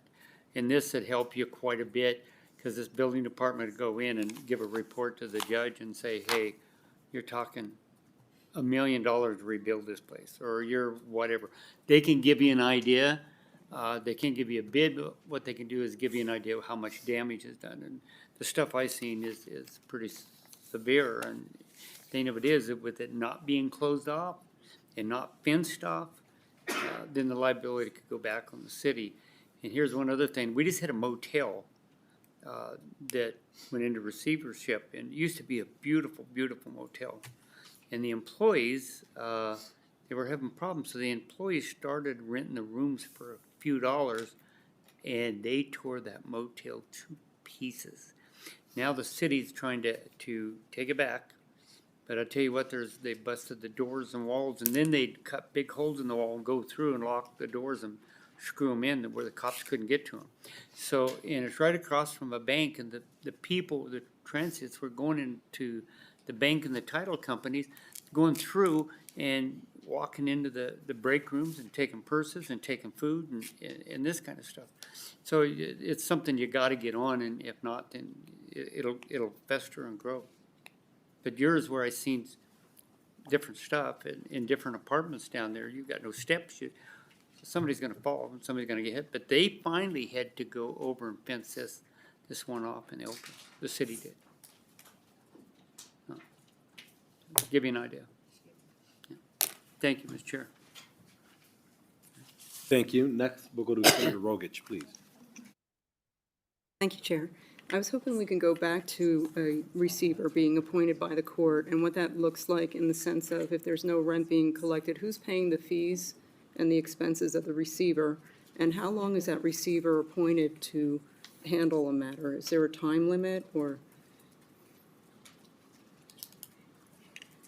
Thank you, Senator Rokich. This is Joanna Jacob for the record. I'm trying to find the section of the bill.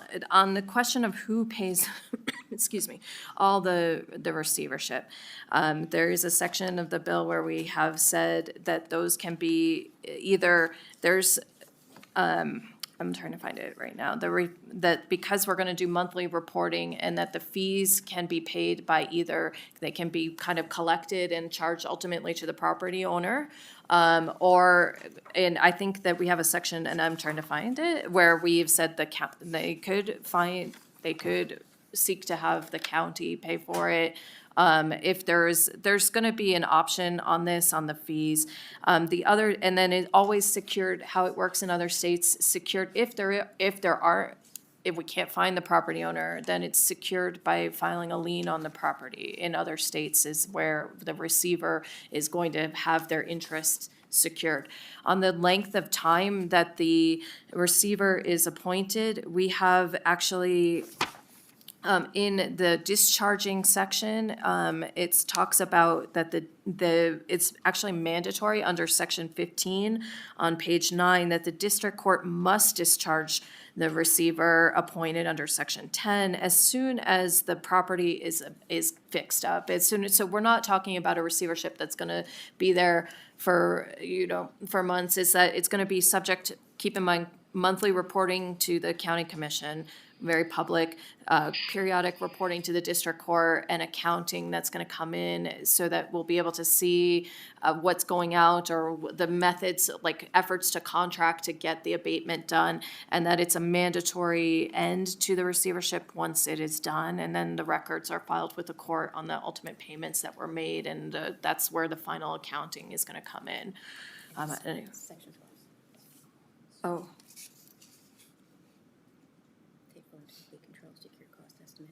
Oh, thank you. Would you want to? It's like, see, Assemblywoman Considine is pointing out to me to this as in section 12 that the receiver is going to take full and substantial control of the property, manage it, pay any expenses, secure a cost estimate, and this is what they have to do before they can discharge their end. They're going to enter into contracts with a licensed contractor to fix it, collect all the rents and income, use those rents to pay for it. They can borrow money. We have written in to try and secure, and then that would be secured by the lien on the property, and that's really where we are talking about. That's the scope of the receivership, is to try and take efforts to fix the property, and then it's a mandatory discharge as soon as that is done.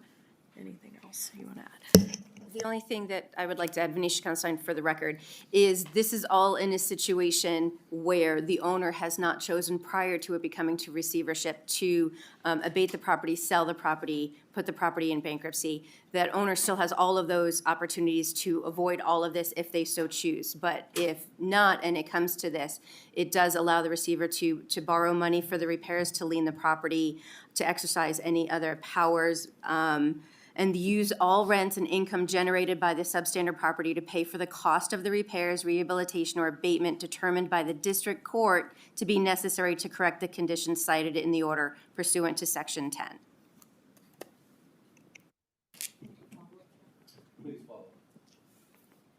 So what if you have a landlord that obviously is going through some financial difficulties and cannot pay because the receiver wants the money back and puts the lien, and what is the end result? Do they end up losing the property? And the county take it? Is that what happens? Councilman, for the record, thanks for the question. The way that this is written is because if there are no monies coming in to assist the receiver, then the option is to borrow to lien the property, and to do that, if the property is in such disrepair that the land itself, that there's no ability to borrow money based on that lien, then the district court may hold that this is not a possible option, because it is not possible to bring the property up to code. And if that's the case, there would be no receiver, and that would be other options to do something with the property, including just condemning the property. And accidentally skipped Senator Krasner, please. Thank you, Chair. Thank you for your presentation. I have some concerns with this bill. I certainly understand when we have a apartment building, we want to make sure that there are habitability standards so people are living in a habitable situation. However, as one of my colleagues said, in Section 3, you have included a residence, a personal residence or sleeping place owned by one person who maintains a household, or two people who maintain a household. So you're now taking into this bill any homeowner or any husband and wife who owns a home, okay? And that's scary right there, because to me, this amounts to a taking. You can chip away at somebody, and then, okay, the may notice, may give somebody notice if you think their property's not habitable is unacceptable. You must give them notice. As my colleague said, you must give them notice so they have the ability to repair. That's just one thing. The big thing is it's a dwelling. It's a person's household where a individual lives, or a husband and wife live, or two people live together and maintain their household. And I'm very concerned you're going to, whoever enforces this could decide that if somebody's poor, maybe they're not mowing the lawn every week and there's weeds. Maybe, they have one broken window where a golf ball hit that window. Now there's two violations. We got weeds, we got a broken window. It looks like we're gonna have to put a lien on the place. Well, no, there's something before that. We don't give them notice. We haul them into court. We apply a receiver. We're adding fees, we're adding penalties. We're making repairs on their behalf. Now we have to put a lien. Pretty soon, the people that are low income can't even afford to repair it. They're just gonna move out. But of course, before they move out, all these things kick in Section 11, right? Costs for compensation, transportation, packing, crating, insurance, disconnecting, reconnecting, sanctions for personal civil contempt, imposition of penalties, any other penalties. It worries me that you have an individual dwelling in here, and I can't support the bill with that in there. So if you want to comment, thank you. Senator Krasner, Venetia Constein for the record. So Section 3, these are the definitions for dwelling unit. So yes, the way that you read it is correct, but this bill and this process is not for owner-occupied homes.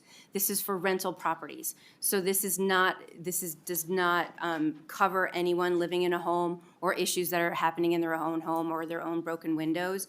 These are for residential rental properties where somebody else owns the property and is not keeping it up to code. And if there are issues, the reason why this came along is that with code enforcement steps in and they are working with the people in that home and the owners of that home, this never comes to this point. This is only very far down the road after code enforcement.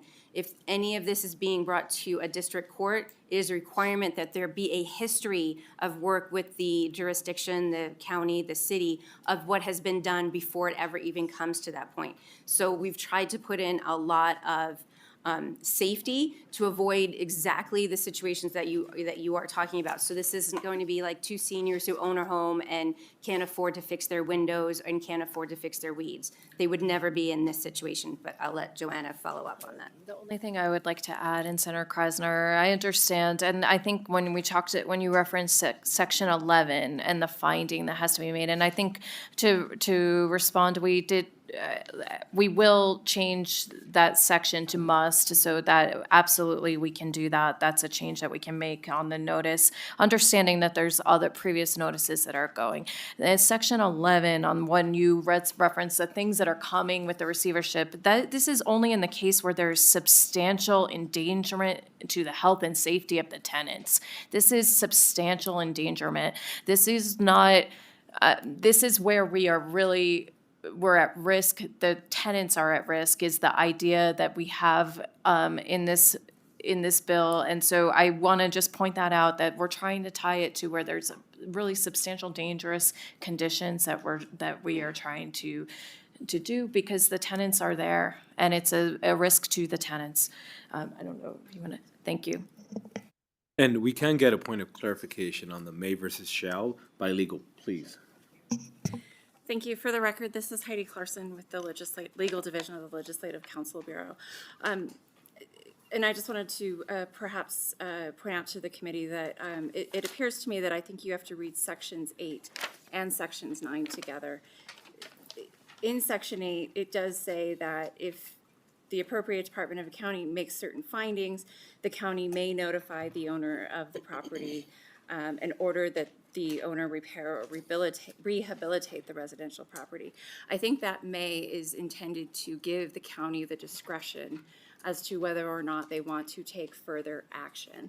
When you read section 9 of the bill, it says, if the owner of a residential property fails to comply with the terms of the notice and summary order issued pursuant to section 8 of this act, then the county may bring an action to have the property declared by a district court to be a substandard, obtain a court order requiring the owner to repair or rehabilitate the property, et cetera. So I think by reading sections 8 and 9 together, the may in section 8 is intended to give the county discretion to not even take further action.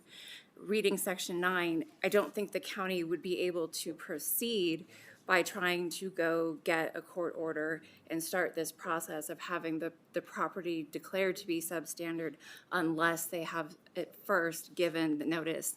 That is optional in section 8, but it's not optional. That I don't think I would read that to mean that the county could proceed without having given the original notice in section 8. Yes, Senator Krasner, please. Thank you. Thank you for that.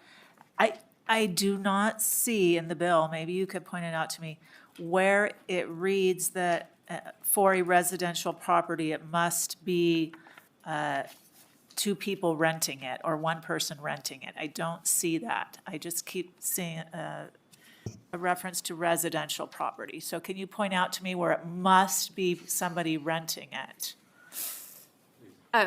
Again, for the record, Heidi Clarkson with the Legislative Counsel Bureau. It appears that the language came out with a lot of the remedies tailored towards properties that are being rented. It refers to remedies that relate to the tenants. The definitions in Section 3, dwelling unit, and Section 6, residential property, I would agree that it's not particularly limited to rental property. I think earlier in the testimony, an example was given about perhaps a squatter living in the property. So if it is the intent of the committee to limit this solely to properties that are being rented, I think we could just tweak that. And that may have been the intent, and I apologize if that may have come out of drafting incorrectly.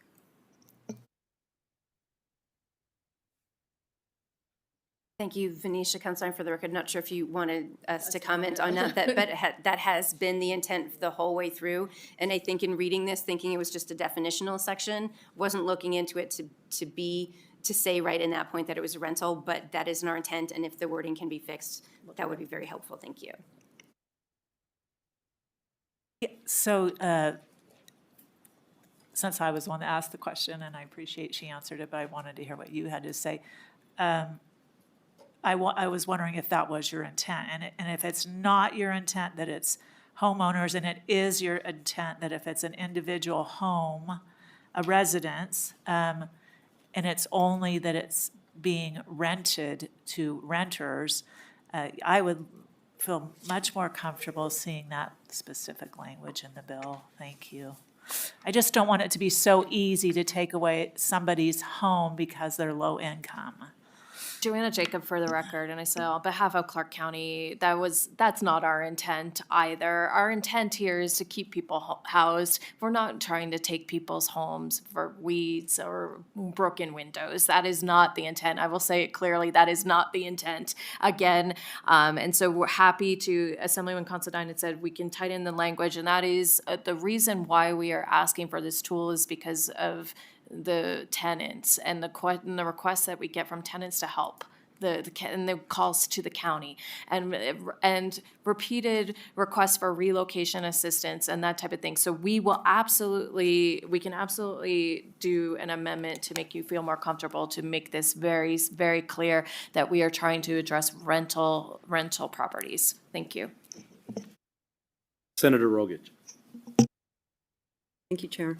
So one of the things that comes to mind with regard to a dwelling, coming from the East Coast, you may have a home that has been renovated where you have an upstairs apartment and then the owner is actually living downstairs in the downstairs apartment. So I agree, if there's some clarification as to what the bill's intending to do, would be great. Thank you.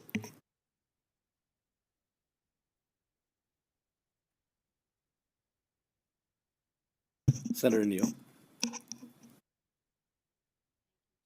So on section 16, where it says upon the request of the receiver, the district court may require the owner of the substandard property to pay all the unrecovered costs associated. What if they can't pay it? Are you taking the house?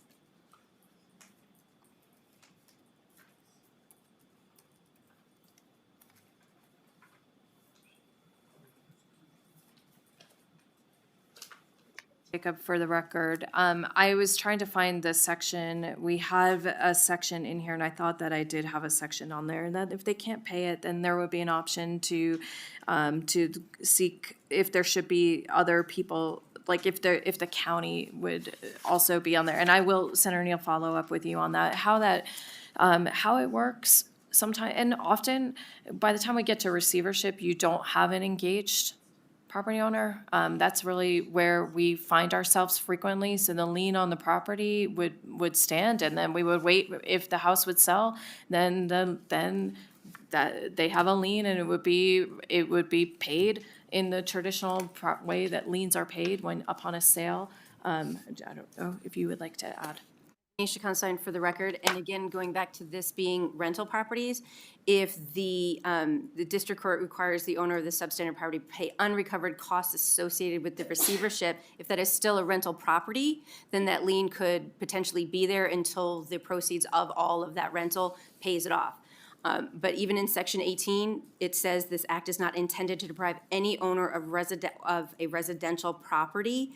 That is not the goal of this. The goal of this is to protect the worth of the properties, the area that it's in, the tenant living in, and paying rent in a substandard, very dangerous property, and to fix that because we have housing issues, and to make sure that there's still housing available. The intent is not at all to pile up for a receiver to pile up costs to make it impossible for the owner to be able to own their apartment complex or whatever that is again. And that's also why the district court is requiring and the county is requiring periodic and monthly reports all along the way so that somebody could oversee that as another level of protection for that.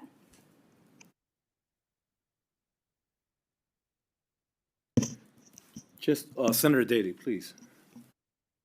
Thank you, Mr. Chair, and my question was answered on the, it's not clear that it's for residential only. It looks like we're gonna get that cleared up. And then, I know we keep saying what the intent is, so would the owner only have to relocate or pay relocation costs if it was uninhabitable? Could they be able to just close the place down and you say, well, we're not gonna condemn them, we'll move them out, but you said it's uninhabitable, so I put the notice up on the door. I avoid the receivership, everything. I'm not gonna get rent and just tell everybody to move out, especially if I got an order from you. Would I be able to break leases and rental agreements and the rest of it? Case, and I got a notice it's uninhabitable? Thank you for the question, Venetia Consign, for the record. So the contemplation is if it is an apartment and say like there's multiple buildings of the apartment, but there is one that is, significantly substandard. The idea is, and why this is in here, is to move if the people that are in that, if it is truly uninhabitable, to another unit in that complex. Additionally, that would be the first option, so that they are still housed and there's still rent coming in. And that's sort of the idea, is to keep people housed.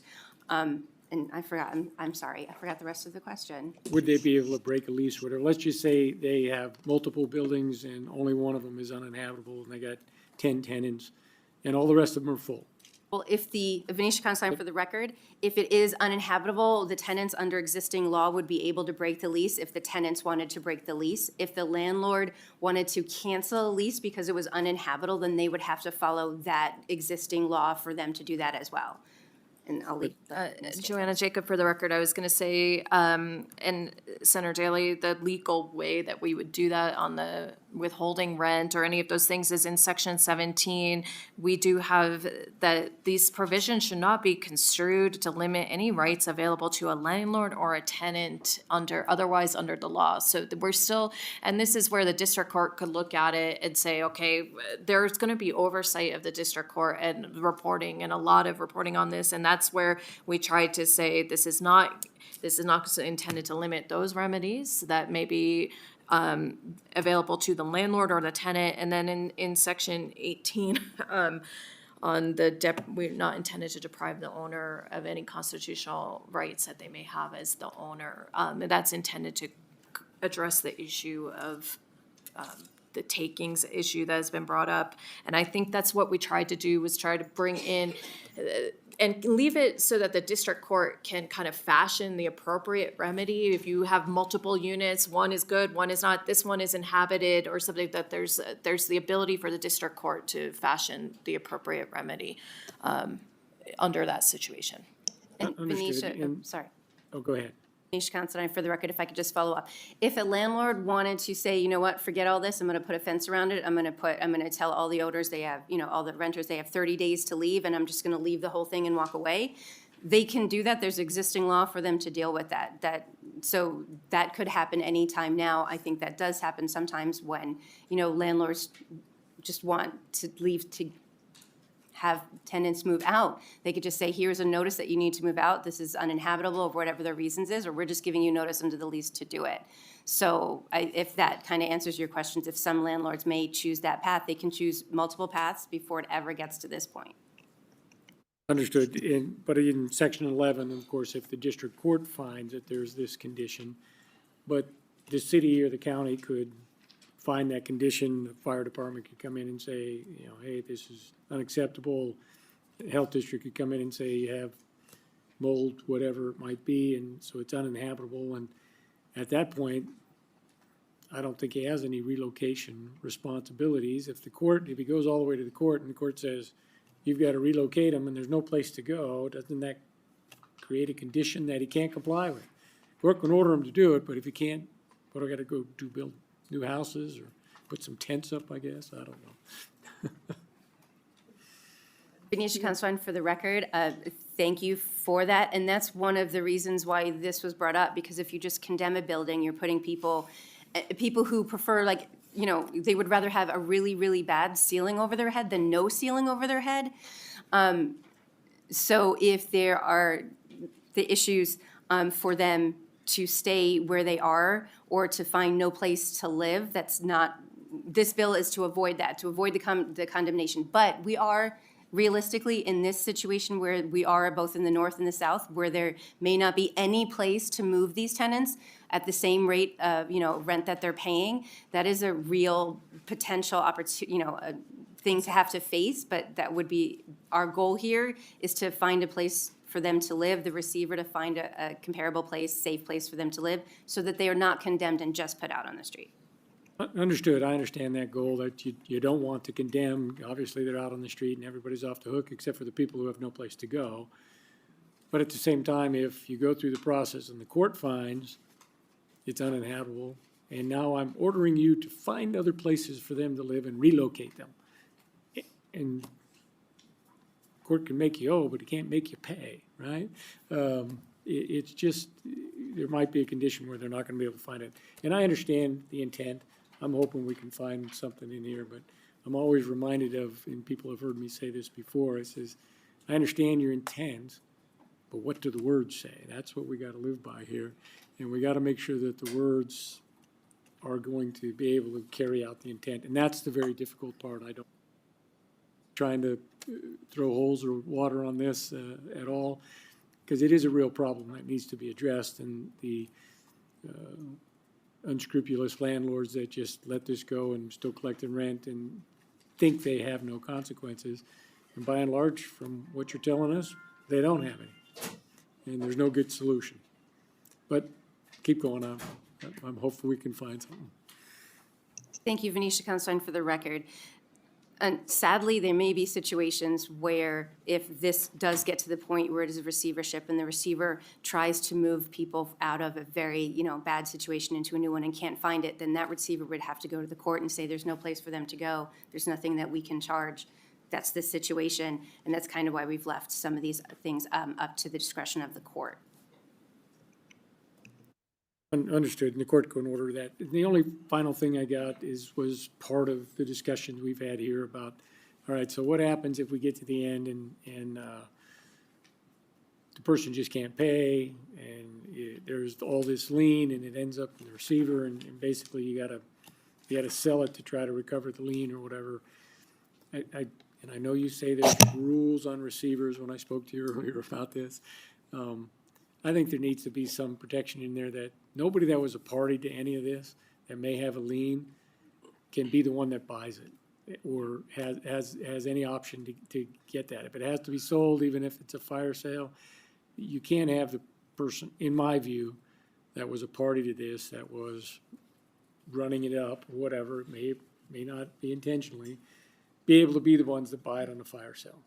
So I think those people should be prohibited. Contractors, subs, the receiver, anybody else involved. A thought. Constein, for the record, agreed. Senator Rogich. Very curious, are these landlords from Nevada or outside of Nevada? Joanna Jacob, for the record. I was trying not to talk about, but I can give you a few examples. Largely, it's really either not responsive. They could be in Nevada. Some of the properties that we've had have been, there's one that is in Nevada that honestly was like, it's easier for me just to walk away, and then we're left with who's going to fix it.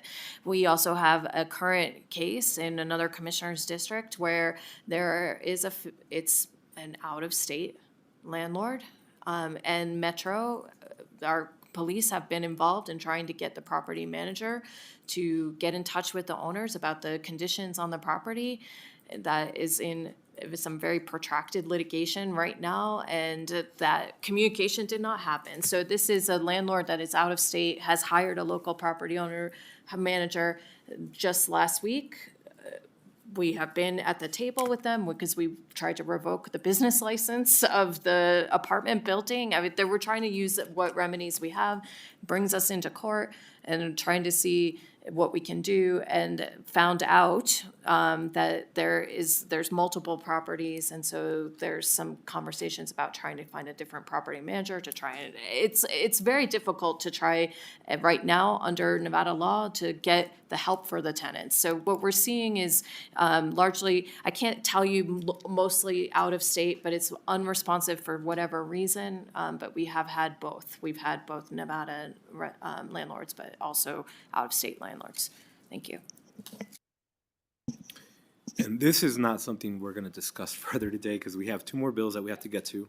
But I did want to just highlight that in reading other states that have similar legislation that was put into place, one of the things that I came across was in smaller jurisdictions that were very intentional about keeping certain communities out or keeping a certain median income level out, and they were putting into code really strange things. And I'm going to say something very simple, like having to have you can't have the paint chipping, which none of us would ever try to make that a thing, obviously. But I'm just worried that in Section 10, it says residential property is maintained in a way that violates one or more habitable standards, housing codes, or building, that we don't open the door to where we're making it abundantly easy to, and again, I know that's not the intent, it's more than clear. I'm gonna look at a couple of those states and some of those concerns that were raised, where they were utilizing this mechanism to try to keep certain folk out, which is not the intent. I know we discussed that there's about 40 properties that we think have been identified in Clark, maybe more, but that's just Clark, right? And that doesn't mean that it's gonna be utilized in all 40. But we can discuss that further. And then maybe as a committee members, what I'm gonna do is, I think it's NRS 108, where they talk about mechanic liens and foreclosure process.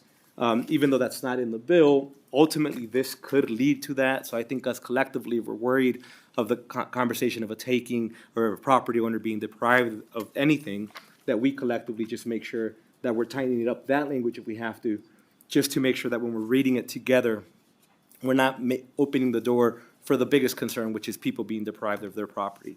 I do want to say thank you to both. I know it was a very lengthy hearing and a line of questioning, but it was an important conversation to have, and we needed to have it in a transparent manner. So with that, I'm going to invite both of you to sit back, and I'm going to invite those wishing to testify in support of Assembly Bill 211. If you could please come forward, Carson City or Las Vegas.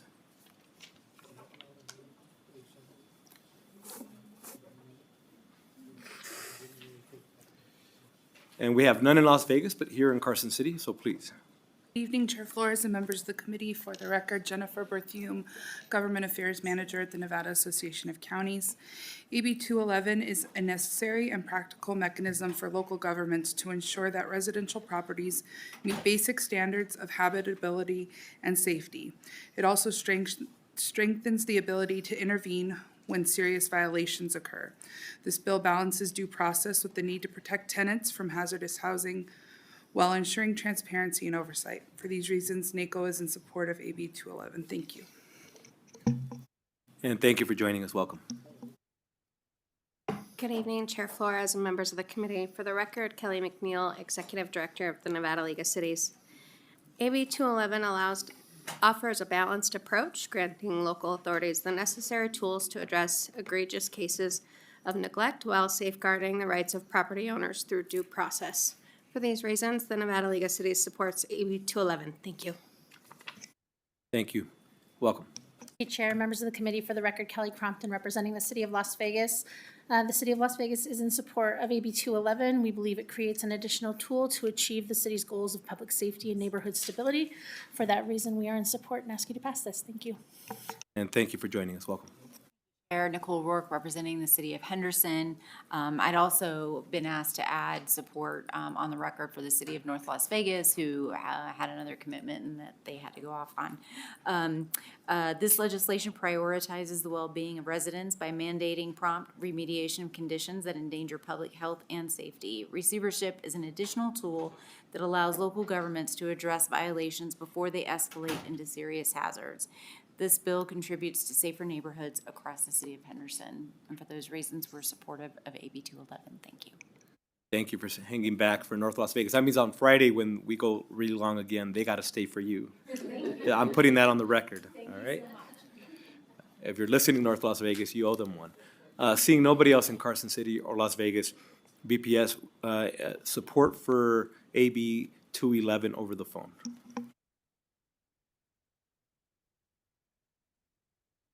If you would like to provide support of AB 211, please press *9 now to take your place in the queue.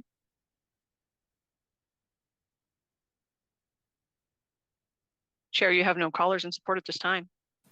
Thank you. Next, we'll go to those wishing to testify in opposition to Assembly Bill 211, Carson City or Las Vegas. I don't see anybody in Las Vegas, but we do have somebody here joining us in Carson City. Good evening to our After Hours of Government Affairs. Morning, Chair Flores and committee members. Victoria Supple, SUPPLE, representing the Nevada State Apartment Association. We thank Assemblymember Considine for bringing this bill forward, as we applaud and support her efforts with the intent of this bill, though we are in opposition because of our concern with the private right of action. While the Apartment Association supports equipping counties with the necessary tools to address habitability concerns, we are unclear on the rationale for introducing a private right of action in situations where code enforcement would be more appropriate. Again, we want to thank the sponsor and Clark County for working on this bill and coming up with an amendment as well, but we are opposed right now. Thank you for joining us. Anybody else wishing to come in opposition? Seeing none, BPS, do we have anybody wishing to join us over the phone in opposition to Assembly Bill 211? If you would like to be in opposition of Assembly Bill 211, please press *9 now to take your place in the queue.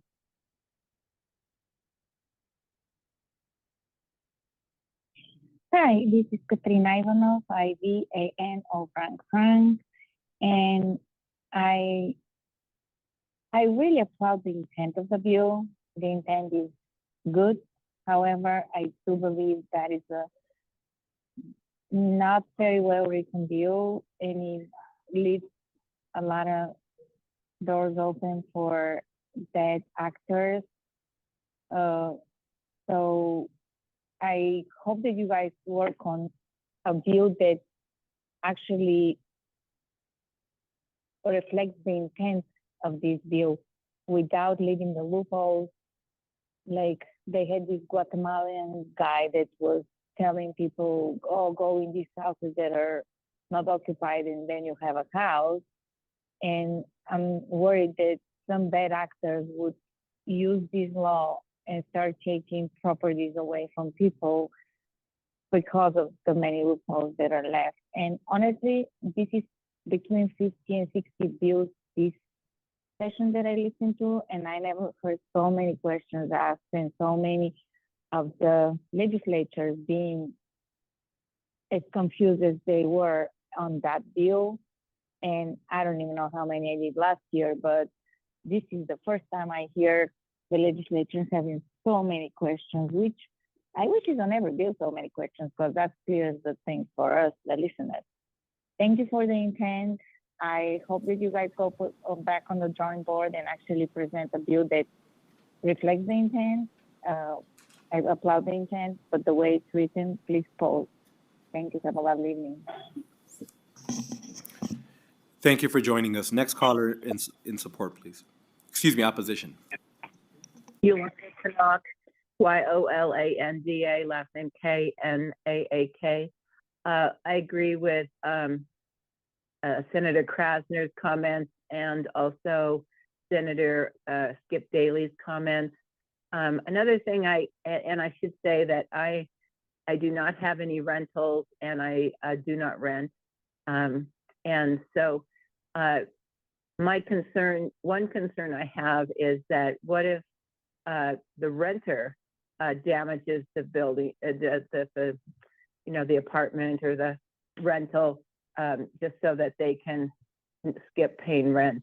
I'm just concerned about that issue as well. Thank you very much. And thank you for joining us. Next caller in opposition. Chair, you have no more callers in opposition at this time. Thank you. We'll stay on the phone lines. Do we have anybody wishing to join us in the neutral position to Assembly Bill 211? If you would like to testify neutral on AB 211, please press *9 now.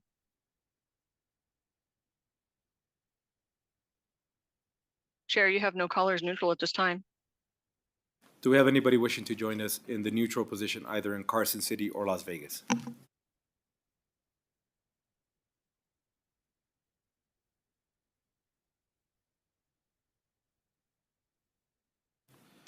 Seeing none, any closing remarks? Hi, thank you, Assemblymember Considine, for your work and joining us this evening. Members, we've been here now for a little bit over 4 hours. I want to give everybody an opportunity to take care of the restroom, stretch your legs for 5 minutes. It is now 7:38. Actually, let's give it 8 minutes. We'll be back at 7:45, and then we'll proceed with Assembly Bill 232, and then we'll close it out with Senate Bill 161. We'll be back. We are on recess until the hour of 7:45.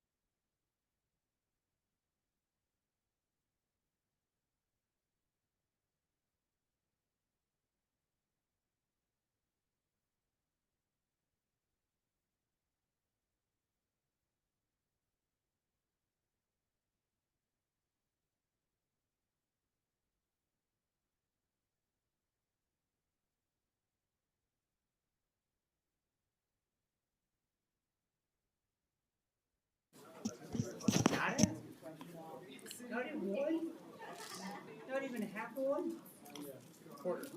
Caballero, botas pequeñas. We are getting started, sir.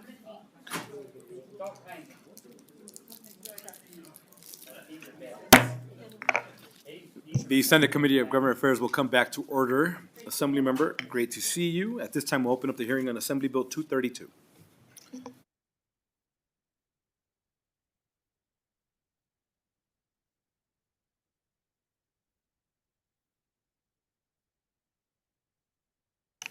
Good morning, because it's got to be morning already. It's got to be past midnight. I'm Max Carter, Assembly member from District 12, east side of Las Vegas, embedded in Senator Orenshaw's district. I'm here to present AB 232, which is bringing equity to the calculation of pensions between teachers' aides, paraprofessionals, school bus drivers, and the like, education support personnel, and teachers. We've got a situation that's been going on for as long as anybody can remember, where you can have a teacher working in a 9-month school and the paraprofessional working in the same classroom, working the same time. The teacher gets every year a 1 year of service credit, where the paraprofessional or the ESP gets 3/4. So the teachers' aides, ESP, education support personnel, bus drivers, they have to work 25% more years to be able to qualify for their pension. It's got nothing to do with the monetary value of the pension. That's calculated off of past salaries and stuff. We worked with PERS, who I'm going to ask to come up here momentarily, to get the fiscal note to 0. They worked very hard and found a solution that even the actuaries on the PERS said that the financial impact to the plan would be negligible. So that's what we're doing. It basically, it takes and makes it to where the threshold to earn a annual credit, full annual credit, is 900 hours now, where before it was just high enough that ESPs did not qualify for 9 months. And with that, I'd like to ask,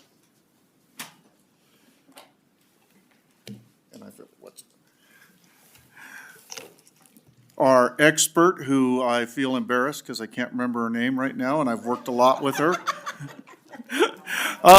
from PERS, to give you a report on where we're at. Thank you, Assemblymember Carter. It's Cabrina Fazer. It's a really weird name, Kabrinafeser.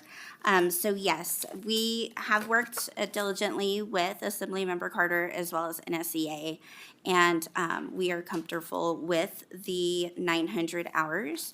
900 hours was determined based off of instructional hours, so in this education statute, and it gives the PERS staff some clarity and some help on making something work for 17 different districts and 50-plus charter schools that sometimes annualize, sometimes report hourly, sometimes report through salary.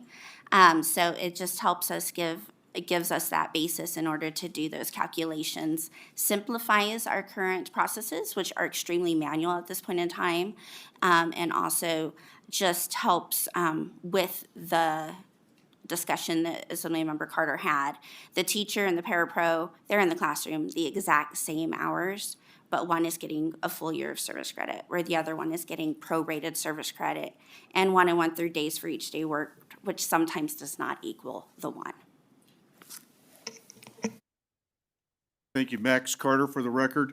And I just want to say that we're talking about the education support personnel. Those are the men and women that are in daily contact with our children. They're the bus drivers. They're the teachers' aides that help out. They're the attendance clerk. These are people that are frontline, engaged with our children, helping mold the future. And this also, a very important point, is this applies completely and totally statewide. There's no exceptions. It's standardized across the whole state. And with that, we're open for questions. And thank you for the presentation. It's great to see you again. Members, any questions?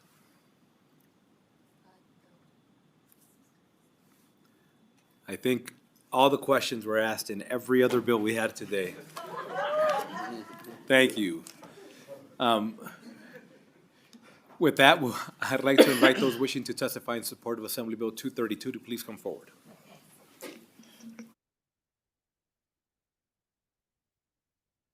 Good evening once again, Senators. For the record, my name is Susie Martinez, and I am the Executive Secretary Treasurer of the Nevada State AFL-CIO. And I know we're a little tired, so we're just in full support of the bill. So thank you very much. Thank you. Welcome.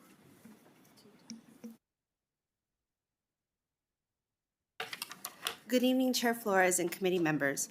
My name is Cherie Carter, and I proudly serve as the kitchen manager and educational support professional at Fritch Elementary School for the Carson City School District. For 14 years, I have dedicated myself to the Nutrition Services Department. Today, I stand before you to express my strong support for Assembly Bill 232 because educational support professionals, also known as ESPs, are the backbone of our public education system. Right now, the law does not treat ESPs fairly despite being essential to the success of our schools. We receive only partial PERS service credit for our work, while certified staff receive a full year. Assembly Bill 232 seeks to change that, allowing ESPs to receive full credit unlike certified teachers. ESPs do not receive the same recognition or retirement benefits despite being just as crucial to the functioning of our schools. Assembly Bill 232 would correct this inequity. With this change, we can improve retention and attract highly qualified professionals who are essential to our students' success. As a nutrition worker, I see firsthand how vital ESPs are. We ensure that young minds are fed and ready to learn, often working understaffed. It is not uncommon for there to be only 3 of us in the kitchen preparing over 500 meals in one day. We do this because we care about our students. Our dedication helps create a positive learning environment, yet our contributions are often overlooked. A school district is like a puzzle piece.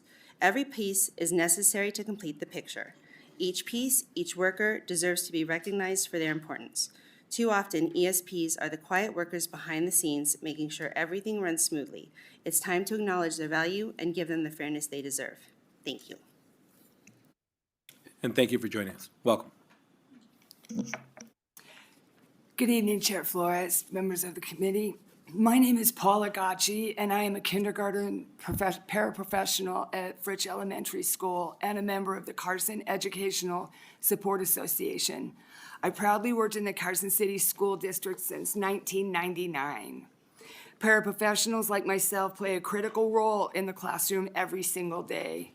We support instruction, provide one-on-one help for students, manage behavior, and keep things running smoothly behind the scenes. We may not have teaching credentials, but our work is just as essential, and we are there side by side with teachers all year long.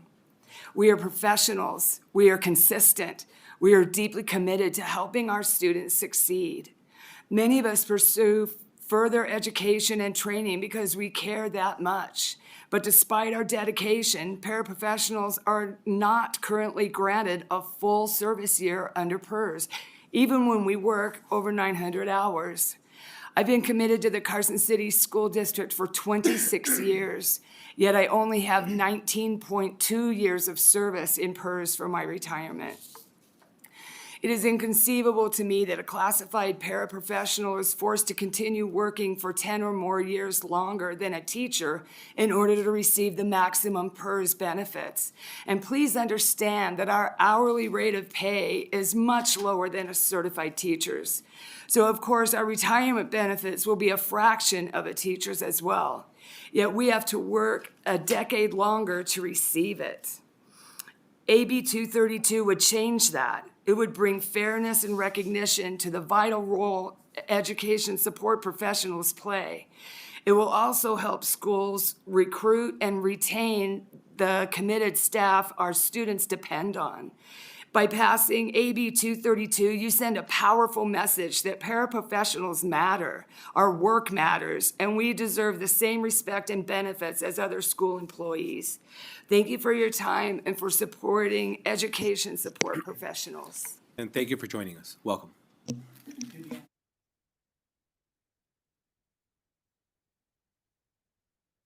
Okay. Before we move on, we do have a question for you. May I? So how many hours a day do you work? My name is Paula Gacci. I work 6 hours a day. And you've been there how long? 26 years. I am finishing up my 26th year in kindergarten. Wife worked at the county for 33 years before she died and still didn't have enough retirement. They wouldn't let her go ahead and retire. So I understand what you're going through, but I mean, she had a good retirement. It just, they wouldn't let her use it. So she works as a court clerk. So good luck. Hope it comes out for you. Thank you. Good evening, Alexander Marks of the Nevada State Education Association. In the interest of time, we had a member who had to leave early 5 or so hours ago. No, I'm kidding. Her name is Ava Reynolds. She is a proud bus driver of the Carson City School District. She's been a fantastic advocate on this issue. We will submit her comments to the record, and we would just urge everybody to read them. Thank you. Thank you for joining us. Welcome. Committee Chair, committee members, my name is Alfonso Lopez. I represent the Sheet Metal Aerial Transportation Workers.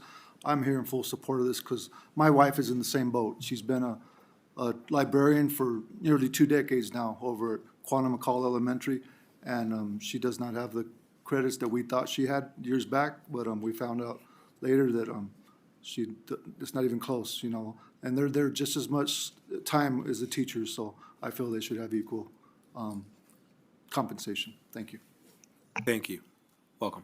Good evening, Chair Flores and members of the committee. For the record, my name is Cabrina Fazer. I'm the Operations Officer for the Public Employees Retirement System of Nevada. To my right here is the Board Vice Chair, Brian Wallace. At their March 20th, 2025 Retirement Board meeting, the board took the position of support on this bill. It is common practice within public pension plans to either augment service credit or to augment wages for part-time members.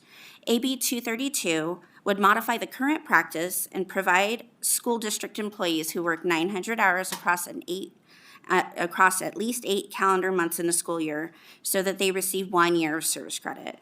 Currently, part-time school employees receive full-time eligibility, which is a difficult calculation for my staff and also a hard concept for my staff to inform members of. Staff has reached out to the actuary, and there appears to be no measurable cost associated with this bill due to the offset of augmenting service credit rather than wages. Also, as written, it is a change going forward. In addition, this change, again, would simplify those calculations and remove the manual calculation component. Thank you. Thank you. Welcome.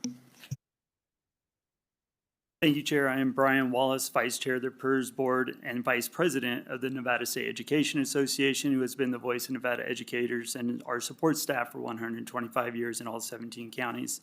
NSA appreciates the work of Assembly Member Carter and PERS on AB 232. As mentioned, the PERS Board did take a position of support for AB 232 at our March meeting. NSCA also asked for your support to provide for fairness and equity for our ESP members. Thank you, Chair. And thank you. I don't have anybody else in Carson City, so we'll go to Las Vegas. Good evening and welcome. Good evening. My name is Jan Giles, and I'm the president of the Education Support Employees Association. I represent over 8,000 support professionals in the Clark County School District. I'm here to ask for your support with the PERS Equity Bill AB 232. Support professionals that don't work a 12-month position do not earn a full year's credit, yet teachers that work the same 9 months do. Most of these support professionals are minority Black and brown women. They are the lowest paid employees, and some need state assistant programs in order to survive. They are the professionals that keep schools running. They provide meals, transportation, and change diapers. They are dedicated and come to work every day, even though they are routinely bitten, battered, and exposed to bodily fluids. These working conditions are some of the harshest within the district. They are required to work harder and longer to achieve the same benefit. This is unjust as they serve the same students' needs. We need your support to correct this deficiency, which will help improve CCSD's retention and recruitment issues. In turn, will benefit the students by having a fully staffed learning environment. There is no additional fiscal impact, so there should be no valid reason to not approve it. We appreciate your assistance in supporting this bill so all employees have equal opportunity to the same retirement. Thank you for your time. And thank you for joining us. Good evening. Good evening. Good evening. My name is Sequoia. I work for the district as well as Teamsters Local 14. I am a bus driver. I've been employed with the district here in Clark County for 23 years. And for me to gain retirement for 30 years, I have to actually work 35 years in order to get a credit for 30 years. I am asking you guys to approve this bill for us, 232. There are 1,400 drivers like myself here that is in Clark County, and everyone, whether they're working a 10-month calendar or a 9-month calendar or 11-month calendar, they're having to do extra years in order to gain the credit. Please, I strongly urge the community to support Assembly Bill 232. Thank you, sir. And thank you. Good evening and welcome. Good evening. Good evening, Chair, members of the committee. My name is Tamara Jamison, Jamison. I am the Teamster representative that covers the bus drivers, transportation support professionals. I'm just going to echo everything that has been said, but I do want to leave you guys with this. We have had several conversations with our members about retirement. There are several people that I can tell you that are sick, that have to take an early retirement, but because of them not having enough credit, they're not eligible, or the amount of money is not livable. So they'll have to go other ways to support themselves. By passing this bill, it may not help the ones that have already retired, but it will help those that are still with the district trying to work towards their retirement. So I am really strongly asking the committee to please support this bill and get this bill moving forward so that the people coming after will have something to look forward to. Thank you very much, and have a great night. And thank you. Good evening. Good evening, Chair Flores and members of the committee. Erica Nungray for the record, Nungaray, ESP at large for the Nevada State Education Association. I am also a proud support professional for the Clark County School District. While teachers lead instruction in the classroom, support professionals manage the operations, safety, and care that form the foundation of our school communities. If teachers are underpaid, imagine how little support professionals earn. And all we are asking for is fairness recognition for every year we serve. This issue is not abstract. It is real human consequences. Consider Jackie, an office secretary for 22 years and the heartbeat of her school. She was ready to retire this year, but now must work 2 more years to receive a livable pension. Beverly, a campus monitor of 18 years, provides daily safety and stability for her students, yet she has only earned 13 years of retirement credit. Navona, a special education paraprofessional of 22 years, wanted to retire to care for her terminally ill husband. She couldn't, she only had 16 years of credited service. Sadly, her husband passed away this January. No one who has spent decades serving Nevada's children should be forced into that decision. Passing AB 232 would send a clear message to support professionals across Nevada. You see us, you value our work, and you are ready to do what's right. However, failure to act will also be noticed. It will be felt by every classroom aide who opens up the school gates, every bus driver who gets students home safely, every cafeteria worker who feeds hundreds daily, and every voter who knows that dignity in retirement is not a luxury, but a right. This body has the opportunity to lead with action, not just acknowledgement. You can show that fairness doesn't stop at job titles. We are not asking for a handout. We are not asking for perks. We're asking to be treated equally for full credit for complete work. I urge you to finish the job, pass AB 232, stand with us. The entire education community and the public is watching. Thank you for your time and your commitment to equity. Thank you for joining us. Sorry, Senator Flores, I just want to thank you for the great job that you've been doing tonight and having so many bills in front of you and having to switch to so many different people. You've done an excellent job. Thank you. My name is Terry Schuman, and I am currently employed as a 9-month support staff employee in the Clark County School District. PERS 232 is extremely important to me as a 9-month employee, as this will allow our 9-month ESPs to get a full credit towards retirement, somewhere where I might be going very soon. This means, even though I have 19 years in the district, this means that I should have 19 years of credit served up, but this is not the case. I'm currently at 15 years.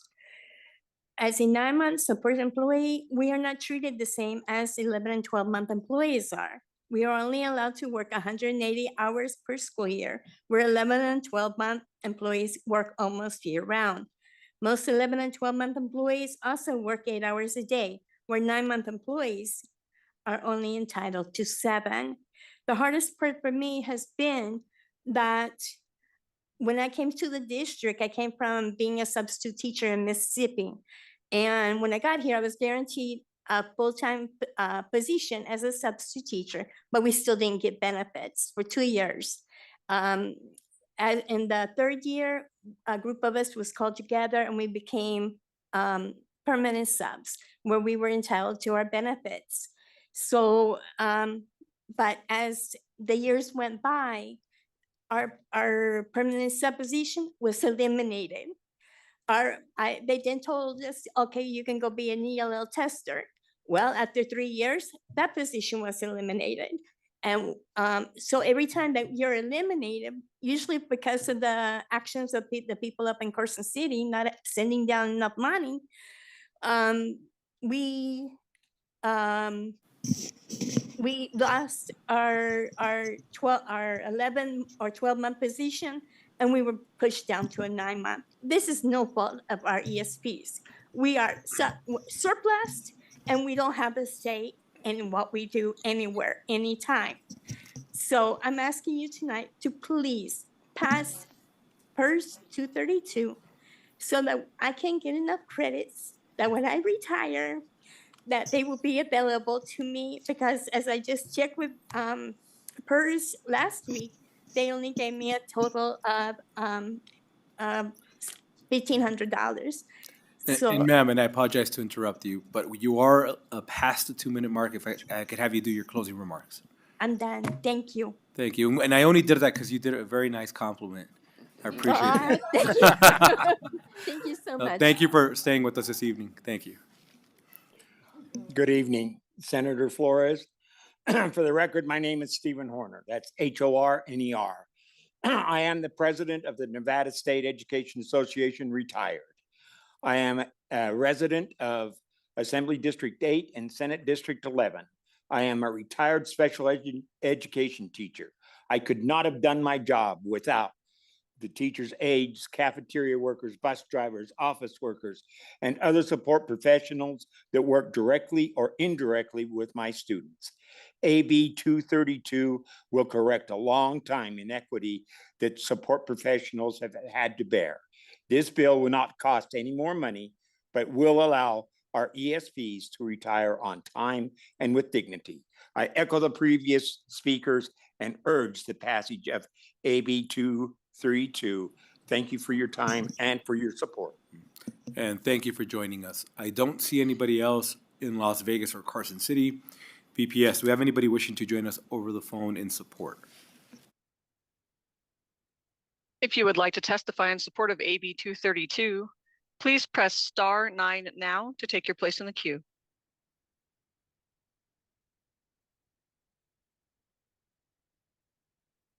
Good evening, Kent Urban, ERVIN, for the Nevada Faculty Alliance in support of AB 232. All of our classified colleagues and about 15% of faculty at NSHE are members of PERS. For any change to PERS, it is important to look not only at the benefits for the affected individuals, but also whether it is fair to other members of PERS. AB 232 makes a technical change in how educational support personnel are treated as part-time versus full-time and calendar year versus school year. Those are arbitrary distinctions. AB 232 ensures that these employees will receive a pension benefit based on their actual earnings and contributions. That is fair, and it will have minimal or no impact on other PERS members or the retirement system. Thank you. And thank you for joining us. Next caller in support, please.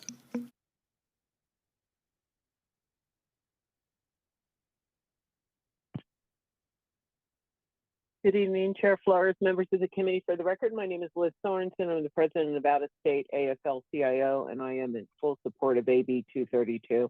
I urge this committee to do the same. Thank you. And thank you. Next caller in support, please.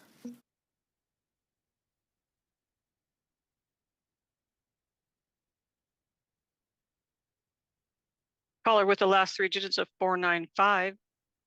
Please press *6 to unmute. Please continue. Good evening. My name is Misty Olmos, and I am a paraprofessional from Clark County School District. And I am also the ESEA Secretary Treasurer for the Support Professionals Union that represents support professionals for Clark County. And most of all, I am a constituent that has came up to Carson City twice this session and spoke with many of you on why we need to pass AB 232 PERS equity. Thank you for taking the time to hear my story and my colleagues' stories. I have worked for CCSD for 18 years, and for 17 of those years, I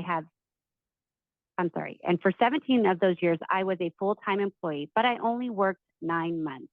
9 months like our fabulous teachers. They are lucky enough to get their full years of PERS credit. So I have worked side by side with these teachers, and unfortunately, I only have 13 years of PERS credit. I had to work summer school and ESY, which is extended school year program for our special education students, to make it through the summer with no pay. And as I did that, I got 0 credit for my time I worked. Additionally, I have worked 8 hours only because my school was able to provide me with those 2 additional hours, because as a special education aide, I am only paid for 6 hours. So those 2 additional hours were not added to my PERS credit. I have also met with some of our assembly members and senators, and some have said to me that the problem is that we need to get paid year-round like licensed educators do. I explained that our pay is based on the amount of days students are in school. So to take that already low pay and stretch that out from 9 to 12 months will not help us. This bill simply says if you are a full-time employee that works over 900 hours, then you get a full year's credit for that. Let's stop the inequity that is already there by something we can't control because we choose to be support professionals to help support our students and our licensed educators. I ask you to pass AB 232 this session. Let's give support professionals a win this session. Thank you. Thank you for joining us. Next caller in support, please.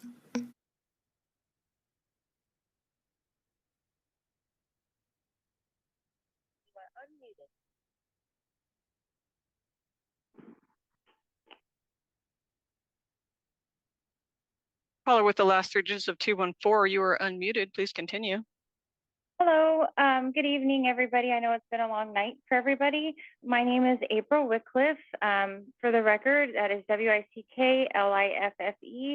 I would like to advocate for the rights of all educational support professionals for equity in retirement, for it is the way it should be without question.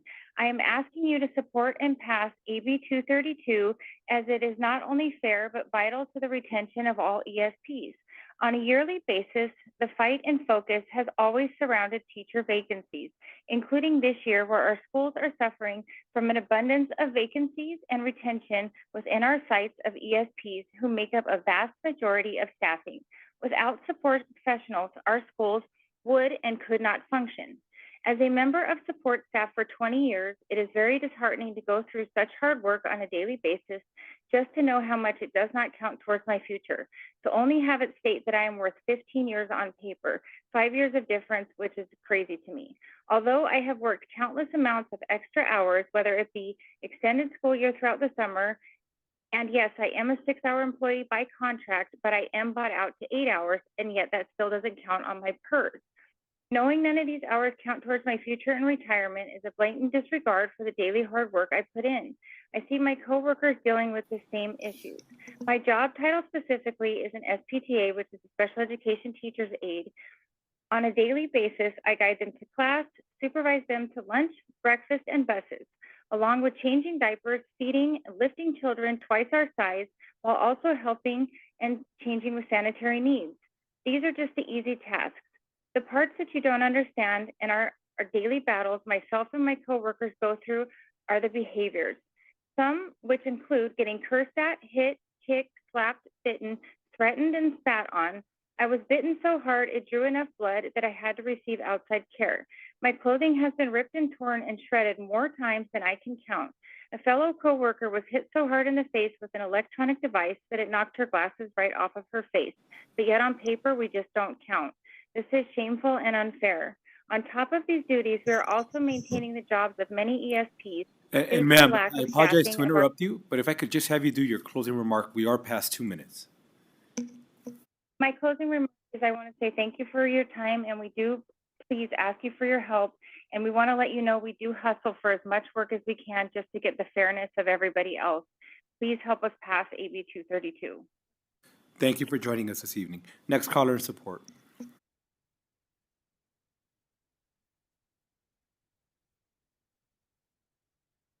Good afternoon, Chair and members of the committee.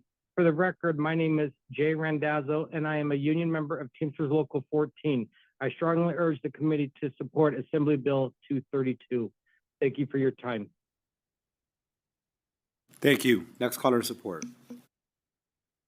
We are currently taking support of AB 232. To testify in support, please press *9.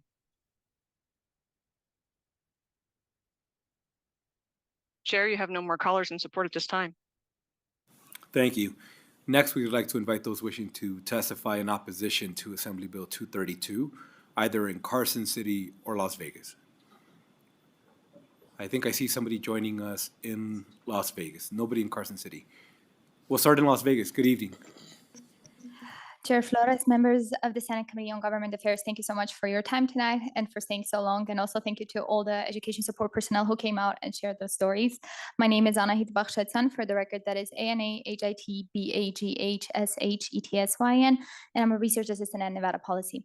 Today, we come in opposition of the bill, not to devalue the efforts and the work that the ESPs do, but to bring the attention to the PERS aspect of the bill and the PERS budgeting and accounting side of things. The Nevada Public Employment Retirement System is already under a significant financial pressure, and it's no secret.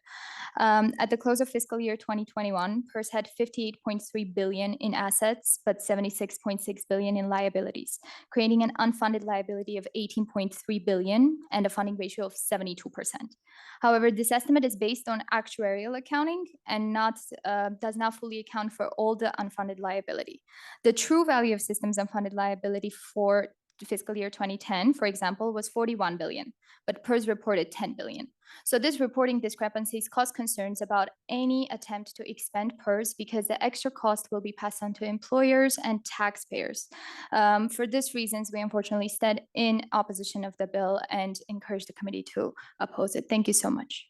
And we also thank you for staying out so late. Anybody else wishing to testify in opposition to Assembly Bill 232? Seeing none, BPS, do we have anybody wishing to join us over the phone in opposition to AB 232? If you would like to testify in opposition of AB 232, please press *9 now.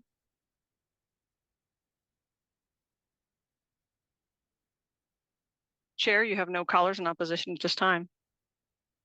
Thank you. And lastly, we'll go to those wishing to testify in the neutral position, Carson City or Las Vegas.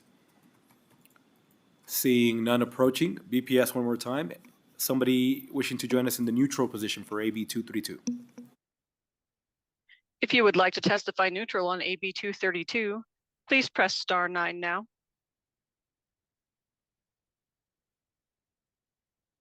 Chair, you have no callers neutral at this time. Thank you. Any closing remarks you may have, Assemblymember? You sure? I thought you were gonna have a 30-minute closing, no? No. All right. We misread it. Thank you, appreciate you. With that, we'll go ahead and close out the hearing on Assembly Bill 232. And we will go to our last hearing on the agenda. We do have our Senator Nguyen here. And we'll open up the hearing on Senate Bill 161. Good evening to the after hours of Senate Government Affairs.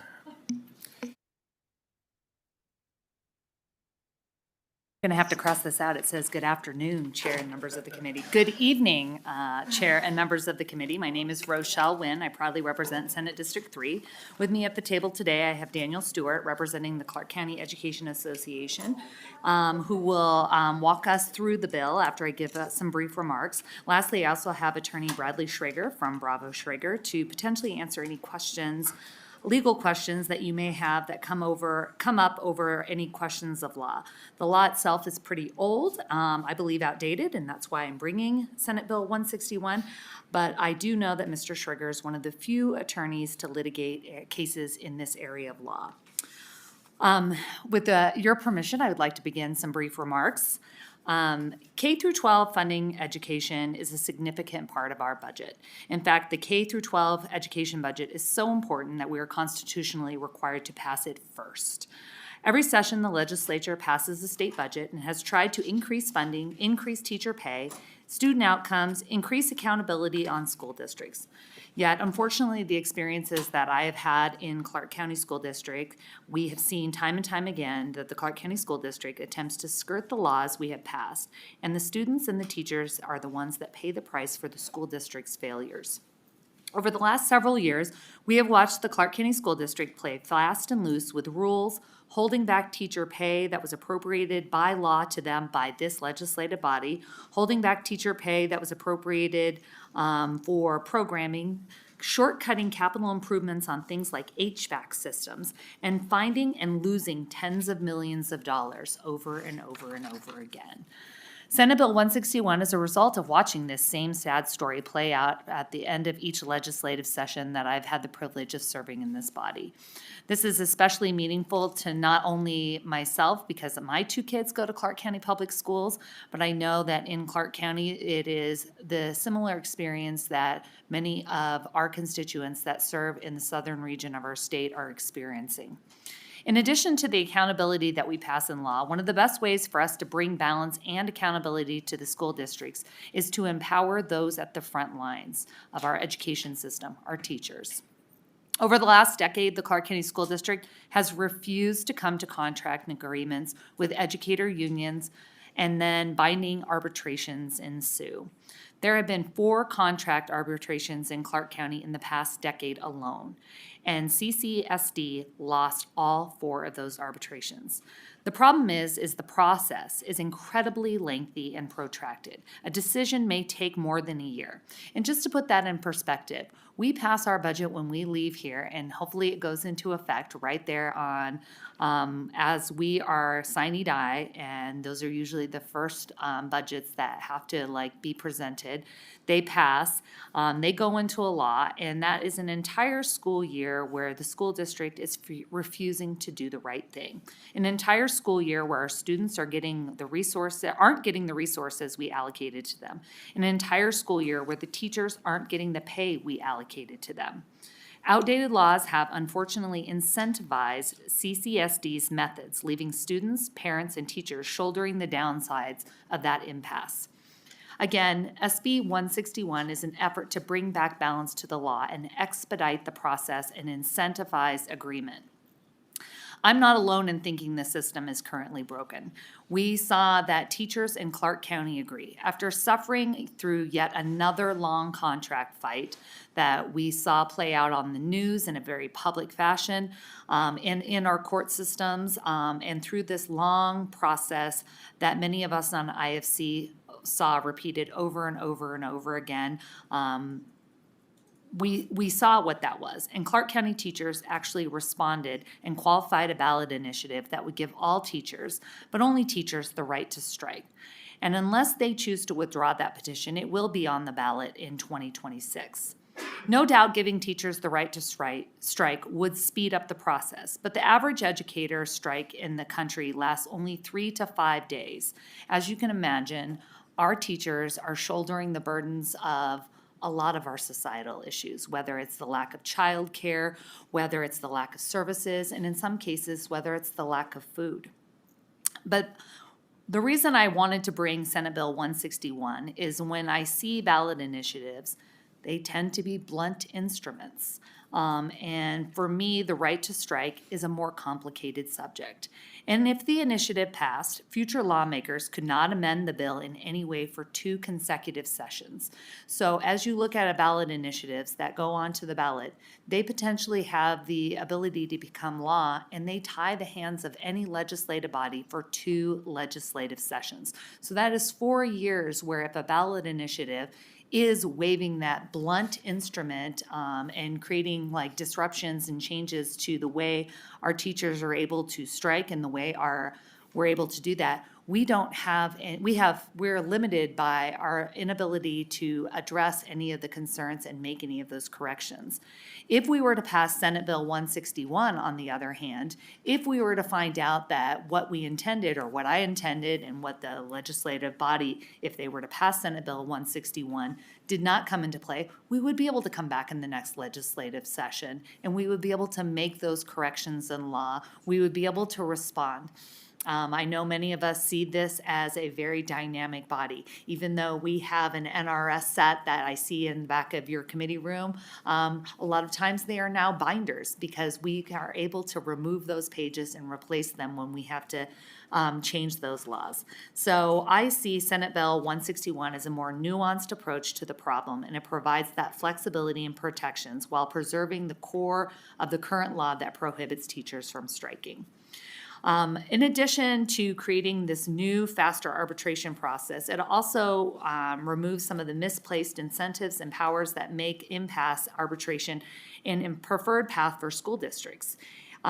It removes some of those things. I have had a lot of people ask me, well, why don't you just go to binding arbitration?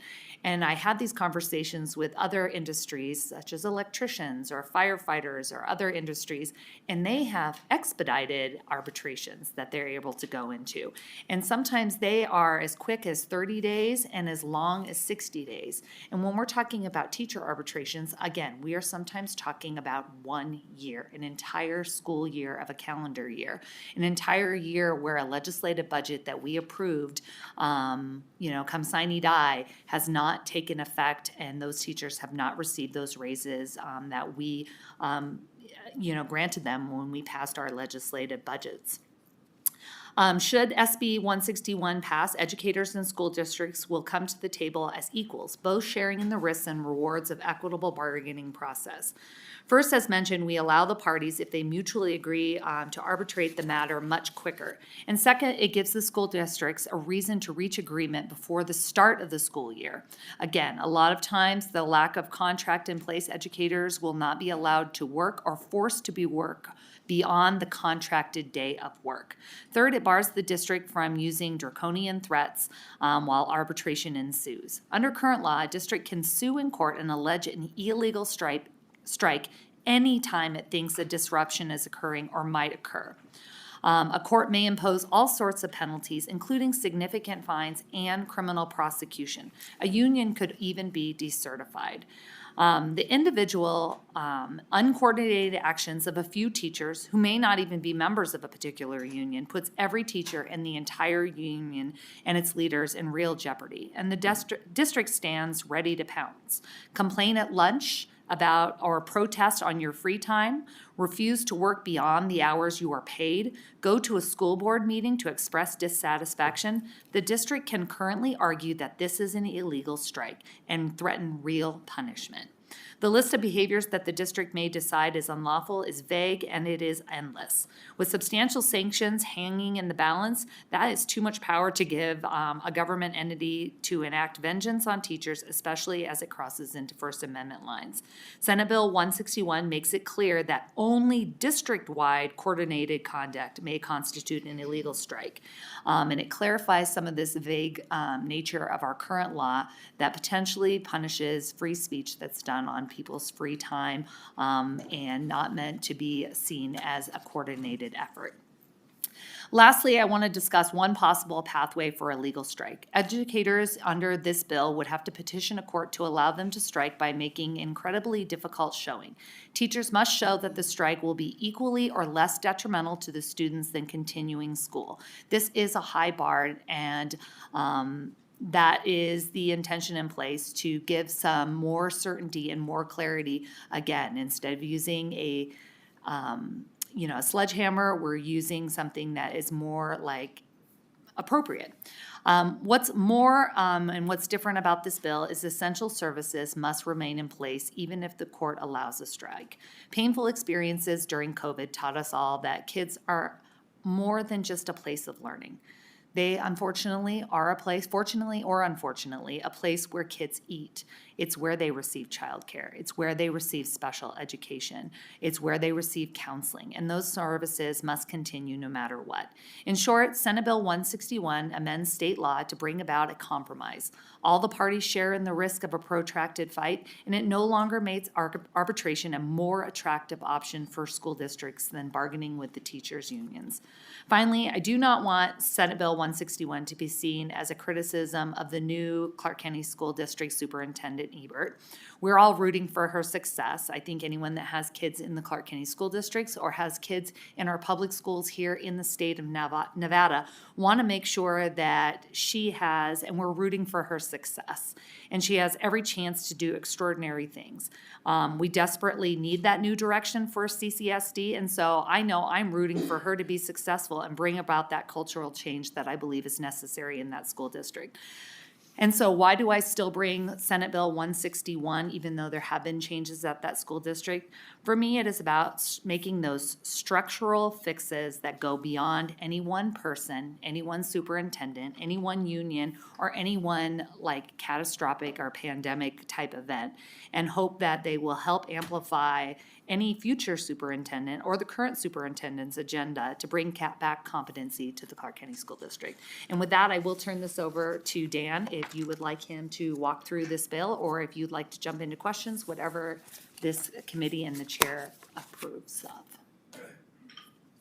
I think the members have had an opportunity to review the bill, so let's go straight into questions. Thank you for the presentation and the genesis of the conversation.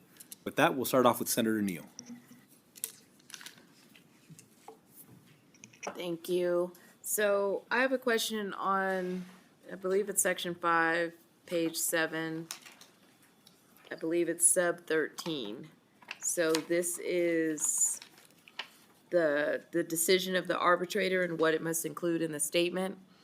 And it said the condition, no.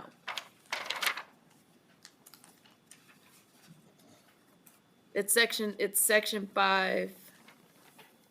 Line 1 on page 7. It's the petition that is alleging that the school district implemented a policy. And so I was trying to figure out, how is this measured that the condition related to the physical, emotional, and mental health of the safety of the teachers? Who's measuring that? And how is that measured to be placed into a petition? Thank you, Senator Neal. Daniel Stewart for the record. As you can see, it begins from talking about at the beginning of subsection 2. These are alleged, right? So they're alleged as part of the complaint. The teachers would go in their complaint and spell out in some specificity that a policy was implemented or not implemented. I can give you an example, say, of something that maybe wasn't implemented that they might allege in their complaint. So we have and Senator Roguch can correct me if I'm wrong, but somewhere of 20,000 special ed students in the Clark County School District with various ID A plans. If those plans were not being implemented and there was real serious risk to the children going to the school, that would be a specific allegation that would be made in the complaint. All of those would just be factual predicates to then the finding which the court would have to find in subsection 4, which is that it's equally or less detrimental. In addition, I also want to say that all of that stuff that's discussed in terms of physical, emotional, mental health, it's all tied to the line in line 6, where it's detrimental to the well-being of the pupils as well. So the allegation in the complaint can't just be, oh, this is bad for teachers, but they need to make a showing that it's bad for the pupils, whatever policy is being implemented or not being implemented. And then they have to show that being out of school on a strike would be less detrimental than keeping schools going. As the senator said, that's an incredibly high burden that I see here of having to meet.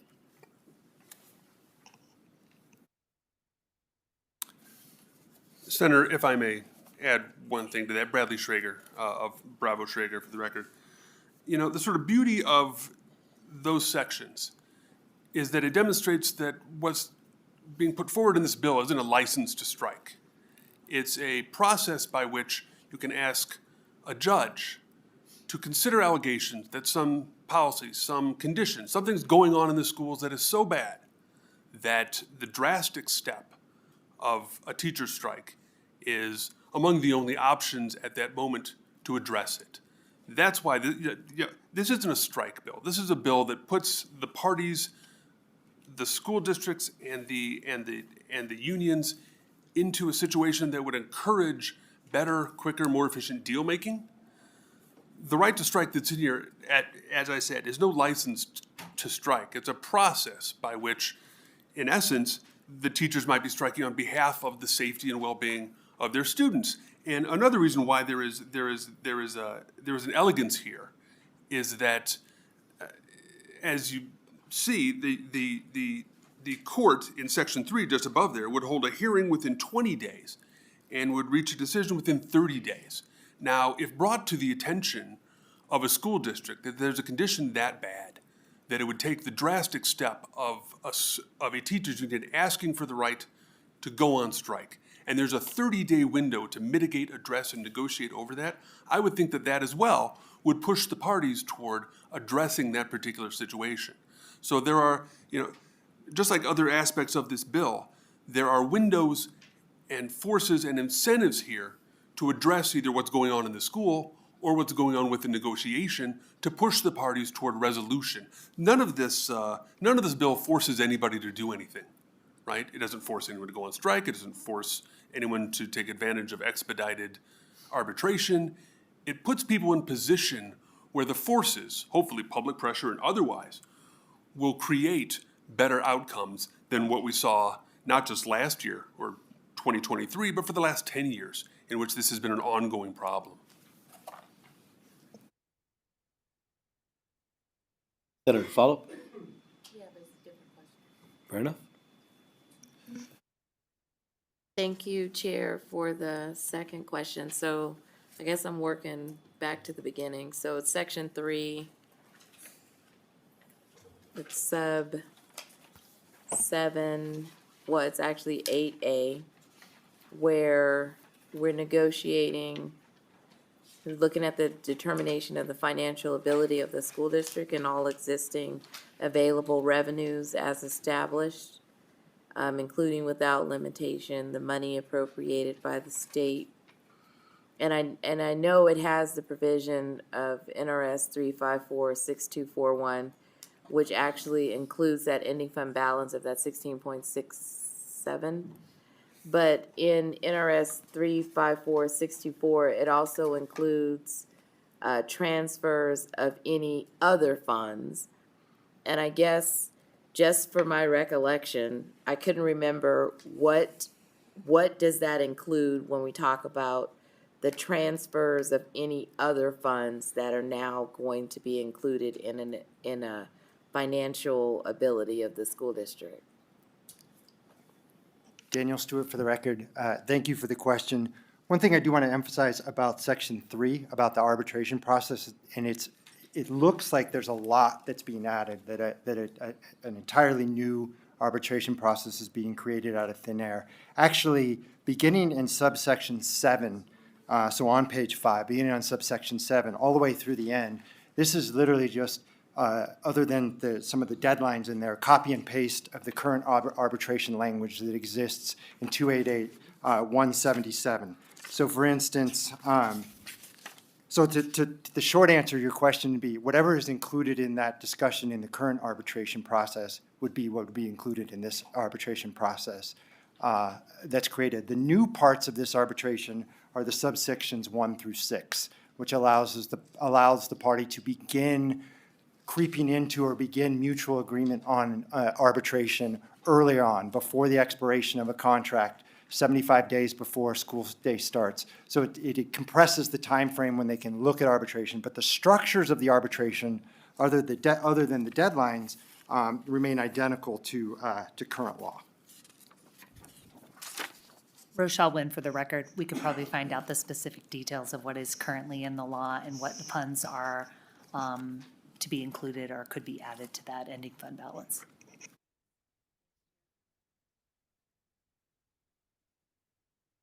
Senator Grazzer. Thank you, Chair. Thank you for your presentation.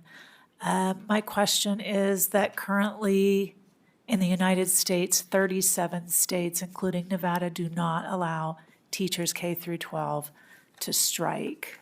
Why is that? Why do you think that is?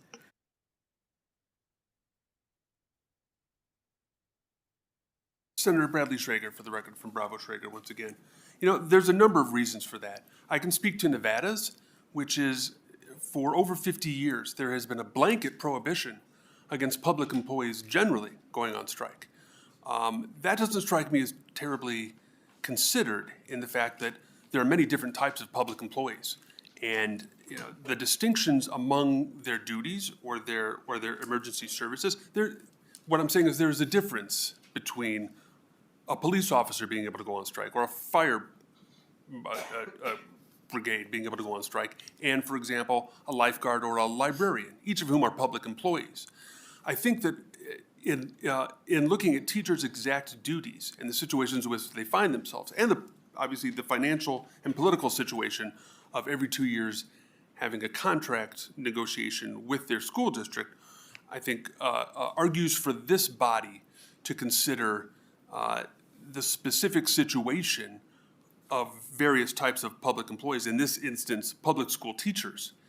And in fact, whereas lots of the 13 states that do permit it don't necessarily have the sort of process that teachers here would have to go through to ask a judge to agree with them about the conditions necessary for a strike. Instead, it's simply they have the right to strike. I think this strikes the balance for public school teachers. So without speaking to the exact reasons for the 37 other states, I know that Nevada's blanket prohibition is not particularly enlightened when you look at the vast range of public employees and why they should all be subject to the exact same type of prohibition when they all face very different situations.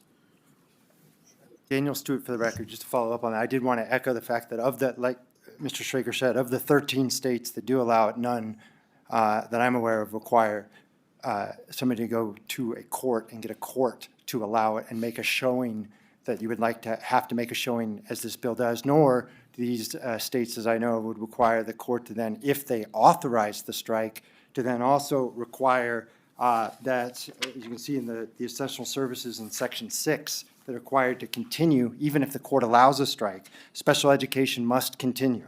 Food services to pupils must continue. Mental health counseling to pupils must continue. And programs for the supervision of pupils after school. These would be all part of the same court order, even if you got the court to agree to allow them to strike.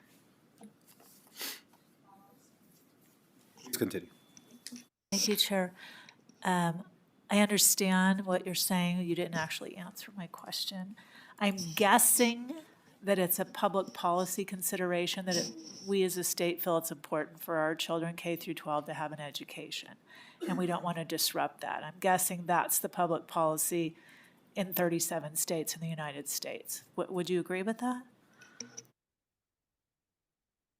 Rochelle Wynn for the record. I think you're right. I think that's why we're coming to a legislative body, and that's why I'm bringing Senate Bill 161 to the legislature, because I think it is our duty to determine what those policies are going to be.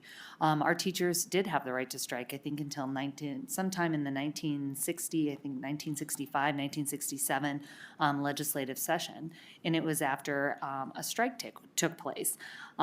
We talk about in this body all of the time about the lack of teachers, how we have a hard time with teacher retention, how we are having a hard time keeping teachers in the classroom.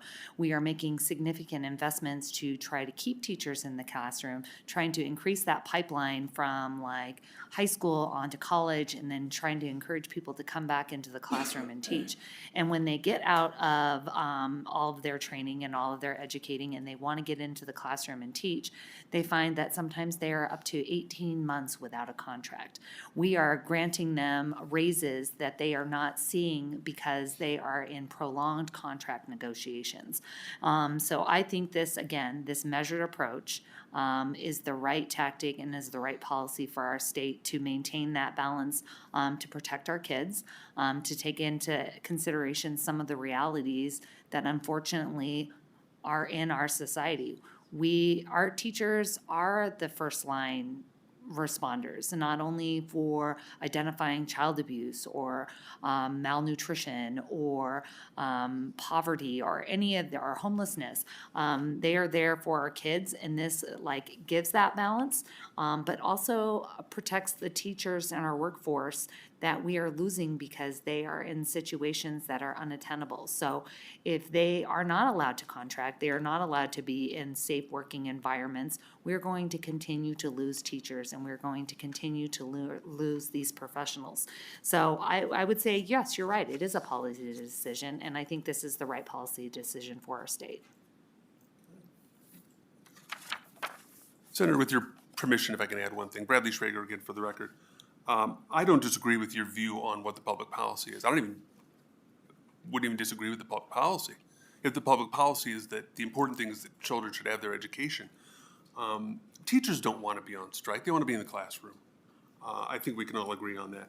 In the very bitter 2023 season of contract negotiations, I represented CCEA, Clark County Education Association, in 3 lawsuits, 2 injunction hearings, 2 appeals, 2 administrative proceedings, and 1 lengthy arbitration proceeding that ate up a semester of children's education while teachers were distracted in having to deal with this. The package of this bill isn't to focus on the right to strike, which even I think we could all admit is fairly remote under the terms of this bill. The focus is to level the field and encourage a situation where we're not dragged through lengthy lawsuits in which I have to say involved leveraging the lack of a right to strike in the negotiations with spurious and lengthy court cases regarding whether or not teachers were already on strike, whether they were abusing their First Amendment rights to talk about strike, all of those things. That was a waste of everyone's time and the energies of teachers that could be better spent. And one thing that this bill does that's really good is that it forces cooperation at a very early time, right? There's a 180-day deadline by which the parties would start to talk about arbitration lists. So it's already going to be in their mind that this is in the offing. This is going to be also a fairly public process in which parents and the community are going to know that it's possible to do this quicker and better than you've done it before. These are the forces we're trying to put in play, in which the right to strike, remote that it may be, is just one tool in that field, as opposed to some sort of license to do that willy-nilly, which I think no teacher wants to do and really cares about doing.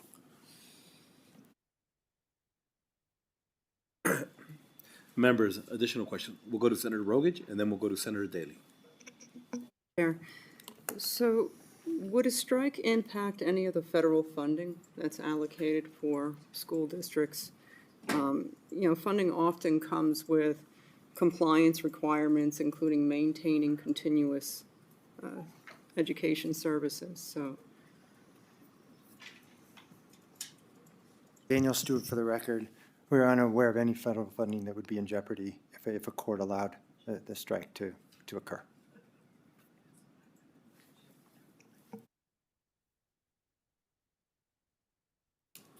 Senator Rogich, I don't know if you had a follow-up. No, I don't. I'm sorry. Thank you. It's late.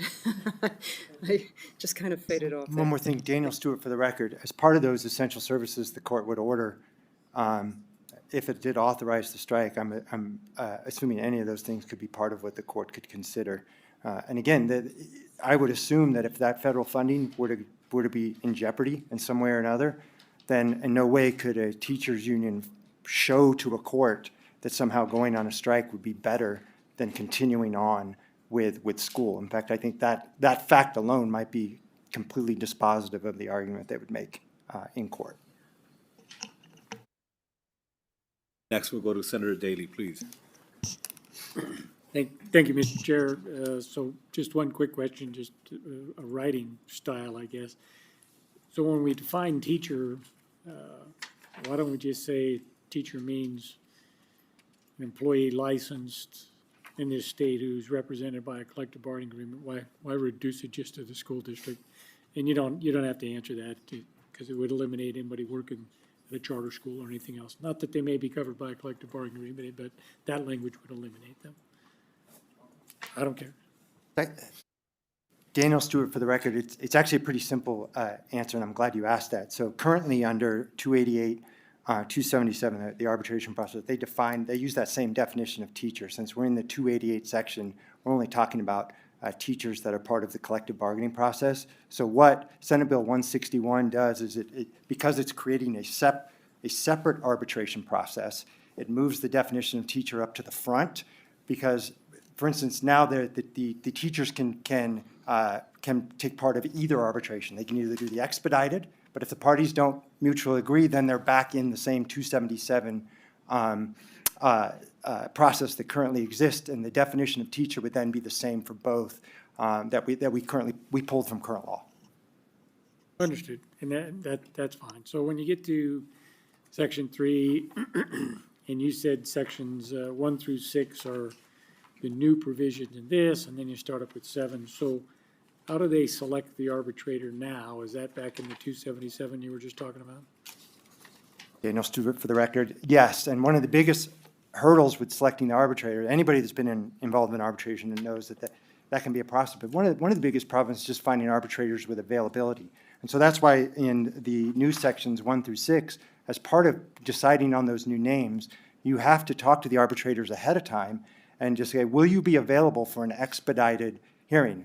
In this last round, my understanding is by the time they finally agreed on an arbitrator, that arbitrator couldn't meet on their schedule till sometime in the next calendar year, putting that off. So as part of this mutual agreement that both the district and the teachers union would have would be to put names out, but these names also have to have agreed to meet and be available in that time frame. And then if you get to the arbitration process, and I believe it is subsection 3.5, so subsection on 5, that's when you go through the process of each party takes a turn at striking a name on the list until you get to one. Understood, and I'm trying to, so in the 277, the one that's not here, which is the alternate, and you're calling this the expedited? Yes. Don't they just get submitted a list from FMCS or somebody like that, and then they strike? Because this here says they can start talking the 120 day or 180 days, excuse me, ahead, but it doesn't require them to agree, and if they don't agree, then they can't use the process, which means they can't use the expedited process, which defaults them to the other one. So what does the other one say? I'm not in the public side. I'm more on the private side. I know what to do. Yes, thank you, Senator Bradley Schrager, for the record. This is actually one of the reasons why just getting started on the arbitration takes so long, because what happens under the current process, you will get a list of, I think it's 7, that have been approved, and each side will strike and strike and strike, and you'll leave one, right? And then you'll approach that one and try to see whether they're available, when they're available, whether they're willing to do it, whether they have the expertise you want, all those things. If the answer winds up being no, and lots of times it does wind up being no, you literally have to start over with a whole new list. That takes 5 to 7 to 14 days just to get to another one that you then contact. You can lose 2 months just in finding out that the one person you can't talk to beforehand, because you have to wait till they've been selected, isn't available until June of the next year, which is unacceptable. So this is a way of trying to take care of some of those details on the front end, right? Making sure that the list is acceptable, that the potential arbitrators have been contacted, so that this is the only way to really expedite it, is if you in fact have all of the pieces as best as you can arrange in place before you start.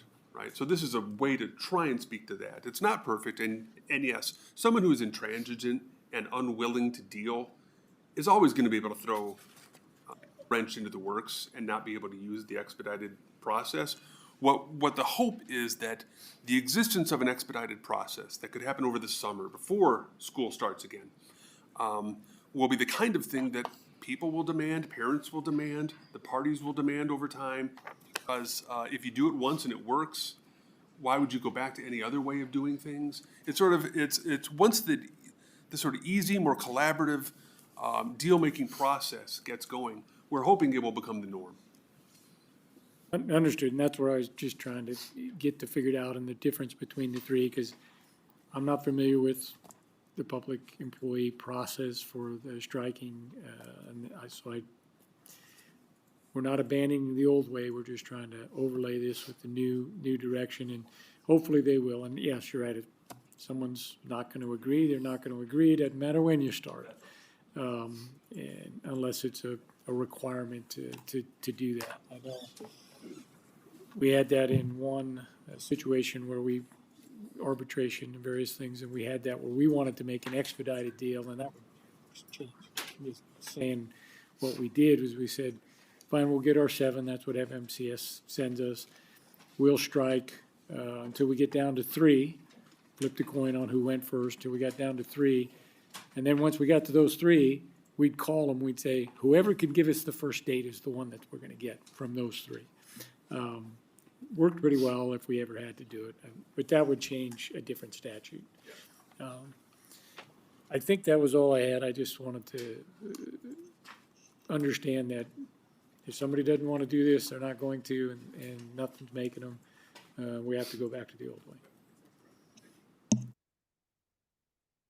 And Senator Rogage, just as a heads up, your microphone is still on. Next, we'll go to Vice Chair Orenshaw. Thank you, Chair, and thank you very much for presenting the bill, Senator and co-presenters. My question is Section 6 on page 7. That's lines 21 through 30. These vital services that would continue if there was a strike: special education services, food services, mental health counseling, programs for supervision of students after school. I just kind of wonder how you arrived at those 4 services. And do you think that there would be, like, the staff who was staffing those services, would they not be part of the strike action, or how would that work for those services to continue during a strike? Daniel Stewart for the record. Yes, to answer your second question, they would not be part of the strike. And in fact, there is a historical example.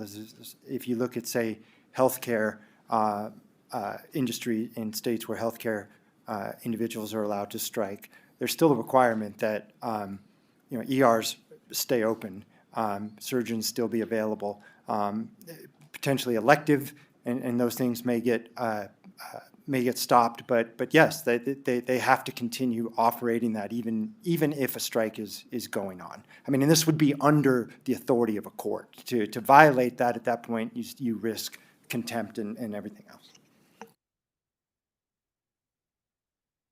And If I may, Mr. Vice Chair, Bradley Schrager from Bravo Schrager once again. You lead to an important point, which is this bill is targeting a particular unit, public school teachers who belong to public school unions. And I've heard criticism of, well, you know, what's so special? Why just the teachers being included in this particular process? I think the answer to that is, look, I'd like expedited arbitration procedures and smoother, better encouragement to reach fair agreements for everybody. Right now, we're dealing with public school teachers because out of the last 10 years, 4 times in Clark County, there have had to be extended arbitration procedures because of impasse.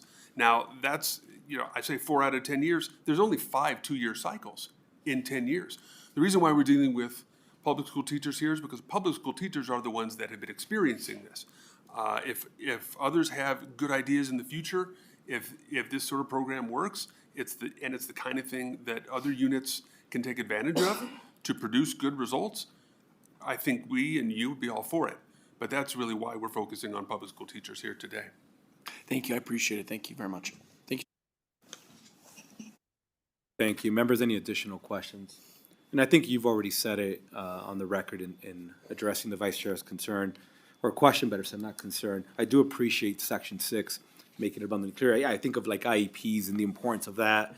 And that's just one of 1,000 conversations in that onion if we keep peeling it back. I just wanted to make it clear, and again, you just said it, but obviously that would include transportation, right? We're not specifically laying that out, but the only way we could continue special education services with this vulnerable populations because we have access to transportation, and we're going to continue to do that in these 4 very specific broad categories that we're addressing. Daniel Stewart for the record, so I'll put that on the record. Yes, it would be the idea that to the extent those essential services exist and how they operate pre-strike, again, assuming a court agrees, they would have to operate the same way after the strike under court authority. So not just the power of Nevada law, but the power of potential contempt. Members, thank you for your questions, and thank you for the presentation and staying with us in the after hours of government affairs. I'm going to invite you to please sit back. And at this time, I'd like to invite those wishing to testify in support of Senate Bill 161 to please come forward in Carson City and Las Vegas. I don't see anybody coming forward in Carson City, but we do have some folk that have joined us in the late hours in Las Vegas. We appreciate you staying. Whoever wishes to go first in Las Vegas.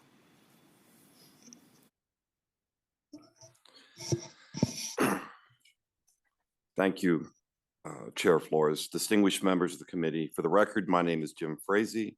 I'm a teacher in Clark County and a proud member of CCEA. I am here today to urge you to support SB 161. This is a bill that both addresses the outdated provisions of the current law and provides an even playing field to both parties in the collective bargaining process. Clark County has over 370 schools. During our last contract struggle, during flu season, one elementary school with a small staff had most of their educators out during a single day. It caused the school to be closed. Most of the teachers who were out were non-union educators. The district jumped at the chance to take this to court. A judge reading an overly broad line from the law saw this as work action and threatened the union. The district then looked to take this faulty ruling as an opportunity to decertify CCA as a bargaining unit. This is not what the original law intended. The vagueness of this existing law needs to be cleared up, and SB 161 does just that. The other issue is the lopsided advantage the existing law gives the employer. I can tell you from experience that CCSD had a negotiator who would purposefully drag out the process and then declare impasse. The district, using taxpayers' dollars, has almost unlimited resources to wear down the employee bargaining unit. Now, let's be clear about this. The district using dollars you intended to go to the classroom for our children's education were paying lawyers over $500 an hour. Time after time, the district would spend over $1 million in legal fees. Let that sink in. Over $1 million spent, and it did not help one child learn to read or alleviate the overcrowding in our classrooms. The current law hurts our children. The current law also extends the process to almost the entire school year. Before our last contract was settled, we had several hundred educators quit and leave the district, professionals that we cannot replace. The law must be changed to address these unintended abuses. We must restore an even playing field and speed up the process. The bill just does that. I urge you to vote yes on this bill. Thank you. Thank you for joining us. Welcome. Greetings, Chair Flores and members of the committee. My name is Angie Joy, spelled Angiejoye. I am a first grade teacher at Mountain View Elementary, an executive board member of CCEA, and the former chairperson of the negotiations committee for CCEA. I am here speaking in strong support of SB 161. All educators who work hard every day to serve children deserve the peace of mind that a contract provides. I've seen firsthand how CCSD fails to take negotiations seriously, often dragging the process into lengthy arbitration. SB 161 would update an outdated law that currently favors the employer and helps ensure that our time at the bargaining table is respected and taken seriously. When our former superintendent tried to use the courts to force CCEA into settling, it brought a lot of uncertainty, fear, and anger, not only from educators, but from parents and students as well. Without a contract in place at the start of the school year, many teaching positions went unfilled. New teachers were hesitant to join a district that lacked clear contract terms, especially with the negative press surrounding our failure to reach a timely agreement. It was painful to witness, especially as I saw class sizes balloon at my school due to a shortage of licensed educators. In the end, it was the students who suffered most from a district that was not fully staffed. This bill will help ensure timely contract agreements by expediting the appointment of an arbitrator and enforcing a clear, efficient timeline for the process. Accountability has been the theme for education this legislative session, and this should be no different. Please support SB 161 to update the laws to reflect fair bargaining in the arbitration process. Thank you. Thank you for joining us. Good evening. Good evening, Chair Flores and members of the committee. Thanks for staying late and hearing this bill. My name is Matt Neiswanger. I am the Vice President of CCA, and I'm here this evening to speak in favor of SB 161. This legislation is needed to help prevent the prolonged contract battles that have occurred between CCSD and CCA. It's become common for teachers in CCSD to work without a settled contract well into the school year. In the contract negotiations of 2023, we did not have a contract until December of 2023. It wasn't until our Christmas break when the deal was finally reached. That meant the entire first semester had passed without a settlement. Despite starting negotiations early in the cycle, with our first session on March 30th, the process still dragged on far longer than it should have. A similar outcome occurred in 2019. We didn't reach a settlement until well into the school year, almost after the entire first quarter. Unfortunately, CCSD's actions over the last several years demonstrate that the current law is outdated and reform is needed. I was part of the negotiating team in 2023, and it was a disheartening experience. It was extremely frustrating to witness the complete lack of professionalism from CCSD. They often arrived at the negotiating table unprepared. They were missing materials, and they lacked critical financial data, and at times even outright canceled the sessions. CCSD had no desire to even attempt a quick settlement. Their only aspiration was to prolong the process as much as possible. CCSD demonstrated no care or concern for their employees. What made the experience even more infuriating was that after months of delays in stalling, the final settlement ended up being nearly identical to what we had proposed from the beginning. I know that we have a new superintendent, and I am hopeful that this callous disregard for the educators in CCSD will be over. But we as a state must demand better of our school districts in their contract negotiations. I anticipate we might get some opposition from a group that does not represent any licensed personnel in CCSD. This is the same group that actively tries to tear down CCA. This is not an organization that is seeking to improve working conditions for educators here in Clark County. They stand in opposition only because the bill comes from CCA. The damage done to educator morale by lengthy contract negotiations must be stopped. And sir, I apologize to interrupt you, but we have surpassed the 2 minutes. If you could do your closing remarks, please. For sure. For these reasons and more, I urge you to vote in favor of SB 161. Thank you again for your time this evening. And thank you for joining us. Is there anybody else wishing to testify in support of Senate Bill 161 in Las Vegas? Seeing none, BPS will go to the phone line. Support for Senate Bill 161. If you would like to testify in support of Senate Bill 161, please press *9 now.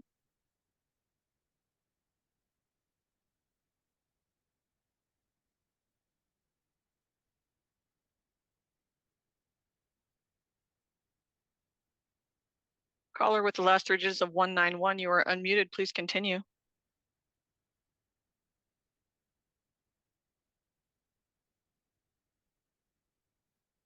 Caller with the last three digits of 191, we can see you're unmuted. Is it possible you are muted on your end? Yes, that is correct. Thank you. Greetings, Chair Flores and members of this committee. My name is Elizabeth Adler, A-D-L-E-R, and I'm a 27-year veteran educator of the Clark County School District and executive board member of CCEA. I am here today to speak in support of Senate Bill 161. Nevada's strike law is outdated. The Local Government Employee Management Relations Act passed in 1969 and predates the year I was born.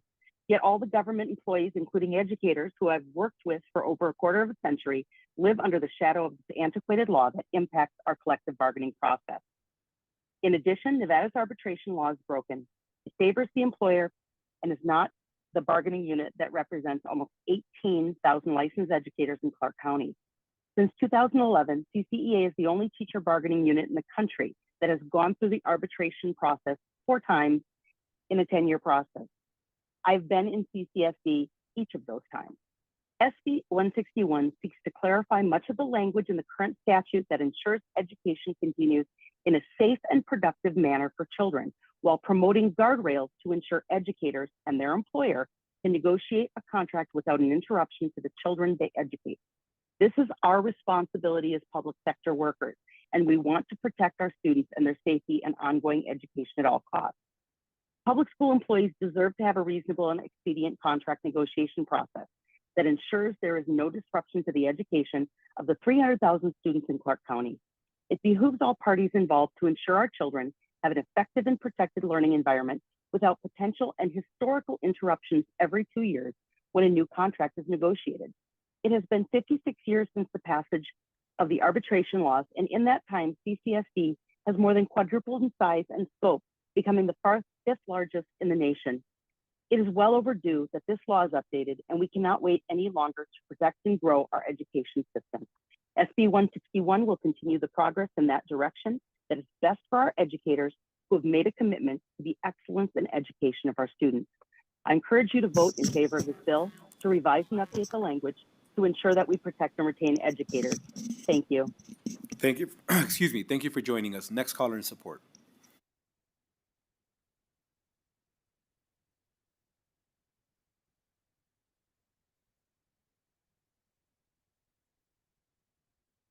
Caller with the last three digits of 340, please press *6 to unmute.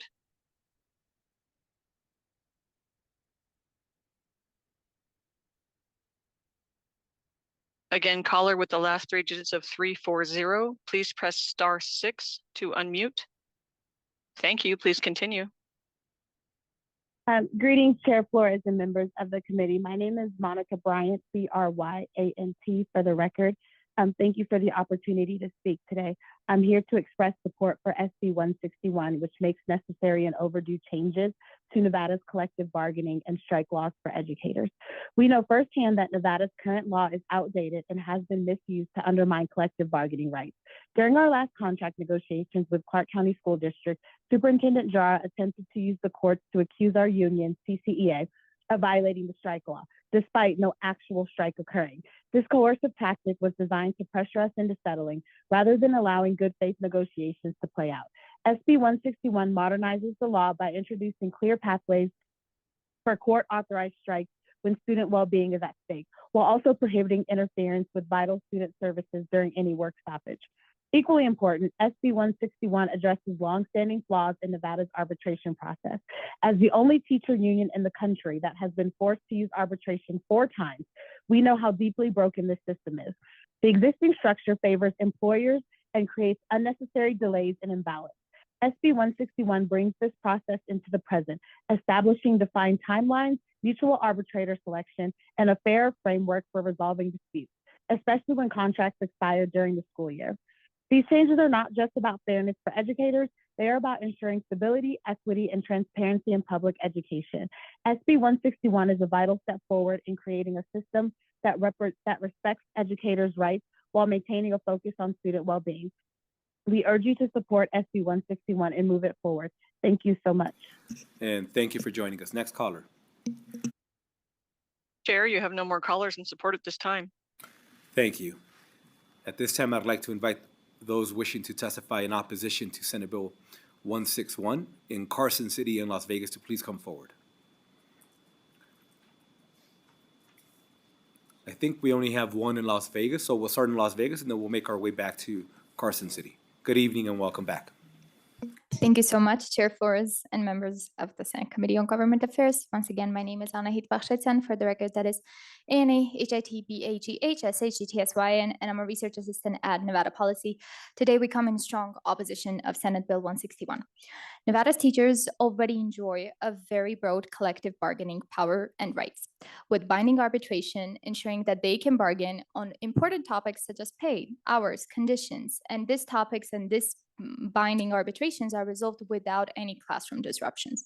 If passed, this would add a layer of right to strike a court petition, undermining the stability of students and families, and the stability that they depend on for the quality of their education. Nevada has historically had some of the highest teacher absenteeism rates, with the amount of teachers habitually missing school being the second highest in the nation in 2016, for example, and the number has not been decreasing after pandemic either. We need to look no further than Clark County's October 2023 rolling sickouts that resulted in one-day closures at 8 Clark County School District schools, effectively being determined as a strike. That action sprang from an impasse resolved only after months of arbitration. Adding a legal strike to this would make these disruptions easier to initiate and inflicting academic cover on every single student that the school districts and the entire education system is trying to protect. The quality of student performance and the presence of teachers in the classroom is a singular issue that this entire legislative session has been trying to address through various measures. And passing this bill would nullify all the efforts.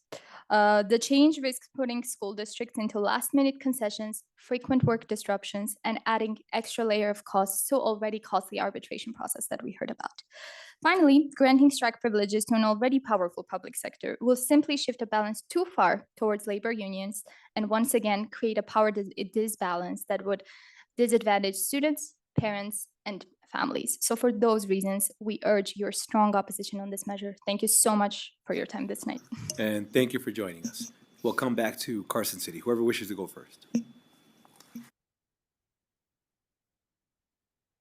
Good evening, Mr. Chair and members of the committee. My name is Janine Hansen. I'm the state president of Nevada Families for Freedom, and we're all fading.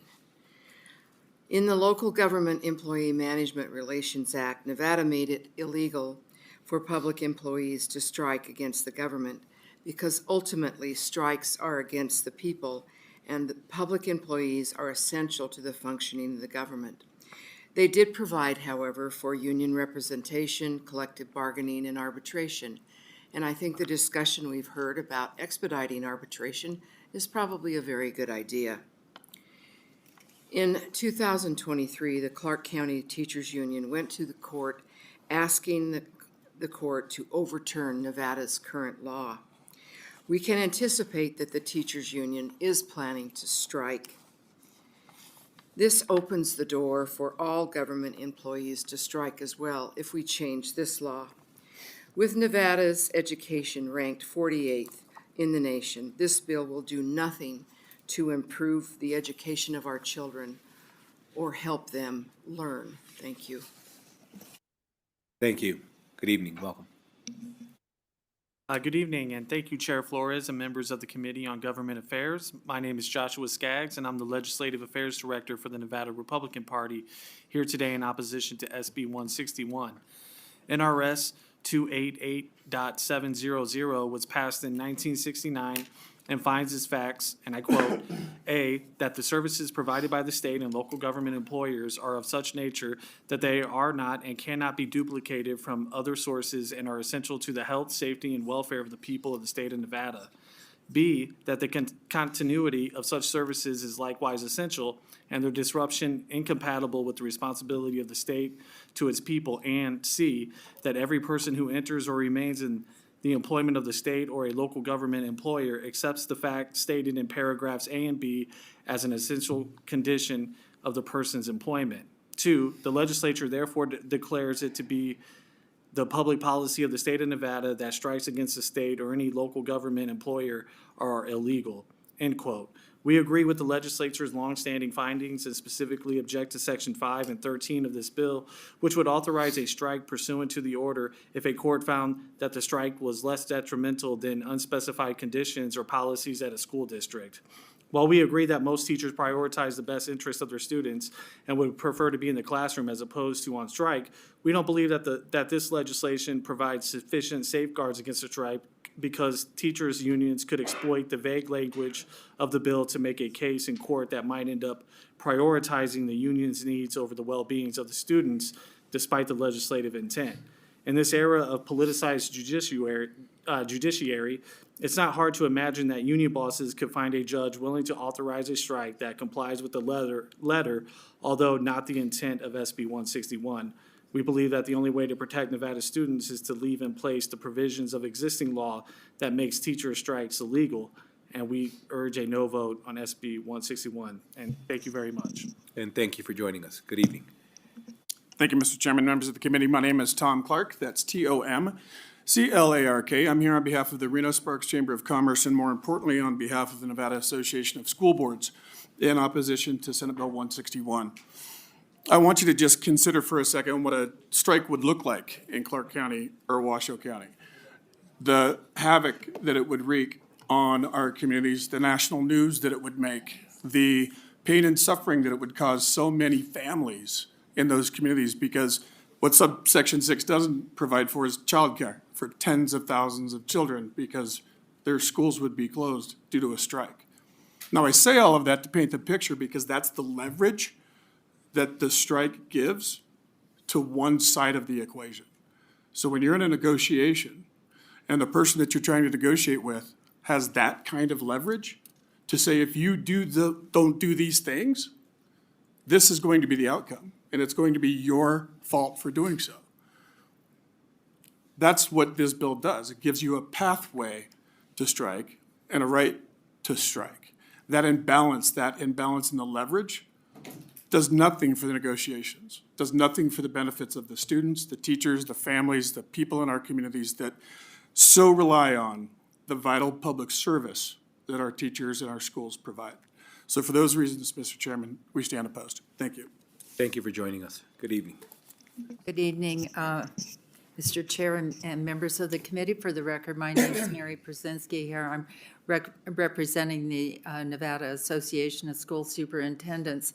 And I know the emphasis tonight has been on Clark County and CCEA, but there are 17 school districts in our state, and they will all be impacted by 161, and that's why our superintendents are opposed to this bill.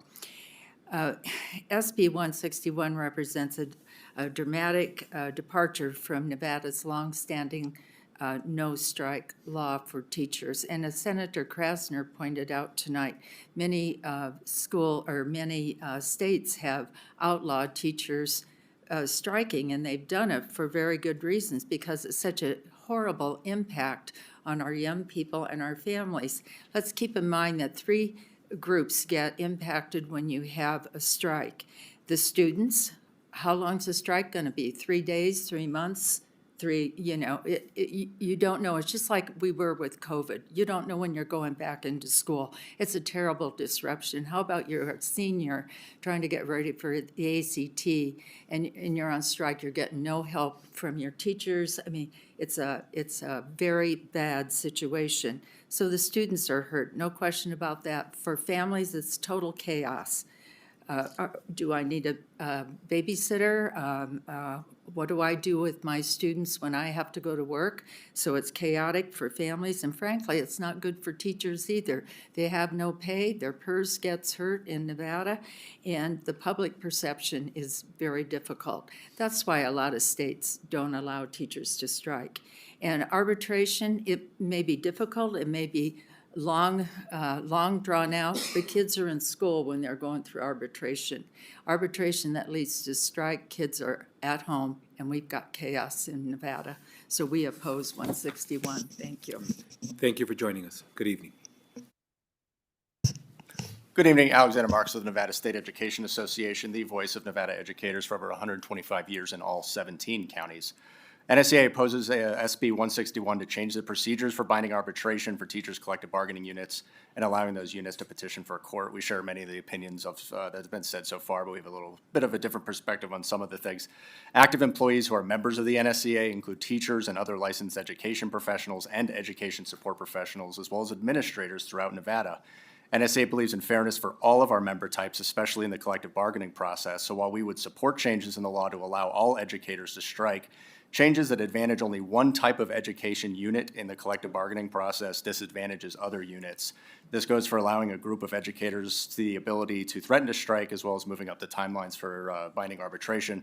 If only one education unit can make strike threats to increase leverage at the bargaining table, that leaves less available for other units to negotiate. So the same holds true that if that unit can access binding arbitration before other units.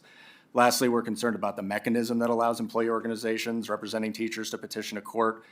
We think asking a judge to weigh on the impacts of things like large class sizes is just clumsy, impractical, and misguided. Thank you. And thank you for joining us. Good evening. Good evening, Chair and members of the committee. For the record, Paul Moran with the Vegas Chamber. While the Chamber has concerns regarding SB 161, the Chamber does want to acknowledge and thank the bill proponents for reaching out and meeting with the Chamber on the bill. The Chamber does have a long-standing position about any legislation that would authorize public strike employees for public sector employees such as educators to strike. The reason being because of the potential disruption may have on student achievement, impact on parents, and the economy. The Chamber believes that the appropriate venue for disputes may be in the collective bargaining process, which we recognize may need to have legislative adjustments made to the collective bargaining process or arbitration process to better address the issues that have been mentioned by the proponents of the bill. Specifically to the bill, the Chamber has several concerns, such as the process timelines proposed in Section 3, the changes to the workday and responsibilities of a teacher if a strike occurs in Section 4, and the petitions to the court in Section 5. However, we do appreciate the efforts in the legislation proposed of placing guardrails in the bill, such as in Section 6, as there would be no impact to special education, mental health services, food services, and the accountability measures in Section 7. But however, because of the premise of the bill, the Chamber cannot support it, but we do appreciate the ongoing conversation and efforts tonight. Thank you very much, Mr. Chairman, members of the committee. And thank you for joining us. Anyone else wishing to come in opposition? Seeing none, BPS will go to the phone lines. Opposition to Senate Bill 161. If you would like to testify in opposition of Senate Bill 161, please press star 9 now.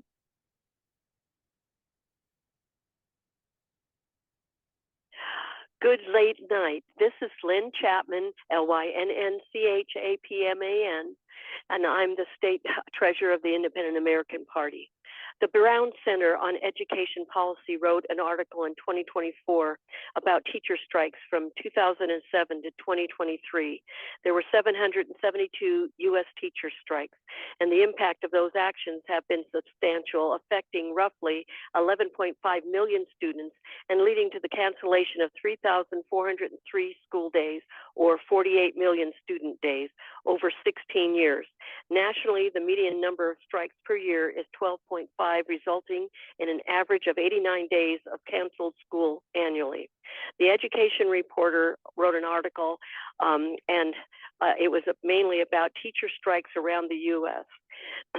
They pointed out that one teacher, Lance Azumi, who says, quote, the walkout in Arizona may have ended in May, but the fallout is just beginning, unquote. Azumi is the author and a Corrett Senior Fellow in Education Studies and Senior Director of the Center for Education at the Pacific Research Institute.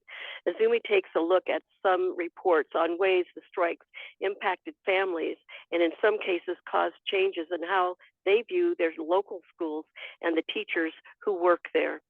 There are reports of Arizona teachers who didn't agree with the strike, who were, quote, forced into silence due to the tactics of their fellow educators in some instances, unquote. One educator said, quote, my school, which was once a safe and nurturing place, had become a political minefield. Teachers were wearing Red for Ed shirts in front of the students, being aggressive with all employees about their beliefs, but not listening to those who may not agree, unquote. Azumi says the teacher strike had caused parents to rethink their schooling options. He said that according to a former educator, the walkout, quote, has caused many families to abandon the public schools in favor of charter schools, private schools, and even homeschooling, unquote.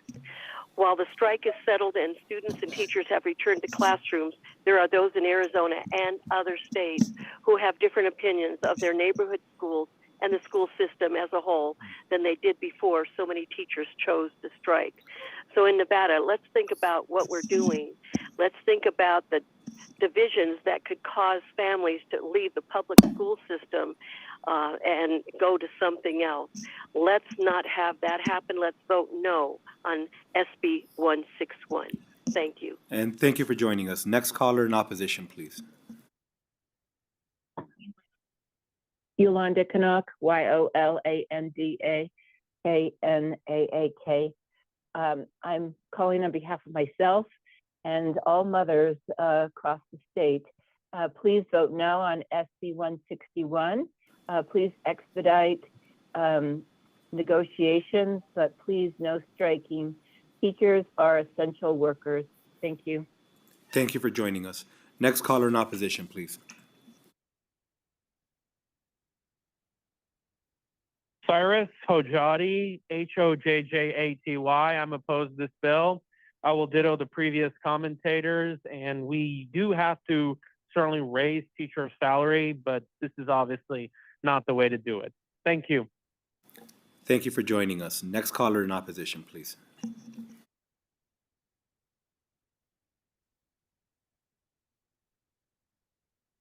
Good evening, Mr. Chair and members of this committee. My name is Anna Binder, Binder, and I'm speaking today in opposition to SB 232. I am a mother to 6 children, 3 of which have already graduated Clark County School District and 3 who are still enrolled all the way down to the elementary level. What I witnessed and what I have personal knowledge of everything leading up to what brought this bill here today, is nonsense. It really is. So let me be clear. What this bill proposes is not balanced.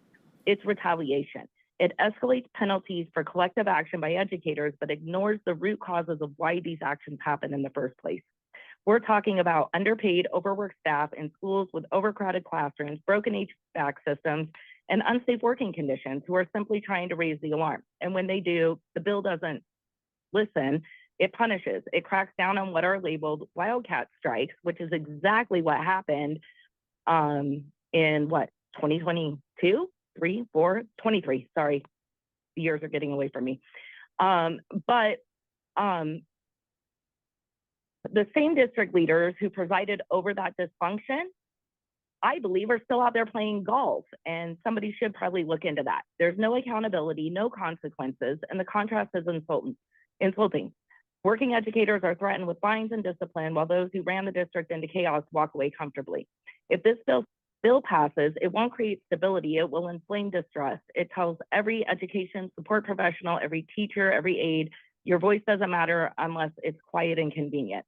SB 232 is a step backward for labor rights and for respect in public education. I urge you to oppose it and work toward real, equitable solutions instead of weaponizing policy against the people who hold our schools together and how our communities function.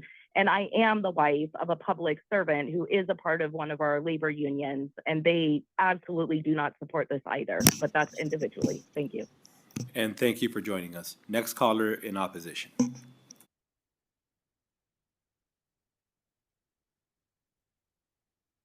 Hello, my name is Cynthia Perrine, Cynthia Perrine. I echo the reasoning of the other speakers in opposition this evening. I oppose SB 161. Thank you. And thank you for joining us. Next caller in opposition. Hi, this is Katrina Ivanov, IVANO Frank. You guys are troopers for staying so late. For the sake of time, I will ditto the previous people that opposed. They were very eloquent, and thank you for putting up for such a long session. And have a lovely evening, everyone. And thank you for joining us. Next caller in opposition, please. Good late evening, Chair Flores and members of the Committee on Government Affairs. Thank you for staying late to get business done. My name is Jim DeGraffenreid, JimDeGraffenreid, testifying on my own behalf in opposition to SB 161. I was a firefighter for a California county for 20 years, and I served on our negotiating committee for 3 different contracts. I'm sympathetic to the difficulties of negotiating when the government doesn't negotiate in good faith, because I've lived that. However, the answer is not to use our school students as a negotiating tactic. We were unable to strike, obviously, as firefighters, and I think that similar situations occur in our schools. We should not be putting our students' education at risk in order to negotiate a better contract.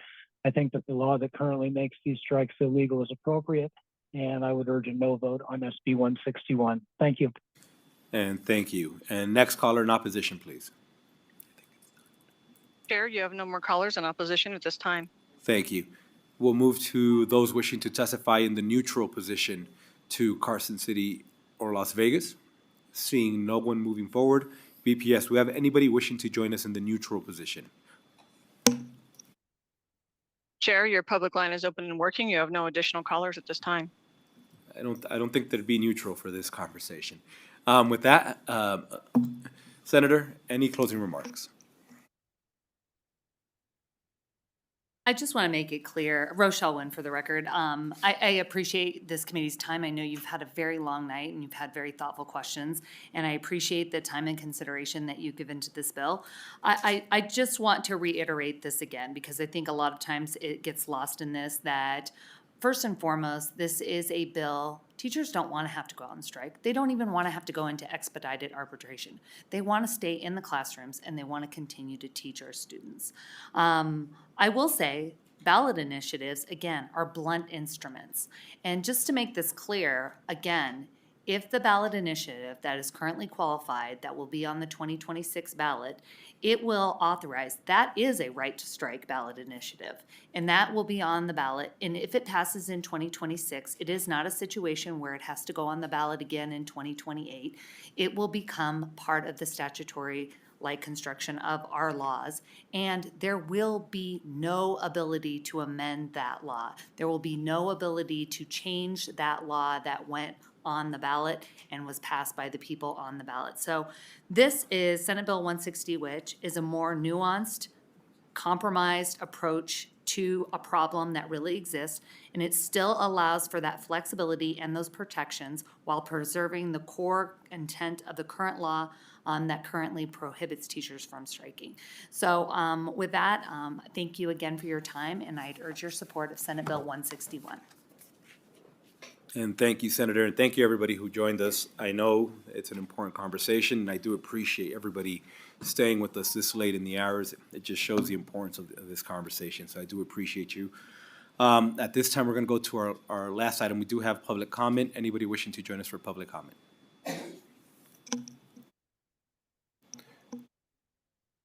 Seeing no one in Carson City or Las Vegas moving forward to BPS, do we have anybody wishing to join us over the phone for public comment? If If you would like to provide public comment, please press star 9 now.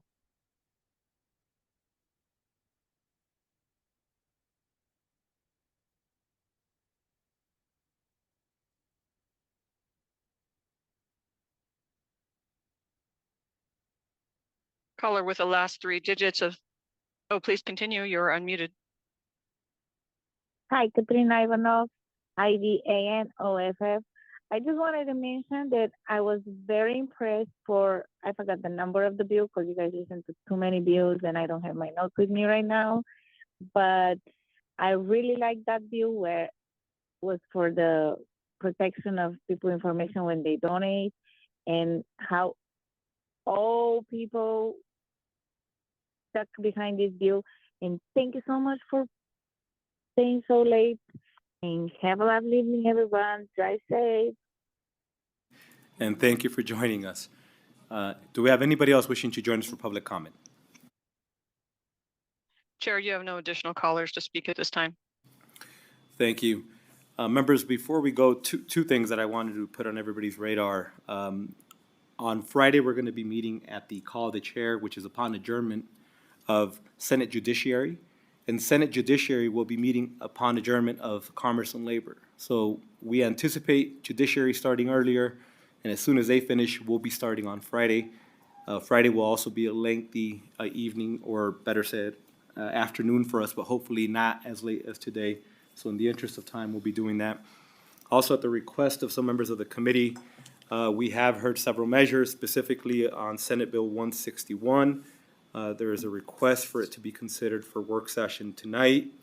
At this time, I'd like to entertain a motion to do pass Senate Bill 161. Senator Daly has made the motion to do pass Senate Bill 161. Vice Chair Orenshaw has seconded that motion. Members, any discussion on the motion? Senator Rogich, please. Chair, while I support the expedited arbitration process, I am concerned about the issues raised by the opposition and hope that the stakeholders will continue to negotiate this bill. And so I will vote to move the bill out of committee, but reserve the right to change it on the floor. Thank you, Senator. Senators, any additional comments? Senator Neal, please. Your microphone was off, but Senator Neal has said that she dittos the exact remarks made by Senator Rogich. Members, any additional discussion? Seeing none, all those in favor, please signify by saying aye. Aye. Those against say nay. Please let the record reflect Senator Ellison and Senator Krasner are nays. All other members are ayes. Motion carries. And I will ask Senator Nguyen to do the floor statement. The floor statement will go to Senator Nguyen. Members, thank you. And before we leave, I also wanted to say thank you to our amazing staff. I know you've all been here from very early hours, and you'll be here again really early tomorrow morning. So I just wanted to say thank you, all of you, for all your hard work. With that, this meeting's adjourned.